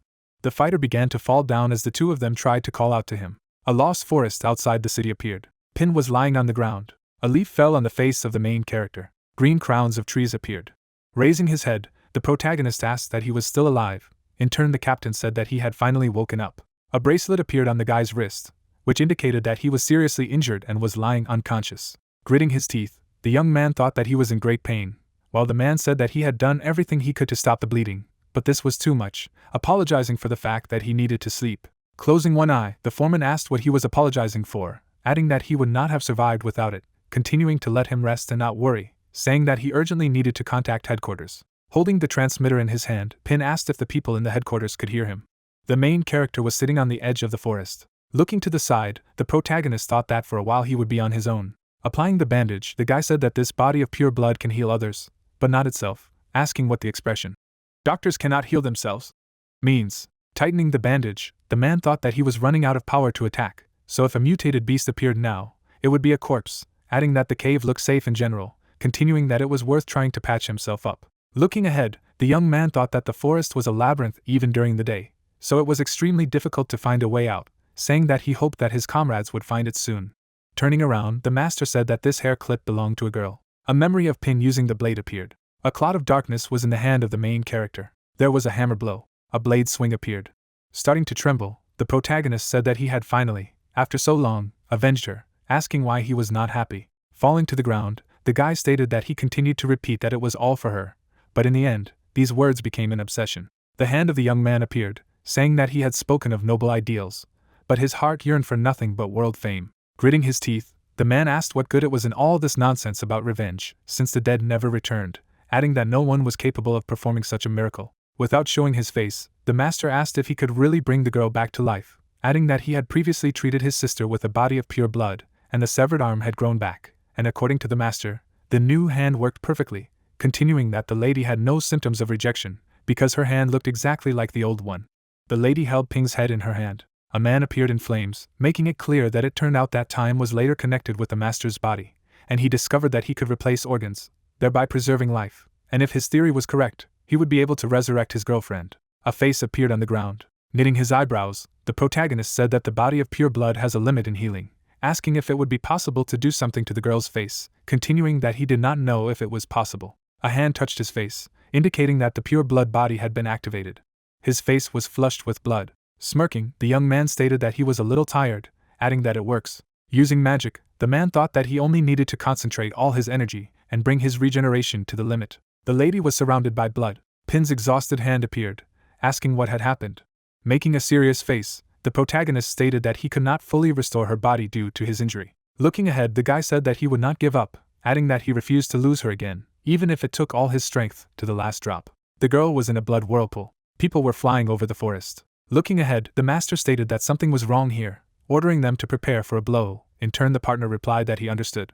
Those who woke up flew down. The earth appeared. His foot stepped on the surface. Dusting himself off, the man said that seriously, that kid was as reliable as a security door on a submarine. Stretching out his hand, the guy stated that they were masters, adding that they were waiting for them. Smiling, the guy stated that, to be honest, he took the fat as soon as he received Pin's message. However, it did not affect the landing. Holding his head, the young man said that he was terribly sorry that she had frightened the masters. Putting his hand on the neck of his subordinate, the man said that such a trifle could not scare them, adding that someone would be fooled anyway, so he should try harder. In turn, the awakened man agreed. Looking ahead, the girl asked where the main character was, asking that he was not with them. Closing his eyes, the man said that this was what they wanted to talk about, telling about the protagonist's fall into the thicket of the forest. Looking ahead, the master said that this place is called the Lost Forest because of the difficult terrain, adding that once they enter the sky, it is no longer possible to find their way back, continuing that they have almost no orientation, so most likely, they themselves will get lost if they go there without anything in search of the guy. Keeping his hand on his chin, the ally stated that the stripes of the Purge squad had a tracking function, adding that they would simply use them when they needed to find their way back. In turn, the warrior replied that she would go too. Without showing his face, the foreman said that he would go too, adding that he hadn't noticed Pin's injury, so he was also responsible for ordering his subordinate to take care of his wounds. Looking at the man, the master said not to worry, because his wounds had already begun to heal, just not so quickly, saying that the mutated creatures would not be able to compete with him. Smiling, the guy said that it had been decided that the three of them would go in search of the main character, and the subordinate would take the master to the base. In turn, the young man replied that it was wonderful. Shaking his head, the young man said that they should wait, because he did not mean that he did not want to go in search. Standing at the counter, the employee said that he should consider that the task had already been completed. In turn, the superior replied with consent. The sky from the cave appeared. Sweating, the protagonist said that there was still a little left. Making a surprised face, the guy realized that he had gained a deep knowledge of human anatomy and the circulatory system, thinking that this was the perfect time, continuing that now it should work. A girl appeared. Covering his eyes with his hand, the young man asked if he succeeded. An eye appeared, from which tears came. A hand was visible. Smiling, the lady said that they had not seen each other for a long time. Looking ahead, the man addressed the lady by name. Falling to the ground, the master thanked the god. Picking up her friend, the miss asked if he was okay. In turn, Pin replied that he was fine, just a little tired. Closing her eyes, the girl said that he had not changed, adding that he was still reckless. Looking up, the protagonist stated that his recklessness allowed them to meet today, adding that he was glad he ate the gem that day. Lowering her head, the lady replied that she knew, saying that he had always been hardworking, adding that even at school everyone doubted him when he joked that he would become a farmer, or when he encountered foxes, he did not stop moving on. The man put his hand on his head. A monster appeared. Stroking her head, the lady said that he had grown so much and made so many wonderful friends, adding that it made her extremely happy, saying that he should worry more about them. Without showing her face, Miss asked him if he was very tired, adding that he had already done more than he needed to do, suggesting that he rest for a while. Tears appeared on the young man's face. Starting to cry, the friend said that she would very much like to continue this path with him. Wiping away her tears, the lady noted that, unfortunately, she could not, because it was too late, because her soul had long since dissolved, continuing that he still had unfinished business, asking that she knew that Pin would find her again somewhere out there. As she began to disappear, the lady said that when the time came, she hoped to remember him again by saying goodbye to her interlocutor. The main character was lying on the ground. Rocks appeared under the night sky. An eye appeared. Getting up, the protagonist called his girlfriend. The girl's body appeared. The guy exhaled heavily, saying that she should wake up, because she could catch a cold if she continued to sleep like this. The lady's eyes were empty. Jumping away, the young man said that she was very cold. The hand was at the nose. Making a surprised face, the man announced that she was not breathing. Making an enraged face, the master asked that they were really mocking, since she had just spoken to him. Red magic was near the lady's body. Mrs. eyes were blank. Without showing his face, Pin said that he heard his girlfriend's voice, adding that he could not have imagined, continuing that she was saying something about the soul. Sitting on the ground, the main character suggested that she could not be resurrected due to the fact that her soul is no longer there. Lowering his head, the protagonist thought that this was the case, because if it were that simple, it would defy all logic, adding that even if it did, she would still be the same, continuing that, however, as she had said, if the young man found her soul, there would be a chance. Looking to the side, the man thought of the mutated beast. An insect appeared. The light was burning in the cave. Pin sat next to the monster, asking if it had woken up. The monster was standing on its paws.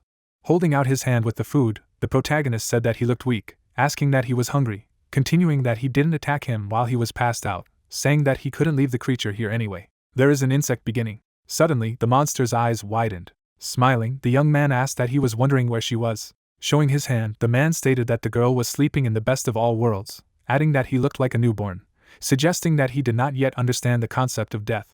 The ant looked ahead. Pointing his finger at himself, Pin asked what he wanted to give him food. Smiling, the protagonist thought that this was the first time he had met such a friendly mutated beast, asking what she was saying that he should appreciate the present, continuing that she was right, because no blues can change the past. The protagonist was lying on his girlfriend's lap. Looking to the side, the guy said that he didn't know what kind of monster he belonged to, using an ability called analysis.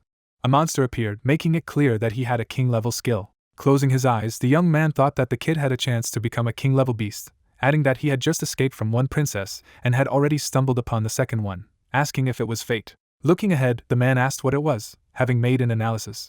A lot of mutated ants appeared. Smiling, the master said that it seemed that his friends had come for the monster. The hand of the main character appeared, asking what happened. The protagonist took the monster in his arms. The insects were going to the cave. The guy, using the body of pure water, ran away from the shelter. Lowering himself to the ground, the young man said that they did not seem to be very happy to see him, asking that they were the ones who had wounded him. A monster appeared. As the man began to run away, he stated that they had been spotted, thinking that the ant's royal skill was to intimidate the colony, maintain order and stability, suggesting that due to its low level, they perceived it as a challenge. The ants ran after the master. Looking at the pet, Pin said that the boy needed to significantly upgrade the skill, adding that they needed to be distracted somehow. A bear appeared. Jumping on the back of the beast, the main character thought that this was just the right thing. Fury appeared on the animal's face. Looking at what was happening, the protagonist suggested that it should work. Suddenly, the guy's eyes widened, asking what kind of ants they were. Only a skeleton remained of the bear.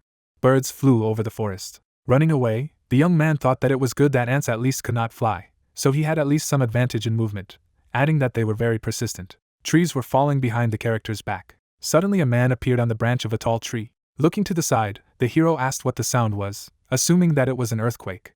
The master's face was stunned. Looking at the huge monster, Pin asked what it was. Shifting heavily from foot to foot, the monster asked where the bugs came from, wondering how they dared to interrupt his sleep. Suddenly there was a blow to the ground. Insects began to crawl along the monster's leg. Suddenly green energy appeared. The vine covered the creature's leg. The ants were thrown far away. Using invisibility, the protagonist thought that trees could also mutate, because it knew human language, adding that at least he scared away the ants, so he needed to take a chance. In turn, the tree said that the man would stop. Green vines entangled the protagonist. Fury appeared in the monster's eyes, asking where he was in a hurry. In turn, the guy realized that he could see him, adding that the tree had a very high level, since he could see his night walker. Looking at the monster's face, the young man used an analysis, which stated that it was impossible to conduct an analysis. Smiling, the creature said that the boy should not be nervous, adding that as soon as he was awakened by the ants, he saw the master. Clenching his hand into a fist, the man thought that he was fallen. In turn, the tree stated that it had not seen a man for so long that he even got excited. In the end, the hero thought that all the fallen people he had encountered before were psychos or logs, assuming that that tree was friendly. Two faces appeared. The monster looked down, making a stupid face. Pin was confused, thinking that he was not in a hurry anyway, adding that it was worth chatting with him. Sitting down on the ground, the interlocutor asked where he, in turn, the main character answered about the city. Smiling, the monster stated that it was a great coincidence, adding that he too was from the city. Holding his hand to his chin, the monster said that this was all he remembered of himself, suggesting that he might be too old. Looking up, the protagonist asked that he didn't remember anything else, questioning that if anything, he was fallen. Looking away, the tree asked what kind of fallen man he was. Pointing his finger, the monster asked that he knew his name. In turn, the guy stated that, to be honest, he understood something about the art of analysis, so he found out that his name was Changchun. Looking at the gold bracelet, the young man thought that the captain had finally woken up. In turn, the man asked if it was his uncle. Looking at his wrist, the man asked if he was awake, and the gentleman replied that he had woken up before they spoke. Without showing his face, the monster said that their friend lived in the bracelet, asking what it meant that the friend knew him, and asked if he could tell about his past. A golden glow appeared from the hand of the master. People fought together, and it became clear that in the past they had joined forces, forming a resistance army to overthrow the tyranny of the family, and he was the most valuable ally, because he was not only incredibly strong, but also perfectly skilled in the art of disguise, so he was a spy to infiltrate the family, and during one mission, he was discovered, after which his demise was inevitable. After all, he did not think that they would ever meet. The monster lay dead. Knitting his eyebrows, the monster said that the resistance army was impressive, but he did not remember anything about it. Placing his hand on his subordinate's shoulder, the captain said that he needed Pin to do something. Looking ahead, the man said that this whole story of the fallen is actually about people who have lost their minds, such as the master, after living here in the form of a tree for so long, adding that gradually his mind took this form as his new reality, while his human memories disappeared into oblivion, continuing that this state of unconsciousness erases the former will, stating that moreover, the fallen are no longer ordinary people, as their mental existence is far superior to that of humans, as the usual methods of mind control have no effect on them, noting that there has not been a single recorded case of a fallen person being cured. A bird was sitting on the monster's nose. Knitting his eyebrows, the captain said that everything could be different with the main character. Looking up, the protagonist asked him what he wanted him to feed the master with the gem of the contract. Opening its mouth wide, the creature asked what he believed he could heal the fallen man. Holding the green crystal in his hand, the guy said that, in theory, the gem is one of the ways, adding that the fallen ones have powerful mental energy, so external control is needed to help them find themselves, continuing that this also means that the master will have to completely transfer control of his body to him. In turn, the monster stated that he thought he would have to do something serious. A vine appeared, reaching for the artifact. Putting the crystal in his mouth, the tree asked what was so special about it. A stone appeared in the monster's body, indicating that he had eaten it. The creature's body was covered in green energy. Putting on a surprised face, Pin said that he had indeed eaten it, adding that it seemed that the pact had worked, thinking that it was worth giving the command. Stretching out his hand forward, the main character ordered him not to be fallen immediately. The green crystal began to glow. The monster's eyes turned green. In turn, the protagonist thought that the artifact really worked, but he thought the opposite, asking that he had cured the fallen ones so easily. The monster turned into a man. Looking at his hands, the man said that now he remembers everything. Opening his eyes wide, the guy realized that the bonus effect of the 7th level contract gem had been activated, and so a new counterparty was summoned, thinking that forging contracts also implies additional effects. Making a foolish face, the young man asked if he could no longer use the 7th level pact gem to awaken new abilities, adding that in that case, he would think that he had done a good deed and would patiently wait for the gem to become 8th level. The happy face of the old man appeared. Looking ahead, the gentleman said that he had never heard the person's name. In turn, the interlocutor introduced himself as Pin. As he took something out of his clothes, the man said that to think that the man who had lifted the curse of the fallen man had such a simple name, adding that he had lived in the wild for so long that he had nothing to thank him for, but he could accept it. A dark flame appeared in the old man's hand, saying that he had kept this thing as it seemed quite unusual to him, as it would cross the line between the living and the dead. Looking at the artifact, the protagonist stated that it was the essence of the afterlife mist, using analysis, thinking that he must have seen it once before, as the analysis took very little time. Holding the essence of the afterlife in his hands, the guy asked about the bear's gallbladder.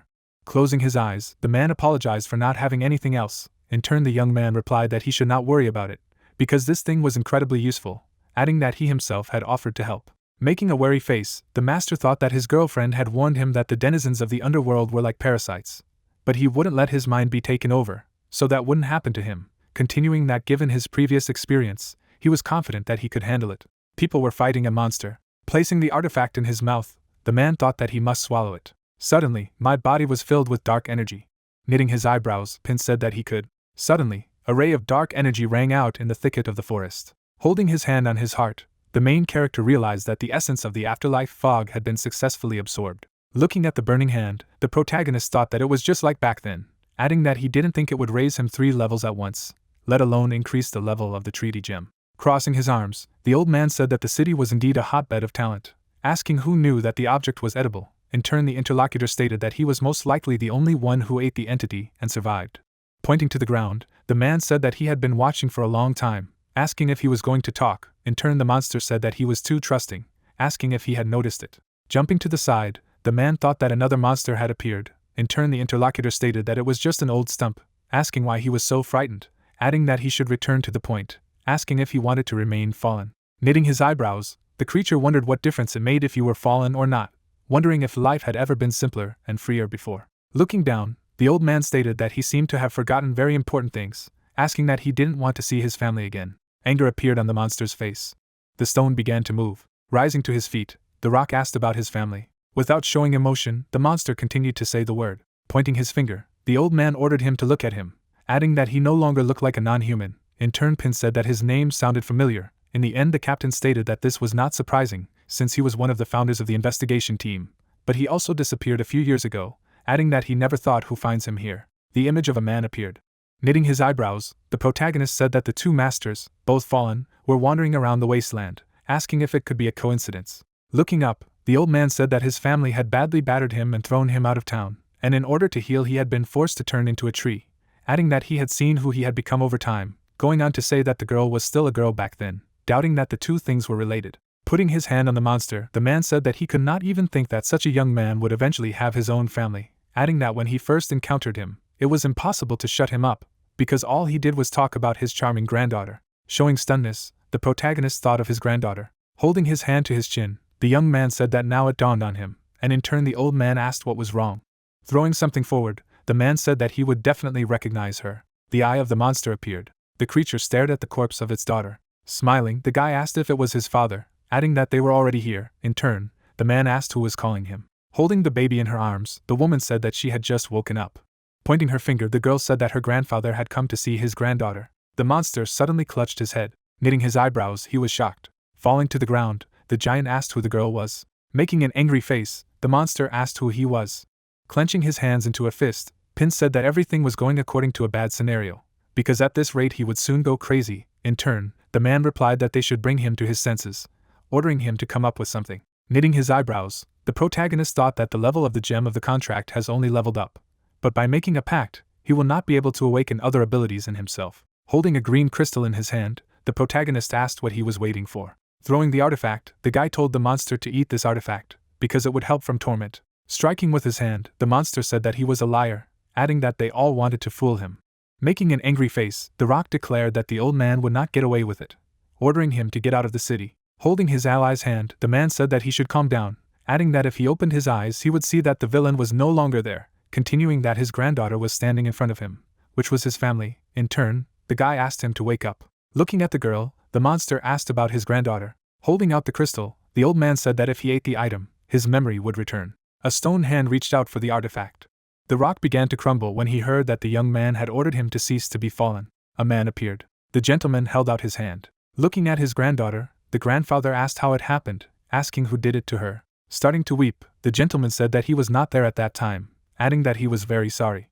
Knitting his eyebrows, the old man asked if the villain had done it. The captain's voice came from the bracelet, saying that when he disappeared, the man had become the leader of the reconnaissance party, asking that they had some disagreements. Stretching his fist forward, the man asked about the disagreement, adding that it wasn't just a disagreement. After all, he was one of the family, asking how they allowed him to become a commander. Hitting the ground, the gentleman said that he got away with everything, continuing that not only did he not save the city, but he could not even protect the dearest person. Holding his hand to his chin, The foreman said that it was now clear why the reconnaissance team remained silent amid the chaos of the city, adding that he had a bad feeling.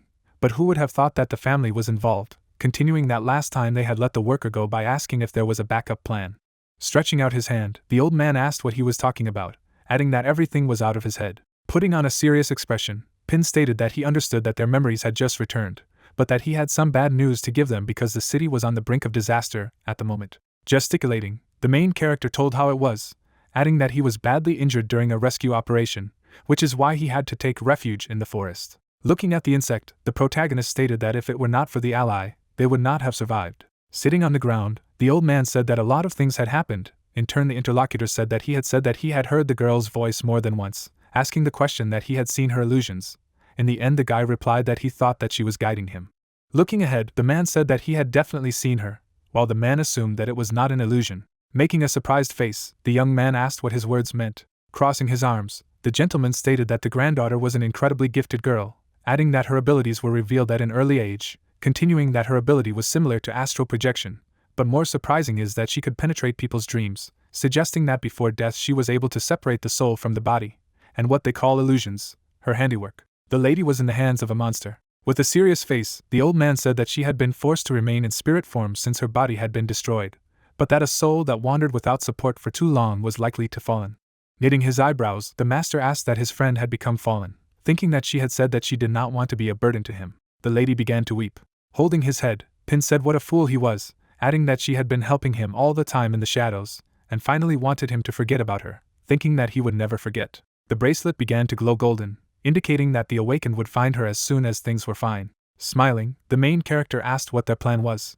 Scratching his beard, the old man declared that they had devoted most of their lives to the city, adding that now that it was in danger, how could they stand aside, assuming that the ally would agree with him. Looking ahead, the gentleman thought that, besides, he wanted to see his granddaughter again. Humans, showing their ancient forms, said that they would become his strength, because they would fight side by side in the name of the city, saying that the protagonist was their commander. People rushed forward. Holding the object in her hands, the girl listened to the fact that the signal of the young man's communicator had broken off somewhere here.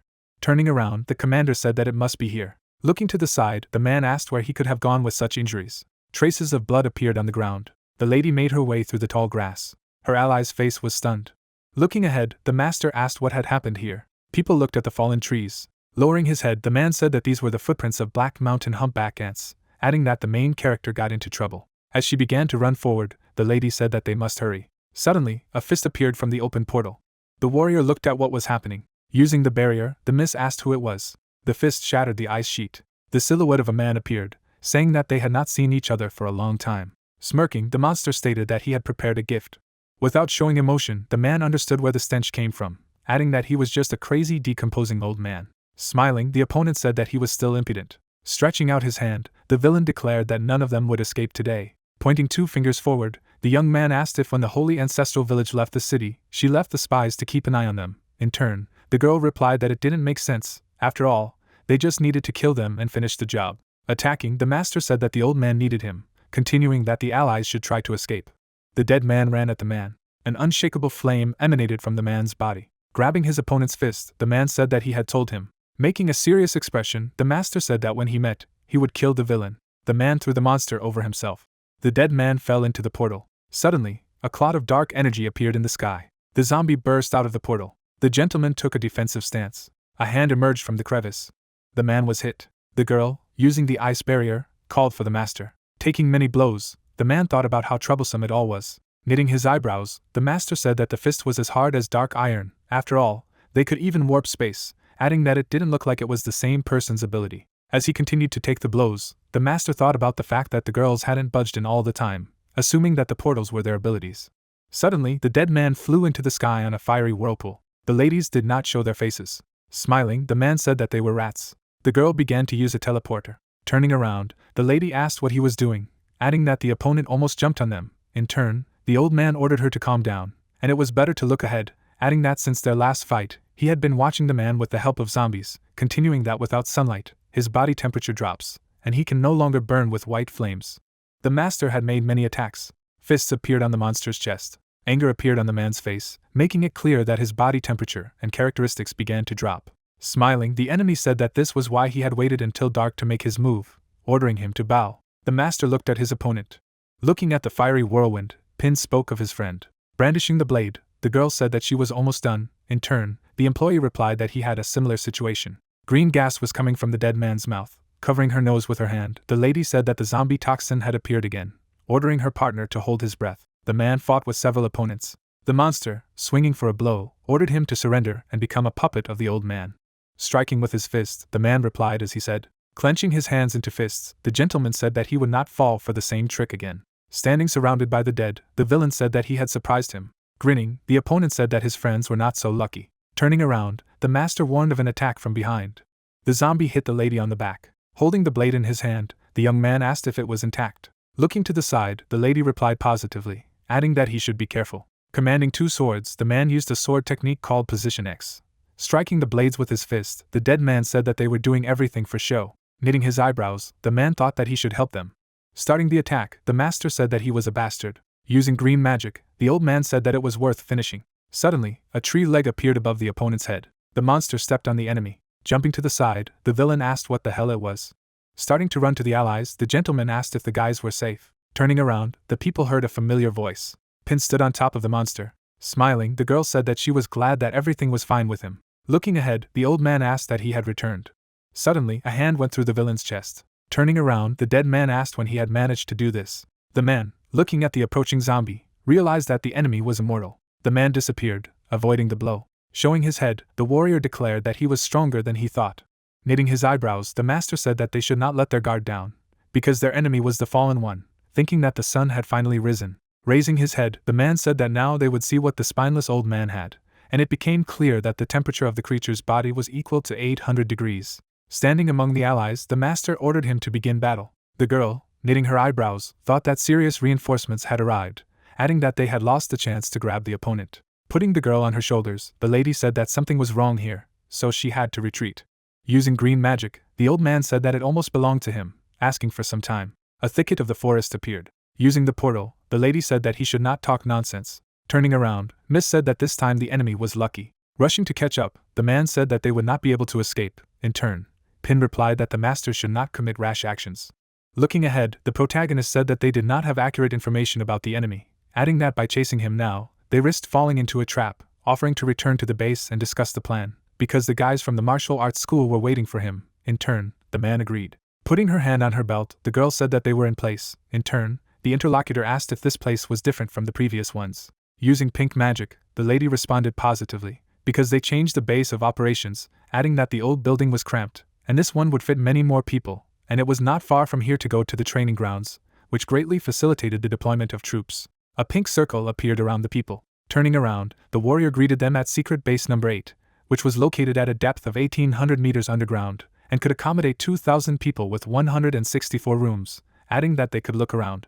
Making a surprised face, the protagonist declared that it was really huge, asking if you had other bases and conspiratorial houses, how many such bases he had established over the past centuries. In turn, the captain said that it was best to have stock plans. Looking to the side, the lady said that even when she was working in the investigation team, she knew that they had several outposts outside the city gates, adding that one of them was near the training ground, continuing that she was not sure if they were being used or not. Looking ahead, the man said that he had heard that the squad was now led by an opponent, asking if this was true, and the miss replied that he was the best adept. Making a serious face, the captain said that when he was on the verge of losing his mind, he mentioned that the man was directly related to the family, asking what it meant. The master's open mouth appeared, saying that it had all started 10 years ago, adding that he remembered it as if it was yesterday, because the deputy mayor had suddenly gathered them all in the mansion, claiming that the informant had identified the main hideout of the surviving family members. But as the captain of the reconnaissance team, he didn't know anything about the so-called informant, and began to suspect something. Asking about the identity of the person, to which the deputy mayor simply brushed it off, saying that he was a member of the cleanup squad and kept a low profile, and given the urgency of liquidating the family, he did not ask further. The man was gesticulating. The man raised one finger up. The gentleman went up with the people, saying that he then led the squad, tracking the tracks for a week until he found their shelter, adding that at the moment when they were planning the attack, the family ambushed them, because he did not understand how they found them. But now I realize that it was originally a trap, because they were taken by surprise, exhausted by the road, claiming that they had suffered heavy losses. And as soon as he realized that something was wrong, he decided to retreat. However, out of nowhere, his companion stabbed him in the back with a very strange dagger, and his abilities seemed to evaporate as the blade pierced his body. People attacked opponents. The man held a blade in his hand. The knife was behind the master's back. The man lay on the ground, making it clear that they had forced him to go through a real hell, tormented him God knows how long, and he even heard them call the traitor his master. However, fortunately, the effect of the dagger ended, and then he pretended to be dead, and they bought it by throwing the body into the river. The man's legs were sticking out of the water, and it was clear that, thanks to his disguise of the water current, he had merged with the current and escaped. However, due to deep wounds, he soon lost consciousness, not sure exactly how long he drifted in the dark, but gradually the memory began to erase the painful memories. Looking ahead, the old man said that it was not surprising why he had been too wary when they first met, adding that he now understood the pain he had been hiding, since each time he could not bring himself to talk about it, suggesting that it was then that his heart began to sink into darkness. Holding his chin, the captain said that the man had taken control of the squad 10 years ago, adding that it seemed that the family had run their hand deeper than they thought. Looking ahead, the girl thought that if the captain hadn't promoted her back then, she probably wouldn't have gotten out of the reconnaissance squad. Waving her hand, the worker asked what they were doing there. Smiling, the lady assumed that they were the same gentleman that Pin had encountered, adding that it was a pleasure to meet her, asking about what kind of monster it was. In turn, the interlocutor replied that he had found him in the forest. However, he was still small, but he had the potential to become a king-level beast. Holding the ant in his arms, the main character said that he was very friendly, suggesting that someday he would even become a valuable ally. In turn, a friend asked if he was joking. Putting her hands on her belt, the lady said that this was all for now, adding that the guys should feel at home and recuperate. Without showing his face, the captain said that the investigation team was now an enemy anyway, adding that they could no longer rely on their outposts, so they had to keep their eyes open. Turning around, the man said that from now on, the guys could consider them enemies. Knitting her eyebrows, the lady asked since when the squad became an enemy, while the protagonist replied that it was a long story, promising to tell later. The village of holy ancestors appeared. People stood on the walls with monsters. Standing in front of many people, the young man shouted that given the special circumstances, the sect leader had decreed that outsiders were forbidden to approach him within a radius of 10 miles, ordering them not to yawn during the patrol. A black hole appeared. The dead man fell out of the portal. The villain was sitting on the ground. Getting to his feet, the old man asked why she had messed up his cards, adding that she should have been turned into a zombie. Suddenly, the enemy turned his head when he heard a familiar voice. Curling her hair, the girl said that he should behave more decently and not be angry. Falling to their knees, the people greeted the head of the sect. Raising his clawed hand, the man stated that they had not agreed on this, continuing that he was allowing her to mobilize his horde of zombies, and in return, she promised to provide materials for processing his corpse, telling her not to report that she was now retracting her words. Smirking, the lady stated that she always kept her words, adding that he would not lose a single drop because he was well aware of the situation, continuing that those two were no less powerful than Lei Xian, and she doubted that he could capture him alone without passing through them, saying that in addition, the sun had already risen, and the man could transform into white fire form at any minute, so his toxin would be useless. A monster appeared. The man was on fire. Holding her hands behind her back, the lady said that he should not worry, because the capture of the master was only a matter of time, adding that the saint had returned to the village, and now with her help, she was sure that she would reach the royal level. A girl appeared. A golden verb arose, stating that until then, they must improve skills on the high level awakened. People are on their knees. As she left, the girl said that she would retire for a while. Looking to the side, the lady asked if he would behave decently. The old man fell to his knees. Lowering his head, the villain answered positively.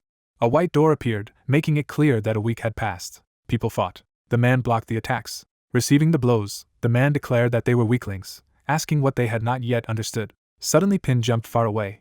The main character's body was surrounded by dark energy. A dark vortex appeared. Stopping the attack with his hand, the master said that he barked, but did not bite. Grabbing the opponent's waist, the girl used a predatory lift. The vortex created a cloud of dust. The creature was in a whirlpool. There was an explosion. Sitting on a stone, the man said that they wanted revenge, adding that the old wounds had already healed, and new ones had already appeared. Keeping his hands in his pockets, the protagonist thought that he himself had said that they were weaklings. In turn, the lady asked the instructor for forgiveness. Making an angry face, the man asked what he had said. In turn, the enemy ordered him not to move, otherwise the wounds would reopen. In the end, the guy realized that it was time to eat. Smiling, the master thought that a few days had passed, and his fist technique had improved significantly, adding that he had no doubt about the strength of the young man.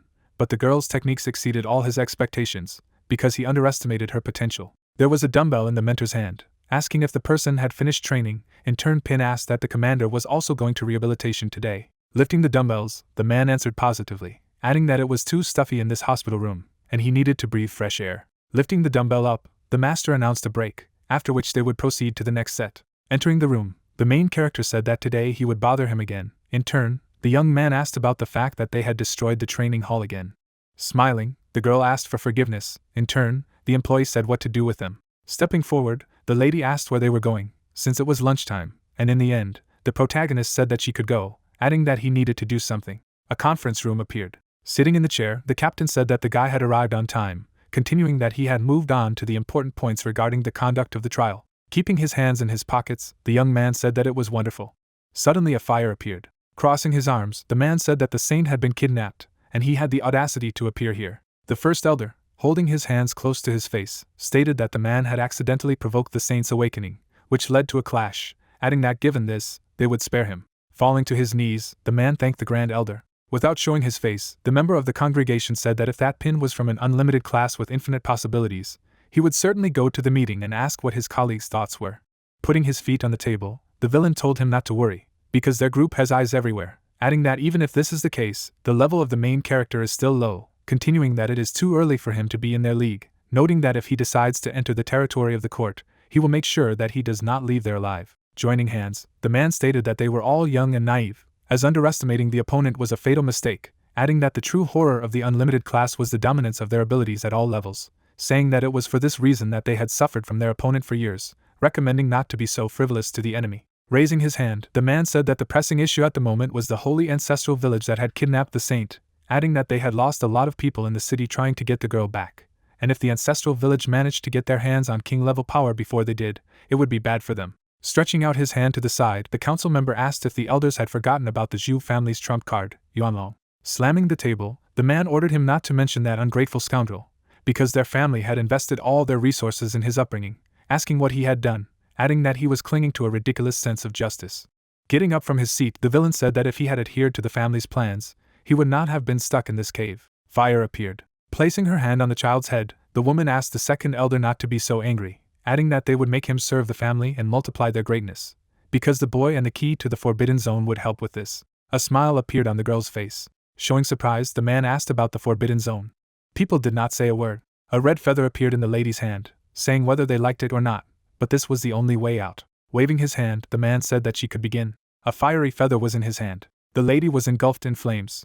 Holding a pen in her hand, Miss accepted the order. Yuanlong, walking down the corridor, told Hong Fong that she was too careless, since she could not even keep track of the child. Talking about the revival of the family, the girl, hearing him, replied that he should know the character of his nephew, because no one else tried to keep him in check. Yuanlong stopped and thought. The last time Jiuyang snuck into the armory and activated the thunder trap, the pile of equipment turned into junk. If he hadn't stood up and stood in front of him back then the boy would have been kicked out of the family a long time ago. Soon, the couple found themselves near the gate to the Zhu family's forbidden area. Crossing his arms over his chest, the man said that this area didn't impress him, and with a chuckle, Hong Fong said that he had never really dealt with the affairs of the Zhu family before. When the feather caught fire, the man told him not to compare it with people like her. When the gate opened, he said that they treated other people's lives like dirt. Did she really think that everything would end well? Frowning, Yuanlong said that because of them, the Zhu family had fallen into disgrace, and besides, evil would never overcome righteousness. Suddenly he froze with his mouth open in shock. Inside the room, he saw the skeleton of the first elder's phoenix. Approaching the skeleton, Yuanlong asked why the remains of this bird were here. The girl replied that they would find out later. Now they needed to find Jiuyang. Hong Fong raised her hand and began to call her nephew, saying that her uncle had come to play with him. The man drew attention to the icon on the floor. When he picked it up, the girl said that it was Jiuyang's thing. Clenching his fist, Yuanlong stated that she didn't have to pretend. Upon entering, he immediately felt that the boy was not here. Straightening up, he asked what she was really up to. After clapping, Hong Fong said that this was to be expected from the awakened Zhu family. As she began to approach the skeleton, she said that she would stop pretending. Raising her hands sharply, she exclaimed that she wished him to become a phoenix.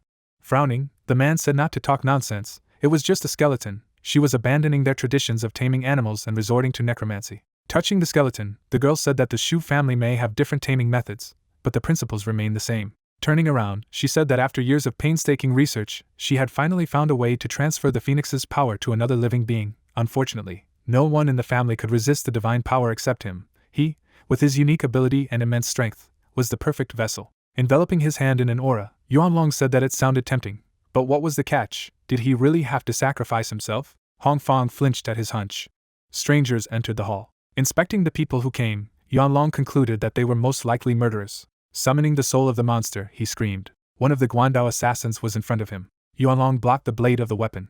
He grabbed the Guandao by the shaft. The man struck at the enemy, calling the killers a bunch of amateurs. A pair of assassins walked around him on both sides. A moment later they shot their chains at him. Yuanlong frowned, finding himself shackled by the crushing chains. The spirit of the monster above him was still intact. 2 assassins attacked him from behind. Shifting his gaze behind his back, the man said that they were too weak. A moment later, he broke the chains and threw back his opponents. Shaking the dust off his shoulder, he asked Hong Fong if she had any more tricks. Suddenly, a grinning face appeared on his body. Yuanlong frowned as he sensed Zhou Yang's presence. He clutched his chest because of the pain, and he had put a coin there a couple of minutes ago. Raising her hand, Hong Fong ordered the ritual to begin. The man abruptly released a huge amount of mana.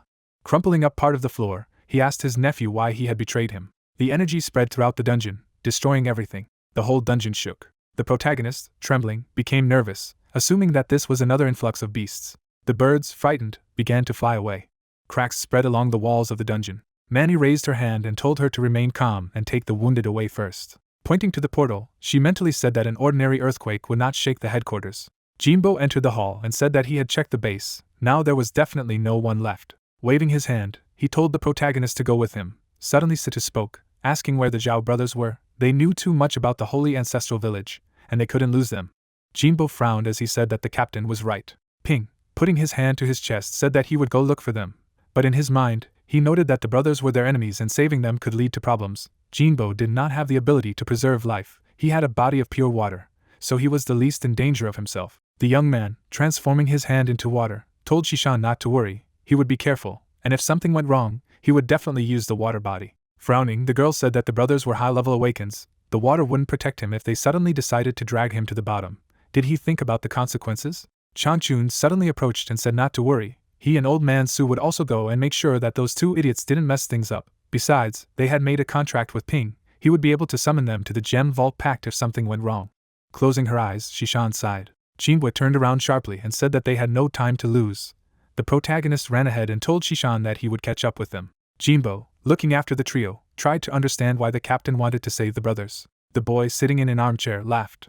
Looking at the situation on the battlefield through the book, he said that he was wondering why Uncle Yuanlong never came to play with him. It turned out that he was already having fun.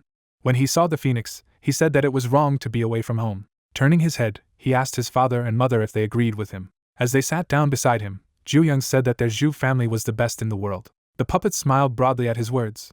Yuanlong fell to his knees. Flames erupted from his back. Hong Fong crossed her arms over her chest and said to stop resisting. The ritual has already been completed. No matter how much power he possesses, he is only a mortal. But now he can become a part of the divine phoenix. The projection of the beast appeared in the hall. Raising his hand, one of the men asked why they needed to unite with the heavenly foxes if they could revive the divine bird, and besides, why bother with kidnapping a saint from the ancestral village? Looking at the phoenix in front of her, Hong Fong said that they had teamed up with the foxes since only King Yu could deal with Situ. Involuntarily introducing the old man, she said that according to the elders, the Zhu family had fought against Situ for centuries. He had shown tens of thousands of different abilities. Although he had not reached the royal level, his strength was in no way inferior to that of a real king. At first, Shu lacked the ability to control minds, and because of this, they had no idea that Situ's resistance to control was actually weak. They spared no expense in finding the heavenly foxes and came to their king. Throwing up her hand, Hufang said that they had made a pact with King Yu, and that was when they were able to confront Situ. If time wasn't pressing, she wouldn't have chosen this method to resurrect the divine phoenix. Squeezing the mana in the sphere, she said that there was a drop of blood inside. She had spent 40 years to refine it. She had not been able to use the art of taming beasts. She had constantly endured humiliation and ridicule. Now after all this drop of blood is not inferior to the blood of a saint. The saint has now returned to the ancestral village. The ping from the cleansing squad can pass the test and obtain the royal level, and then the Zhu family will sink into oblivion. A drop of blood slammed into the phoenix. When the projection had a body, the girl said that she knew she couldn't control the divine bird completely, but she had to risk everything. The forest on the surface fell silent. Suddenly, a phoenix burst out of the ground. The divine beast spread its wings. The people who were at the 8th base of the cleanup team covered their eyes from the bright light. Lei Xian opened one eye and said that a mutated beast was flying towards them. As the phoenix began to fly over them, he assumed that this beast had caused an earthquake. Min and Manny looked up and decided that this was quite likely. Hufang, getting to the surface, shouted, saying that she had succeeded. The phoenix had been reborn. King Yu had dealt with Situ. He was no longer an obstacle to them. From now on, the Zhu family ruled the world. Suddenly, the divine bird flew towards them. The beast's claws rushed towards the group. Hu Fang's eyes widened in horror. The monster struck, shattering the edge of the cliff. After he left, only traces of blood remained on the ground. At the base of the cleanup squad in the dungeon, two brothers lying on the ground decided that they could not do anything here by brute force. It seemed that they would die here. Yanlong looked at his brother and said that they should have foreseen that they would be captured, but he should not be afraid, he was with him. Suddenly, a huge boulder rushed down. A shadow covered the two brothers. Both closed their eyes, accepting their fate. Dark energy manifested in the room. The protagonist, having arrived in time, caught a boulder. The old men immediately grabbed the brothers, saying that they could not wait. Soon, they ran out into the hallway and told Pin to leave. The young man grinned. He immediately rushed after them. He left a trail of mana in his wake. Catching up with the old men, Pin said that they had not escaped yet, they needed to enter the portal. Suddenly, the entire dungeon trembled. A huge part of the ceiling collapsed. Pin felt a familiar feeling as if he were buried under the rubble again. Everything before his eyes blurred. He abruptly opened his eyes at Changchun's shout. The old man transformed with Qinghua and said that they wouldn't last long, they needed a plan. Yanhu closed his eyes and said that it was a reward for interfering in everything. His brother scolded him lightly, saying to watch the words. Touching the wreckage, the guy said that it was difficult to get to the portal because of the collapse. Yanlong looked away and said that they should just go and not worry about them. Yanhu raised his hand and said that he would be the third corpse from his hand if he stayed. The protagonist, sharply pointing at them, shouted, saying that they were just hostages and had no right to decide when they died. Changchun, looking around, said that he could start paving the way for them, but it would take days. Qinghua could merge with the stones, but he would not be able to take two. Exuding an eerie aura, the protagonist said that there was nowhere left for a maximum of half a day. He could escape thanks to the body of pure water, but these two would die. At this moment, Situ intervened, saying that there was still a way to solve the problem. He once took blood samples from the twins and found that the amount of holiness in their blood was different. Ping, dispelling his aura, began to listen to Situ, who said that when combined, they generated a unique energy wave. They needed to awaken the ancient royal blood using the blood of their elder brother. Raising his hand, the boy asked the brothers if they wanted to die here or if they would make a deal with him. Yanhu cut through his arm and said that despite their differences, they, the Zhao brothers, weren't so ungrateful. Holding out his hand, he said that he could take as much blood as he needed. The young man, examining his hands, said that nothing was happening, which was quite strange. Suddenly, he coughed up blood. Qinghua, who was standing on the sidelines, became nervous, saying that it shouldn't be. He had not drunk enough blood. What was in it? Yanhu nervously stretched out his hand towards the protagonist. Suddenly, the young man's eyes flashed. His omnivorousness activated, granting a new ability, the royal gem. At this time, the phoenix on the surface covered the entire area with flames.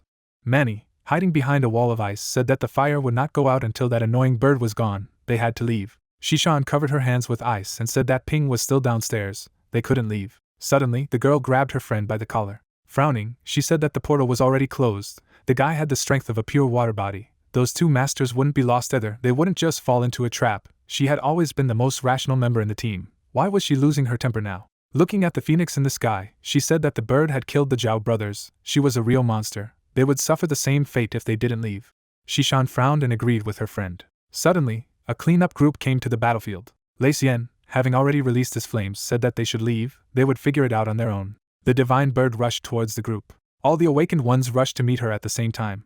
The beast flapped its wing. Everyone except Lei Xian was knocked back by the phoenix attack. The man, gritting his teeth, said that he would not last longer. Suddenly, a root burst out of the ground. A moment later, a huge tree sprouted. Changchun and Qinghua, along with the guys, appeared on the battlefield. Standing beside Lei Xian, the two titans said that they would help him. The protagonist, dragging the two brothers in a cage, said that they finally got out. Closing his eyes, the young man said that if they were to tell them their escape method briefly, he had drunk Yanhu's blood. After summoning a gem, he said that the old king's blood had turned into a royal gem, an ability that merges with the gem of the covenant. He used it to temporarily level up the elders by 5 positions, bringing them both to the 40th level so that he could advance to the royal level. Tree paths bound the phoenix.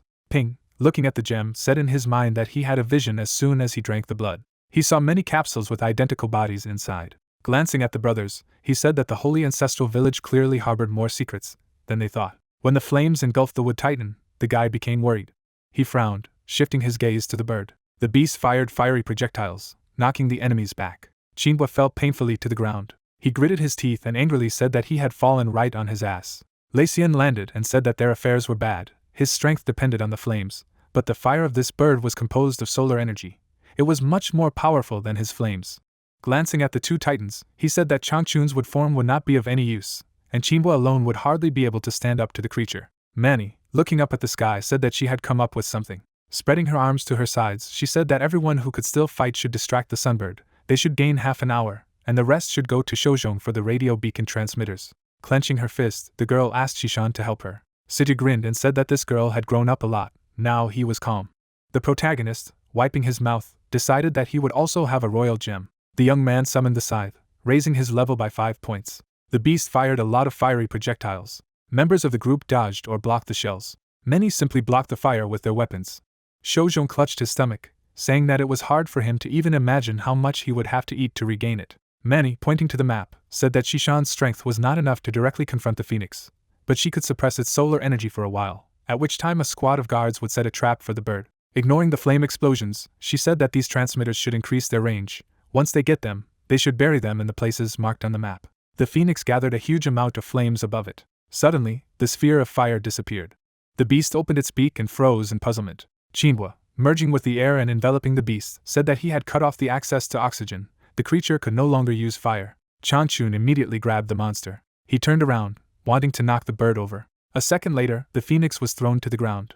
The trio immediately flew up to him. Lei Xian bayed, and Jinbo swung for an attack. A moment later there was an explosion. Min gathered the mana behind him and cast a spell. The Dragon Abyss sword began to emerge from the maelstrom. The protagonist put on a mask and said that the blood of the Zhao brothers had merged with his blood, due to which he had instantly reached the 19th level. Now his attack power had reached the highest stage. Dark energy enveloped the sword. The guys simultaneously stretched out their arms, using a combined attack. The sword rushed towards the target at great speed. Mana scattered in all directions from the collision. The phoenix's body glowed from behind the mana pillar. The beast's feather flashed. Lei Xian stood beside the young man and asked if it was over. As the dust kicked up, the unbelieving man said that they had killed a king-level being. Suddenly, the flames rushed towards the feather. The eyes of the battle group members widened in shock. While the fire was gathering in the feather, Sita said that after the death of the first head of the Zhu family, the phoenix disappeared. As the legend says, it turned into a guardian spirit that did not leave the tomb of its master, but now it reappeared. So he confirmed one of the legends, that the divine phoenix is an immortal spirit. Suddenly, a phoenix was reborn from the flames. The beast, spreading its wings, threw fiery projectiles. The old man rushed to meet one of them. Chinhua, having merged with the air, used a gas vacuum. Changchun immediately stretched out his hand. His wood hand crumbled as soon as it touched the phoenix. Looking at his burning limb, the elder asked where such heat came from. Pin, turning into a wyvern, crashed into the beast. Clenching the phoenix's wings, he told the others to attack. The fighters immediately attacked the body of the bird. Lei Xian's fist struck the target. The Ming swords, once hit, began to melt and break. The man stepped back, saying that this heat was much hotter than his solar fire form. The protagonist, opening his mouth, said that it was likely that her ability was not only to explode, but also to control the temperature of the environment. The phoenix gathered the flames in its mouth. Lei Xian blocked the flow of fire, saving his comrade. The man frowned and cried out. Changchun caught his comrade. He gently lowered it to the ground. Jinbo formed on his shoulder and said that their amplifiers had run out. Jinbo and Ming, along with the others, retreated. They immediately rushed to the master. The man, coughing up blood, said that he almost lost his life. Ping, raising his head, said that even the master was in such a state. The guy looked at his hand and said in his mind that the gem's level had increased twice, but he didn't feel any enhancement after absorbing. The protagonist shifted his gaze to the side when he heard Shishan shout. The girl, clenching her fist, shouted, saying that the traps had already been set. They needed to lure the bird to them. The young man immediately turned around and began to fly away. Turning around, he told Changchun to be faster. Suddenly, the phoenix pierced through the titan. At that moment, the pentagram under the team's feet burst into flames. A huge amount of mana surrounded the bird. The wind swirled around the phoenix. Slowly, a frosty wind froze the bird. Soon only the beak remained. A second later, the phoenix was trapped in the ice. Manny ran to Pin, saying that the trap would not last long. They needed to leave. The old man, climbing out of the titanium, said that everything was fine with him. It was good that it did not touch anything vital.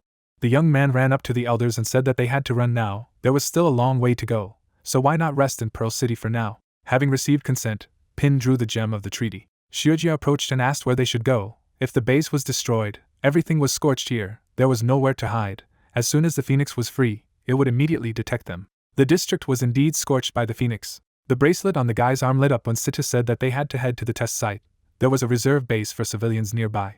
The group immediately ran away. Cracks began to appear on the ice that enveloped the phoenix. Manny, hearing the crack, involuntarily turned around. Stopping, she said that only half an hour had passed, and the glacier was already cracking. Smiling nervously, she said that they needed to find shelter immediately. Summoning a lantern, the protagonist said that this lantern would hide their presence in a small radius.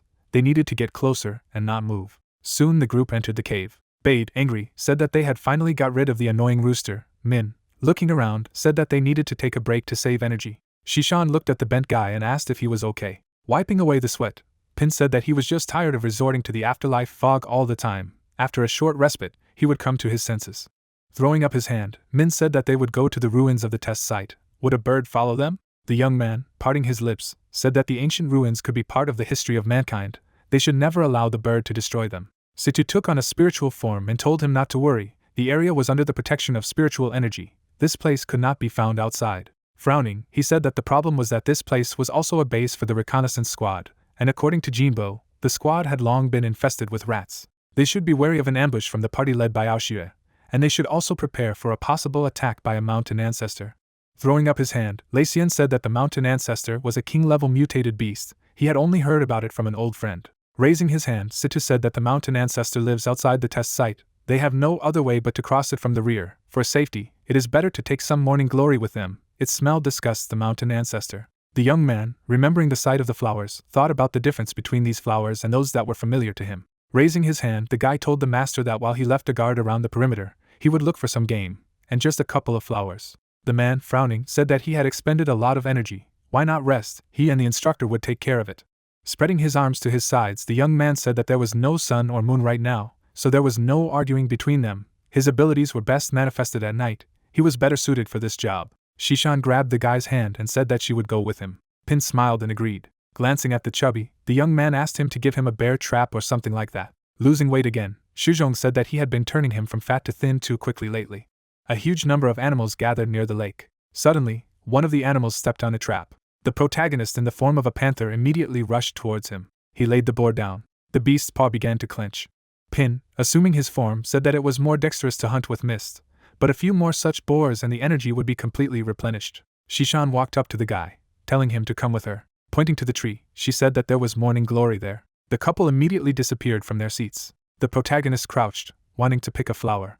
Picking a flower, he mentally said that outwardly these flowers did not differ in any way from those that he remembered. Suddenly, a flower shot a strange goo into his face. The young man threw the flower away and shouted, saying that he now understood why the mountain ancestor hated these flowers. Shishan laughed, and said that they practiced torture in such and such a way when he was locked in a room full of morning glory for the whole day. Lumps like fluff slowly flew through the air. Pin, smiling, said that it looked very beautiful. The girl, standing in front of him, said that these were the seeds of firefly grass, and each season they were carried by the wind to take root and grow in new places. Grabbing one of them, she said that life could be so peaceful, without chaos and battles. It was a pity that happy endings were rare. Morning glory sacrificed their fragrance only for a moment of peace. The grass of fireflies was beautiful, but they always roamed, never finding a shelter. The protagonist, calling the girl, pulled the vessel to her. Closing his eyes and smiling, he said that endings aren't always set in stone, just like this sealed jar. When Shishan took the jar in her hands, the young man said that it held the smell of morning glory while simultaneously creating a quiet shelter for the firefly grass. The girl turned away abruptly, saying that it was time for them to return. They were definitely already waiting. The phoenix flew over the forest. He opened his beak and let out a scream. At the same moment, fiery shells scattered around the area. A faint light burned in the cave. Gathering around the fire, Bade said that he could not even think that he would enjoy a barbecue in such a place. Shozhong, chewing on the meat, said that he needed more supplements, otherwise he would lose weight if he did not eat soon. The inspector, grabbing the fat man by the stomach, said that he was already so thin that he was bleeding fat. The protagonist, laughing, said that he needed to eat more. In the near future his abilities would still be useful to them. Shozhong immediately dismissed the old man. When the fat man screamed in pain, Bade laughed and said that he was eating meat straight from the fire. He should have expected it to be hot. Yanhu looked at his brother and said that if there was such an atmosphere in their village, it would be great. Yanlong lowered his head and said not to be naive. They are just tools for them. No one cares about life, so why should they be treated like people? Suddenly, a piece of meat was handed to him. The protagonist, sitting down in front of the cage, told the brothers to eat. Yanlong grabbed the plate and thanked the young man. Suddenly, the ground shook, straining Ping. Shishan pointed to the area outside the cave and said that something was going on there. An explosion thundered in the distance. A multitude of animals fled from the fire. A phoenix raged in the air. Looking at the bird in the sky, Lei Xian said that this creature wanted to get rid of them through someone else's efforts. Upon entering back into the hideout, the guy said that the fire was spreading in the direction of the wind, so the forest fire should not hit them. They would wait out the attack here before making any plans. Events take us to another part of the forest. Throwing up his hand, Anlong asked the captain why they were still here. who replied that the guy named Ping also seemed to be an unlimited level awakened. Taking a cigarette, he told the surprised subordinate that his ability, called the Gem of the Pact, was originally considered useless, but he had somehow smashed Wang and his entire squad using some kind of fog technique. Parting his lips, the man said that it was also strange that his body could turn into blood and water, which made him even more unpredictable. Besides, because of the walker's technique, it was almost impossible to track him. The guy in the tree asked in surprise if it was possible that he had 5 abilities. Opening his eyes, the squad leader said that no one knows what other tricks he has. He is still with an unlimited level. They should not dare to underestimate him. If he appears outside the training ground, they need to be vigilant. The protagonist frowned and told Shishan that the Zhu family had set up an ambush at the training ground. Stretching out his fingers, the young man said that the whisper of the wind didn't allow him to pinpoint the number of people, but they had at least 2 high-level awakened ones. Lei Xian, rubbing his chin, said that if the weather was clear, he would have handled the 2 alone. Pin, throwing up his hand, said that he could handle one of them. Bade crossed his arms over his chest and asked if he was confident that he could master the Supreme Awakened, and the young man replied that although he was of an average level, his intelligence abilities gave him such an advantage. Examining the people around the fire, he said that as soon as the animals calmed down, they would know how many enemies were awakened, but in the meantime they should take turns on duty and save their strength. Events take us to the next day. Ping and Shishan were sitting near the entrance. Shouzhong suddenly ran towards them. Soon the whole group ran outside. Looking around the area, Shouzhong said that the bird burned down most of the forest last night. They would have to walk through the scorched wasteland to reach the training ground. The young man rubbed his chin and said that these monsters were smarter than they had imagined. Situ showed his spirit body and said that there was only one way to the training ground ahead. There was no other detour. Looking at Pin, he said that the road would take half a day if they moved at full speed. The protagonist, raising his hand, said that the energy of the flashlight would not be enough for them. It was almost gone. Calling for a lantern, he said that with great power comes great responsibility. Bade put his hand on his shoulder and said that he liked his words. Lei Xian smiled and said that he should write it down and carve it on the foam pavilion. Even the brothers sitting in the cage heard the old man's screams. They looked at each other and whispered to each other the words Pin had said. Sitting with his back to his brother, Yanhu said that in the village, they were always considered only tools, and this young man risked his life to save them. Even being enemies, he treated them with respect. Yanlong thought about it and said that he thought the guy was strange at first, but now he realized that he wasn't an idiot. By presenting the protagonist as a saint, they said that with great power comes great responsibility. Lei Xian turned his head sharply, asking what they were up to. Suddenly, Yanlong got out of the cage and bowed to Ping, asking for a chance to let him follow him. Putting his hand to his chest, he said that he swears his life before heaven. When everyone froze in shock, Shishan asked what was going on here.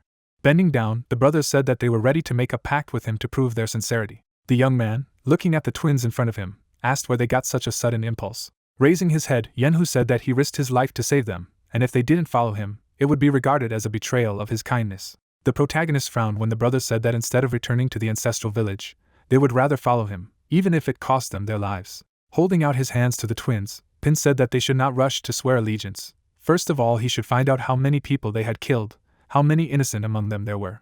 Yanlong stood up and said that everyone he killed was an enemy of the holy ancestral village and a threat to its safety. He didn't know if there were innocent victims, but he could say that they died out of their own choice. Yanhu closed his eyes and said that he had only killed 2 of the Zhu family. The young man smiled nervously, saying that it was difficult to say who was innocent of the conflicts between the villages. Grievances and enmities in such a situation were like a fog that made it impossible to clearly distinguish. Holding out 2 gems, the protagonist said that they needed to think carefully.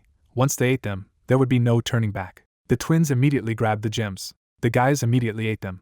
Mana flared up around the trio, and a pact was made. Smiling, the brothers said that from that day on, they would go through fire and water for his sake. The young man, raising his eyebrows, said that there was no need to go so far. They just needed to treat each other as his comrades. They were all part of the same group, no more, no less. Parting his lips, Pin asked how they were going to help them. Closing his eyes, Yanlong said to give them a minute, and then he and his brother would return. Bade, looking at the backs of the twins, asked if they should rely on such simpletons. Lei Xian, crossing his arms over his chest, said that some savages worship mutated beasts. Behaving much like these 2 brothers, perhaps they consider Ping to be some kind of god. Shouzhong approached the protagonist and asked if he had used any ability to control their minds. The young man frowned and said that if he had such abilities, he would use them on Shishan or Xuejia, not on 2 men. Xuejia, clutching his face, said that he was a little rascal since he had been staring at her all this time. The fat man closed his eyes and said not to say that, even though Yanlong and Yanhu are men, they are still twins. Seeing everyone pull away, Shouzhong shouted, saying that wasn't what he meant. Suddenly a small mound of earth appeared. The brothers, riding a lizard, climbed out of the ground. Situ, taking on a spiritual form, said that this underground lizard could dig a tunnel for them under the open area. The fat man smiled and said that in this way they would be able to avoid the Zhu family's ambush. The man refuted this, saying that the mountain ancestor mutated king-level beast. The underground lizard would never dare to set foot on his territory. Putting his hands in his pockets, the protagonist said that it was time for them to go. They would solve the rest of the problems after they got rid of the phoenix. Many were seasick while the lizard was digging a tunnel. Soon, the members of the group were able to see the sky. While everyone was recovering, barely holding back his nausea, Yanlong said that the lizard refused to go any further. Ping, hearing him, said that they had to move the others, let the lizard go back. Looking at the mountain crevasse, Situ said that once they crossed the canyon, they would reach the training ground. However, it looked like an ideal ambush spot. Glancing at Shishan, the old man said to distribute morning glory to everyone. The girl handed the flower to Lei Xian. When Bei took the flower, the protagonist asked for 2 flowers for the 2 elders. The girl turned around and asked if he was worried that someone stronger than the elite of the Zhu family might be waiting for them. Throwing up his hand, the guy said that this was not the only thing that worried him. He was just wary of the phoenix appearing. They would surely need their help if the bird appeared. Putting his hand on Shouzhong's shoulder, Ping said that while the Zhu family doesn't have full control over the phoenix, they can't rule out such an outcome. Who knows if they will try to lure her to them. Lei Xian closed his eyes and said that his words gave him a bad feeling. Bade raised his hand and said that he was right. However, the masters had already fought the bird and they hadn't fully recovered. The guy, pouring mana into his hand, said not to worry, because he had a plan, although they could not deal with the phoenix. But this does not mean that they will not be able to defeat him at the training ground. At that moment, a bird flew over the group. The bird's eyes sparkled. The girl, covering her eyes with her hand, said to take all the wounded and unfit for battle to a safe place. The man sneered, saying that this squad was not far from them. He would never have thought that they would be lucky enough to slip away from the phoenix. Standing at the head of the group, the man said to get ready, because the battle would begin soon. Events take us to the outer perimeter of the training ground. The protagonist, walking at the head of the group, said that most likely the enemies were hiding somewhere nearby. Suddenly, several monsters jumped directly onto Bade. The instructor turned. He jumped away, dodging the attack. A moment later, he struck back at the beast. When the monster exploded and, turning into a ferret, began to run away, Pin asked in shock what kind of creature it was, a rat or a bear. Stretching his brush, the instructor said that it was some kind of mutated hamster bear. Its strength surpassed that of an ordinary awakened enhanced level. It was better not to face it if their physical strength was not at its best. Shouzhong raised his hand and said that there was something there. The group froze when they saw the mountain ancestor in front of them. The fat man thought about it and said that he was expecting to see a strange beast and a toad in front of him. The young man shifted his gaze back and whispered to Master Feng. Lei Xian, who was standing beside him, said that he saw this impudent man, they could give him a gift. The man spun around, sending out wind blades. The protagonist suddenly found himself above the enemy, saying that today was not his day. The young man struck with a scythe. He frowned as he realized that using the Reaper was charging him with the afterlife mist. The protagonist, shrouding himself in mist, said that now, after obtaining 1,000 points of the afterlife, which increased his strength by 10,000 times each, his abilities had improved to the point of insanity. A girl standing next to the captain said that Anlong was injured. Mabin, being calm, said that their ambush had been figured out and were trying to provoke them. Sanchi should not make concessions, let them try their medicine. The guy standing behind clenched his fist. He rushed downstairs, laughing madly, saying that he would gladly do a favor. A blade formed in his hand. Sanchi threw a blade of lightning at the enemy group.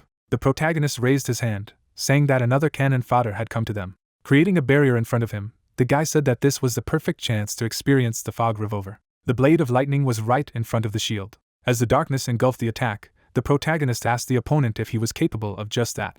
Sanchi gritted his teeth in anger, and said that the awakened of the unlimited level were simply a mistake of nature. Lei Xian frowned at the impudent man's words. Mabin went down to his subordinate, and said that this was why they should kill the guy before he became even stronger. Seeing the grinning man, Qinbo asked if he should intervene. Ping, hearing the question, asked the master not to intervene for the time being. Smirking, he said that there were 3 top-level awakened among the enemies. He would deal with one, and Lei Xian would take care of the other 2. Shishan summoned her ice and said that if the 7 of them couldn't handle their 6, then their squad would be in serious trouble. They would have to go back and retrain. Frowning, Mabin said that Situ alone had caused them enough trouble. The situation would get out of control if they allowed another awakened unlimited level to appear. Lowering his eyelids, he told the girl not to hold back and summon the divine bird. Rushing to attack, Mabin said that they had only one goal, and that was to eliminate the Ping at any cost. The 2 squads rushed towards each other. The protagonist deflected the enemy's sword. At this time, the girl, raising her hand, began to cast a spell. The fire swirled around her. The lady's hair began to wriggle. She did a somersault while controlling the fire. Suddenly, a divine phoenix appeared in the air. Mabin sneered as he crossed the weapon with Ping. The young man waved his scythe as the enemy group retreated. The guy, looking into the distance, tried to understand how the enemy managed to summon the bird. Phoenix gathered the flames directly above him. Members of the squad had to dodge fireballs. Pin jumped to the side and said in his mind that the Phoenix was on a rampage right now, but those psychos summoned him anyway. Glancing to the side, he noticed that the bird was not attacking Mabin and his group. He suddenly rushed towards them. The man ran out to meet him, saying that he asked for it. When Mabin swung his sword, the young man's body turned into water. Only then did he notice a fireball flying at him. An explosion thundered, throwing the man away. Sliding on the ground, he asked the guy if he really thought that he was the only one who was so smart. Dodging the flaming projectiles, the protagonist said that he was learning from him. Didn't he think that the reckless summoning of the Phoenix could turn into death for them as well?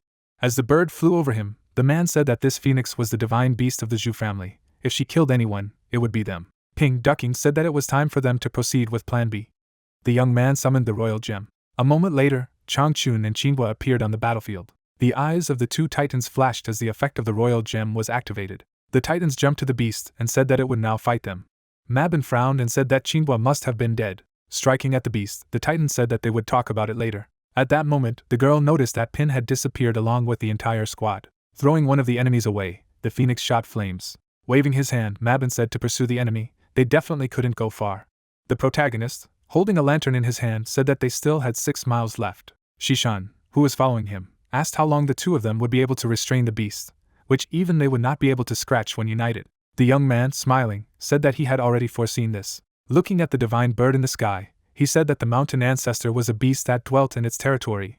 It would certainly react to the powerful energy of the Phoenix as soon as it sensed it, and the elders had morning glory flowers that would help them escape.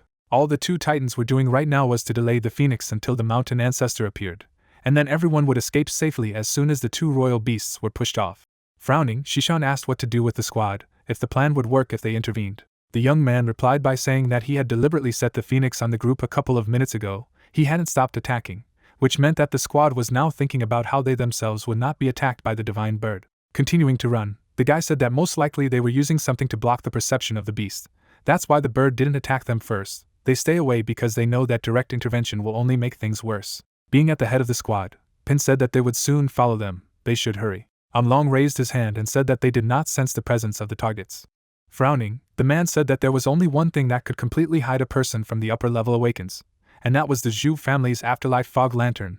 The Huang group was missing one lantern, so Ping had stolen it. Turning around, he said that it didn't matter, he knew how to defeat them. The girl narrowed her eyes and said that this thing would put a huge strain on his body. Long agreed, saying that Ping only had one top-level awakened now. There was no point in going that far. Taking his eye, he asked if they could deal with the consequences if this boy made it to the training ground. The man put his eye in his mouth. He dropped to one knee and clutched his chest. A freshly swallowed eye appeared on his chest. Mabin, gritting his teeth, told the chained souls that they were now free. At the same moment, many souls burst out of his body. Waving his hand, the captain said that although these people were hiding their presence, souls could not help but leave traces. They had to follow the restless souls. When restless souls caught up with Pin, he became nervous, saying that it was very similar to his afterlife mist. Seeing the eyes and the way they moved, the guy decided that these clots were restless souls. Suddenly, the soul took on the silhouette of a man and swung. The young man ducked, barely managing to dodge the attack. Lacien struck a blow to the soul and said that the Zhu family was completely crazy. First they used zombies, and now they used souls. At that moment, the group was overtaken by pursuers. Long threw a thunder projectile. The man repulsed the enemy's attack. Looking at his hand, he realized that the strength of this enemy should not be underestimated. The girl released a fireball. Fire enveloped two figures. When the smoke rose, the man said that her fire was not bad, it warmed it up well. Lacien, who activated the flame mode, said that he just needed fire. The girl, clenching her fist, became alert. Suddenly, Mabin approached them and ordered them to distract the other members of the squad. He smiled broadly, saying that Ping would fall by his hand. The restless soul turned. A tornado suddenly appeared and began to consume her. The girl looked at her partner and said that somehow this enemy would neutralize her strength, so he would fight on his own. Long fired a couple of projectiles at the enemy. The fragments were hit by a fiery tornado. Lacien had to retreat because of the shells that had broken through. He jumped back, thinking that these shards could pierce his skin. Long, having dispelled the flames, found himself in front of the enemy. Lacien grabbed his opponent's wrists. Clenching his jaw, he said that there was real power hidden in him. Perhaps he would play with him a little longer. The members of the squad looked frightened at the restless souls around them. Ming and Shishan used swords to kill ghosts. The girl grinned. She shot a fireball at the couple. The explosion alarmed Pin. Mabin waved his sword and asked if he thought he had time to worry about others now. The young man jumped away, realizing that he could die. The enemy jumped, wanting to attack from above. The young man transformed his body into water. He increased the distance, not understanding why the man was so furious. Taking a closer look at the armor, he decided that there was some kind of power hidden in it. Suddenly, the eye-like sphere twitched. Pin, dodging his restless soul, thought about the armor. He stretched out his hand, realizing that it was impossible to escape now. Dark energy surrounded the enemy. The red gems burst out of the mist, rushing towards Mabon. The protagonist's eye flashed. He activated the military pact, deciding to use his girlfriend's power. Pig was behind the enemy's back in an instant, having already struck. The young man, clutching the scythe in his hands, saw that his supply of mist had increased. Suddenly, tentacles appeared on Mabon's face. A moment later, the number of tentacles increased dramatically, and the body increased. A frightening and strong aura burst out of the man's body. Creating a shield in front of him, the protagonist caught Jingyao's voice telling him to run. He immediately assumed that she was trapped inside that eye. However, why did he constantly exude such terror? Mabon's body was completely transformed and mutated. Once upon a time, the Zhu family gathered people. The daughter, hugging her mother, said that she was very scared. The mother tried to calm her down, saying that she would protect her. A young man standing nearby shouted, saying that the 3 great squads of the Pearl City would definitely not spare them. A member of the Zhu family kicked the impudent man, telling him to stop talking. Taking off his hood, Mabon said that they could begin. All the people were pushed into the pit. The pentagram lit up as the ritual began. Darkness enveloped the entire territory of the pentagram. When his hands broke free from the ground, the guy, angry, asked what was happening here. He looked down in horror. People screamed, called for help while they were dragged underground. Mother and daughter could not resist and were buried almost immediately. Restless souls rushed to people. A multitude of souls grasped a living man. Soon the hatch was closed. So the guy himself turned into a restless soul. An eye formed on the hatch. That eye was now in Mabon's chest, causing it to mutate. So the man took on his current appearance of a monster. The protagonist, summoning a gem, saying that he was forced to change the original plan, Situ scolded him, saying that everyone was fighting, giving him time to fight, he should not hesitate. The young man, beginning to devour the gem, said that he knew this, but the man's sins were too serious. Kneading his neck, the young man said that he would kill him here and now. The void mist wanderer charged to attack. Swinging his sword, Mabon said that he was too slow. He threw the guy away with a blow. A beam shot out of the tail, almost hitting the guy. The monster, moving behind the guy, said that he was not impressed by his infinite level. Ping, having turned his body into water, was able to dodge the attack. Assuming his form, he mentally said that although the enemy had been strengthened in every way, his techniques still relied on brute force. Shrouding himself in a dark fog, the protagonist said that he would satisfy his desire and measure his strength with him. Pin did a somersault and cut off the mutant's tail. Mabon, seeing that his tail was not regenerating, became nervous. He didn't know that the enemy, thanks to the royal gem, could use 2 skills at the same time. Suddenly, he was enveloped in fire. The protagonist, seeing how the opponent fell to his knees, said that he sent a terrifying illusion on him. The young man released the flames of hell from his body.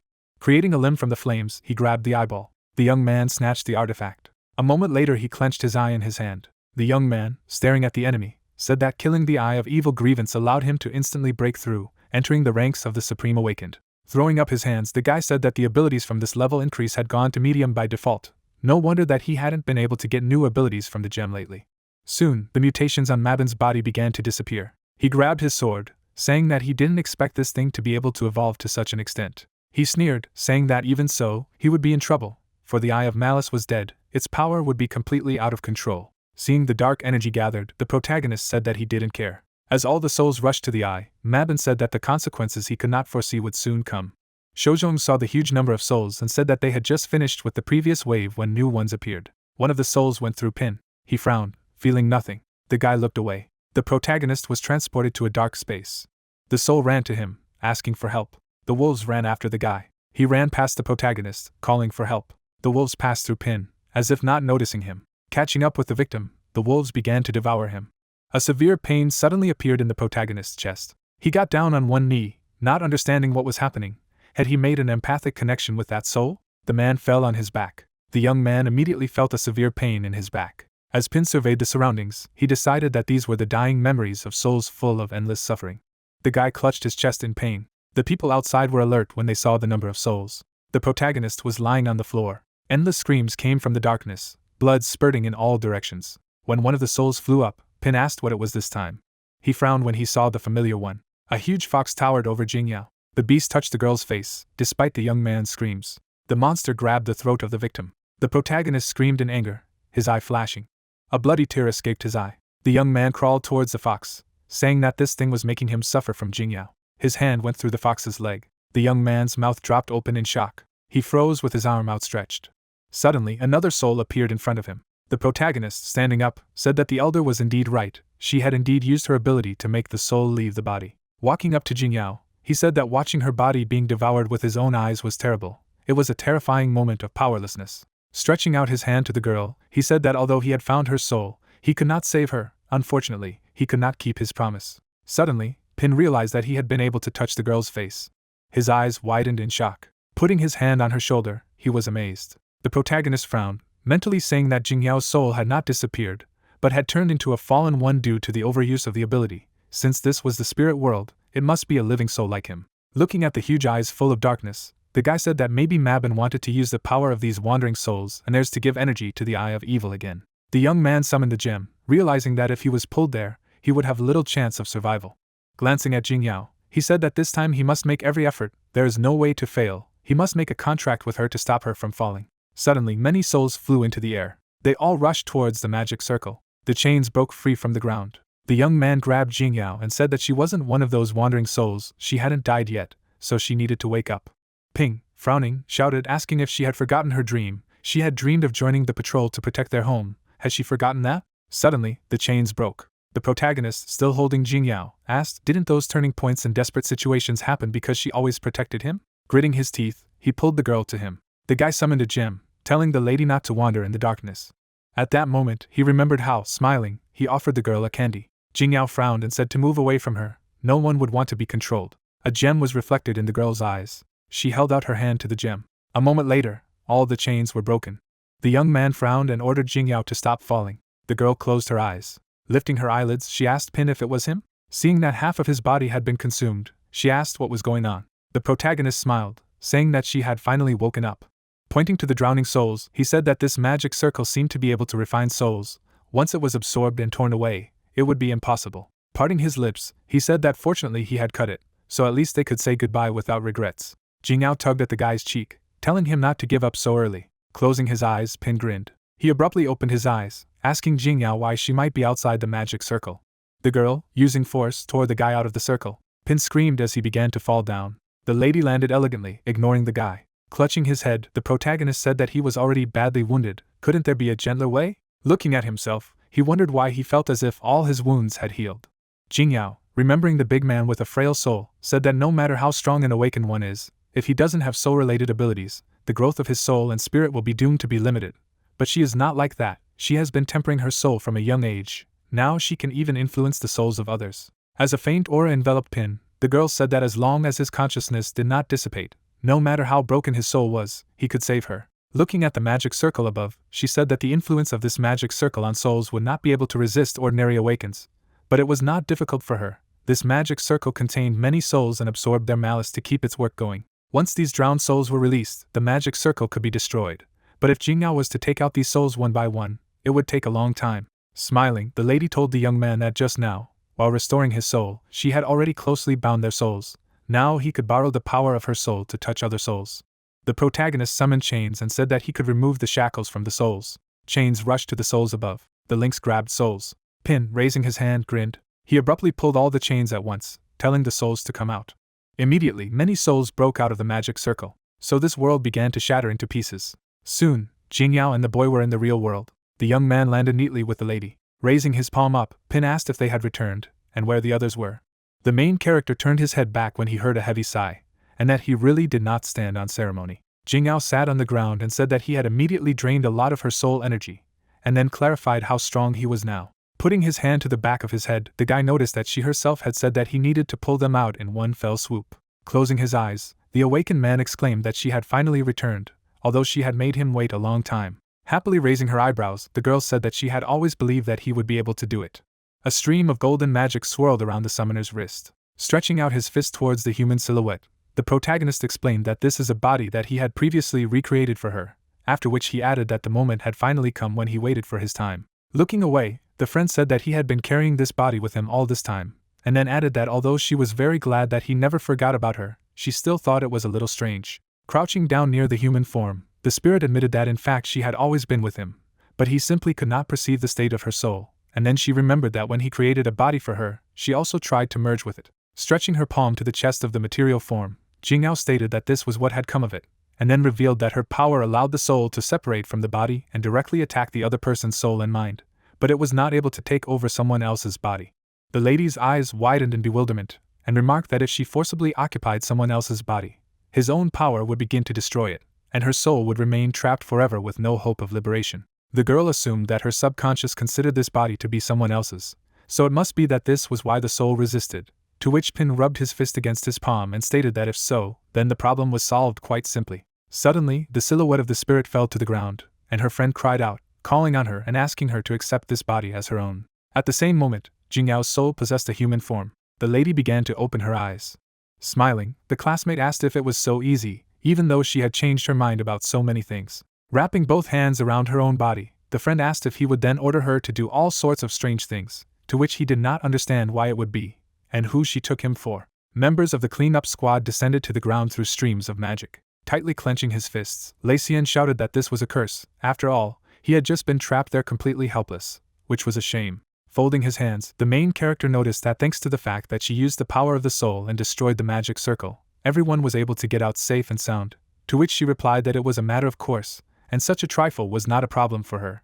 Lowering his jaw, the awakened man said that since everyone had returned from the spirit world, did that mean that Mabin and the others were too, and his friend had asked him not to worry. A magic eye hovered over the man's body as Jingyao revealed that such a magic circle required the joint efforts of several awakened ones, but this person had sacrificed himself to forcibly activate it for the sole purpose of locking everyone up, after which she added that it was a pity that he didn't expect to be able to break the circle, much less foresee it. That Pin would be able to awaken her from her fall. Looking frightened at the suffering fighter, the main character said that this man and her grandfather are blood enemies. Pushing the guy's body with his foot, the master said that they had also dealt with the others, so now he believes that no one else will interfere with them.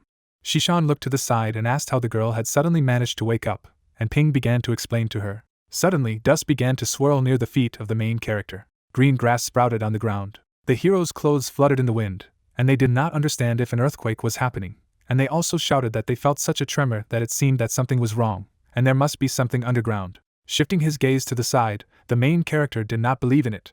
A mountain progenitor burst out of the ground. The monster closed its jaws in an attempt to eat the phoenix. The firebird began to fire projectiles directly at the enemy. The monster surged forward through the trees in the forest. Suddenly, the mountain progenitor raised his head up. At the same second, the undead spat out the eaten objects from his mouth. The magical creature spread its wings wide. The flame spheres quickly rushed forward. The man bent his knees and noticed that this morning glory was really useful. The awakened began to run away when they saw the powerful tongue of the evil spirits, and one of them shouted that the Pin and the others must be waiting for them, so there was no time to delay, but to go quickly. The heroes approached the cliff, and the spirit of Situ reported that this was the entrance to the lands of trials. Spreading his hands to the sides, Shuzhong shouted that there was no entrance here. The members of the cleanup squad widened their eyes in bewilderment when the commander said that he was raising the level, because what they can see now is only the outer shell, and only Pin can open the entrance. Smiling, the protagonist remarked that he needed time to prepare, which was just the right thing since they could take a little rest here, and the mountain progenitor had already started moving, after which he added that Senior Changchun and Senior Qingbo should join them soon. Squeezing his eyes shut, the summoner said that one of them was Grandpa Jingyao, and then added that he had told him about her abilities. Standing on the cliff, the guy explained that this was why he then managed to quickly orient himself and help her get out of the state of falling. The black-robed man held the lamp in his hand and ordered his subordinates to be careful, for their captain's death should not be in vain. The protagonist brought a large stone to the fire. On an imitation of a cobblestone stove, the young man began to roast meat. Behind his back, the physical strength of the fighters was being trained, and at the same time, Lei Xian exclaimed that even if there were no fights, then the training could not be relaxed, and the other did not understand why his comrade, who agreed with the master, was always dragging him with him in his arms. A barrage of smoke from the fire could be seen in front of Pin's face. The exhausted man stretched out his palm forward and quietly said that he was hungry and wanted something to eat, to which the protagonist asked where the living dead came from, and if the holy progenitor's village was attacking them. Folding his hands, the fighter noticed that the aura of this dead man was barely glimmering, so he was pitifully weak, so they did not need him for nothing, to which his comrade clarified who even thought of raising such dead people, because it is very bad taste. The soul burst out of the body of the man lying on the ground, who muttered that the living dead could at least move, and he himself had already become just a corpse. Stretching the meat on the bone forward, the young man said that he had done a good job, and then added that he should eat more, because after all, even a body of pure blood would not be able to restore his fat. A light could be seen from a crack in the curtains of the white tent. Manny sat on the floor and reported that she had heard that Jing Yao and Ping were old classmates, and then she and Shishan must also know each other. Looking at the girl, the spirit in a human body said that back in school, she had heard the main character mention her all the time, and they had finally met today, to which she said that she had left the orphanage before he even came to this school, and after that, they had lost touch. Raising her eyebrows contentedly, the lady stated that this meant that Shishan had left even earlier. Jingyao clenched her fists and exclaimed that no matter what it was, from now on, they would have to fight shoulder to shoulder, and then asked the sisters to take care of her. With her pupils bulging in alarm, Manny screamed loudly and thought that others always saw her as a little girl, and today the unexpected had happened. Hugging her interlocutor, the lady invited her to go to their cleansing squad, and then added that the elder sister would take care of her. The classmate of the main character shifted her gaze to the side and thought that it was her grandfather's voice when she heard that someone said that he had finally found them. Stretching out his palm to the side, the summoner thanked the elders for their work, and asked if they were injured, to which he was told that everything was fine, and that divine bird was mad as it began to blindly attack and rush in all directions, after which he added that now it was most likely still fiercely fighting the mountain progenitor, and so far it had no time for people. Raising her hand up, Jingyao called out loudly to her grandfather. The old man turned his head sharply to the side. The granddaughter threw herself into his arms, and he was surprised that she woke up. Ping's eyes widened as he watched what was happening, and Qingbo didn't know if it was really her. Spreading his palms to the sides, the main character said that Mabin created a magic circle for refining souls, which attracted all the surrounding wandering spirits, and it so happened that the soul of his girlfriend was also drawn inside. Purple ghosts surrounded the magic eye. Smiling broadly, the awakened man noticed that the elder had said that she hadn't actually died, but had only fallen into a fall, but remained in a state of mind, so he decided to take the opportunity to bring her out of this state, and then exclaimed that moreover, thanks to the body that had been created for her, the one who was now standing in front of the old man was Jingyao herself. Tears flowed from Qingbo's eyes, and at the same time, he muttered that it was very good, and just wonderful. Raising her eyebrows sadly, the young lady admitted that they thought that her grandfather had died like mom and dad. Lowering his chin to his granddaughter's head, the man apologized for the fact that it was his fault, because he failed to protect them, but if it were not for this villain and his intrigues, he would not have left them, and they would not have suffered such troubles. Turning sharply back, the fighter called out to Mabin and asked where the bastard was. Rubbing her eye with her finger, the spirit in the person's body asked her relative not to worry, because everything had already been explained to her. Putting her hands on her sides, the protagonist's classmate shouted that he was dead, because she avenged her grandfather. Smiling broadly, Qingbo praised her. The old man began to fall down and talked about how his granddaughter had grown up. Members of the cleanup squad rushed to the aid of the senior. The protagonist's limb transformed into a red liquid, and at the same time he reported that he had a lot of internal injuries, but nothing fatal, after which he added that most likely this was due to excessive fatigue, but there was no need to worry too much. Wrapping his arms around the old man's neck, the young man explained that he could only do some basic treatment with such wounds, but he would need some time to recover, and then added that he would inspect Changchun a little later, and then they would go to the contract vault together to recover, to which he agreed and said that they would cause trouble to his young friend. The heroes were sitting near a tent under the night sky. Smiling broadly, the summoner said that they could rest, and he would be on duty. Hiding behind the bushes, the black-robed man noticed that they had all fallen asleep, and asked if now was the right time. The old man lowered his jaw and explained that his methods should not be underestimated, and that they should not forget how their captain had died, and then added that they did not have a single awakened top rank here, and if the others were disturbed, they would all be finished. A man with a tail approached the guys, and at the same time one of them said that several more assistants had been sent to them from the headquarters. People with magic seals on their foreheads took one step ahead, and the fighter noticed that they looked a little strange, and since they arrived, they had been silent all the time. Looking at the black eyes of his assistants, the old man said that since they had been sent by the family themselves, they must have had a lot of strength, but the most sensible move now would be to use the 8 tests to weaken them and then hit their weak points, and then exclaimed that they had to remember that no one dared to act arbitrarily without his orders. Ping held out his fist, and at the same time, the spirit of Situ behind him revealed that there were only 8 trials in these lands, and each had its own difficulties, namely the snake and insect rainforest, the poison beast swamp, the fire scorpion desert, the wolf pack snow plain, the monster island, the lost plain, the dead plateau, and the peak that reached the heavens. A bright scarlet liquid appeared around the protagonist's hand, and the leader of the cleanup squad noticed that only if you passed the first 7 trials in this order, it would be possible to unlock the 8th, and this is a pattern that he managed to identify at one time, and then added that since the awakened person has the 20th level, the difficulty of the tests will not be too high. The slime fell on the magic sphere at the depth of the cliff, and the man reported that the passage of time in the lands of trials was 30 times slower than in the outside world, so they could go through them without hurrying. And then he remembered that there was another point to pay attention to, because when there were many people, they could all see different landscapes. Inside the ball, there were tropical plants, and the spirit of Situ said that if they wanted to get to a particular place, they just had to take the hand of the one who saw them, and they had to enter first, and then the others could follow them. Clenching her fists tightly, Shishan reported that she saw a rainforest, and Shojong said that he also saw a forest, but was not sure if it was a rainforest. The heroes took each other's hands, and the guy called out to them and asked if they were in such a hurry to grab hands, completely ignoring what he was saying. Turning his head back, Min assumed that someone did not want to go, and suggested that he watch out here in this case, because the captain said it would not be long anyway, to which he shouted that he should wait for him, because he had not jumped yet. Grabbing the swordsman, Shojong asked if they thought he was afraid of death, and then added that they would see him fight valiantly and surprise everyone. Shishan's face plunged into the magic portal. The heroes entered the magic sphere at the same time, and the opponents said that they needed to follow them, and not let Pin leave. The unusual entrance to the lands of trials rushed forward abruptly. Thick foliage could be seen on the trees. The cleanup team showed up, and then Pin said that the rainforest was really not at all like the one outside, and the air was humid, as if it was helping to get closer to nature. Shishan pointed her finger at the notification, which said about a walkthrough task, and the protagonist wondered if the test lands generate a system window with the task. Raising his head, the protagonist asked the captain what kind of morning bird it was, since he had never heard of such a mutated beast, and whether he, like the Tianchang fox, was a rare species. The man, hovering in the air, replied that he was not quite sure either, although the locations for testing were fixed, and their content changed every time, and also said that his target was once a purple-ringed snake of green flames, and these creatures are found everywhere, but they are masters of hiding their aura, and if you don't focus on perception, it is very difficult to find traces of them. Stretching out his hand, the gentleman noticed that it was just like those who were behind them. Suddenly, the guys were surrounded by evil reptiles. The awakened ones shouted loudly with their mouths wide open. Raising his index finger, the guy asked everyone to calm down, and explained that it was he who attracted them here. Parting his lips, the young man said that his blood had a high affinity for snake-like mutated beasts, and they sensed his aura and reacted naturally, and then added that he could just get some information from them. Touching the snake, the warrior asked if he was the leader, and whether he would tell him what a morning bird was, to which he received an answer, and then said that it was bad.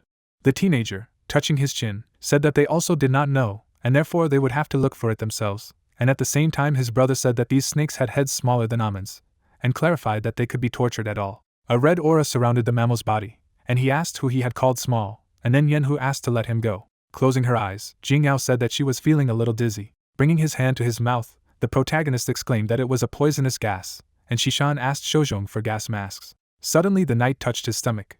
Throwing down the equipment, the warrior said that he was already carrying. A moment later, the girl put on a mask. The summoner, placing his palms on the shoulders of his classmate, noticed that his ability did not remove poisoning. The guy, holding a flask of liquid in his hand, said that he could take it and explained that his golden blood could neutralize the poison, after which Pin thanked him and said that let these snakes lead because they need to find a safe place first. A spider was sitting on the web.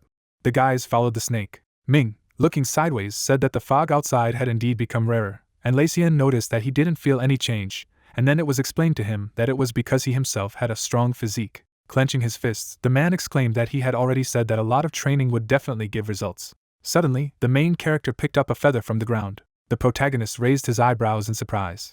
Standing in front of a huge tree trunk, the summoner is empty inside. The advanced awakened woman, bending her knees, said that the insects must have eaten it, and it was not surprising that such a large tree broke, because the rest of the tree had long since rotted and disappeared, and it must have been a long time because it had completely decomposed. The main character, raising his hand, asked which bird this feather belonged to which he received the answer that he was called Sei. Pin frowned thoughtfully, and the girl wondered if he suspected that this feather had something to do with the morning bird. Stretching out his palm, the protagonist said that it was still difficult for him to say, and added that this area is so huge that there must be more than one species of birds here. A red eye appeared inside the trunk of the tree, and it was heard that for the time being it was worth just looking around, and might stumble upon some clues. A view of the evening sky opened up. Suddenly, the summoner grabbed a small bird. A magical aura swirled around Shishan's hand. Unexpectedly, the girl used the ice storm skill, after which the reservoir froze.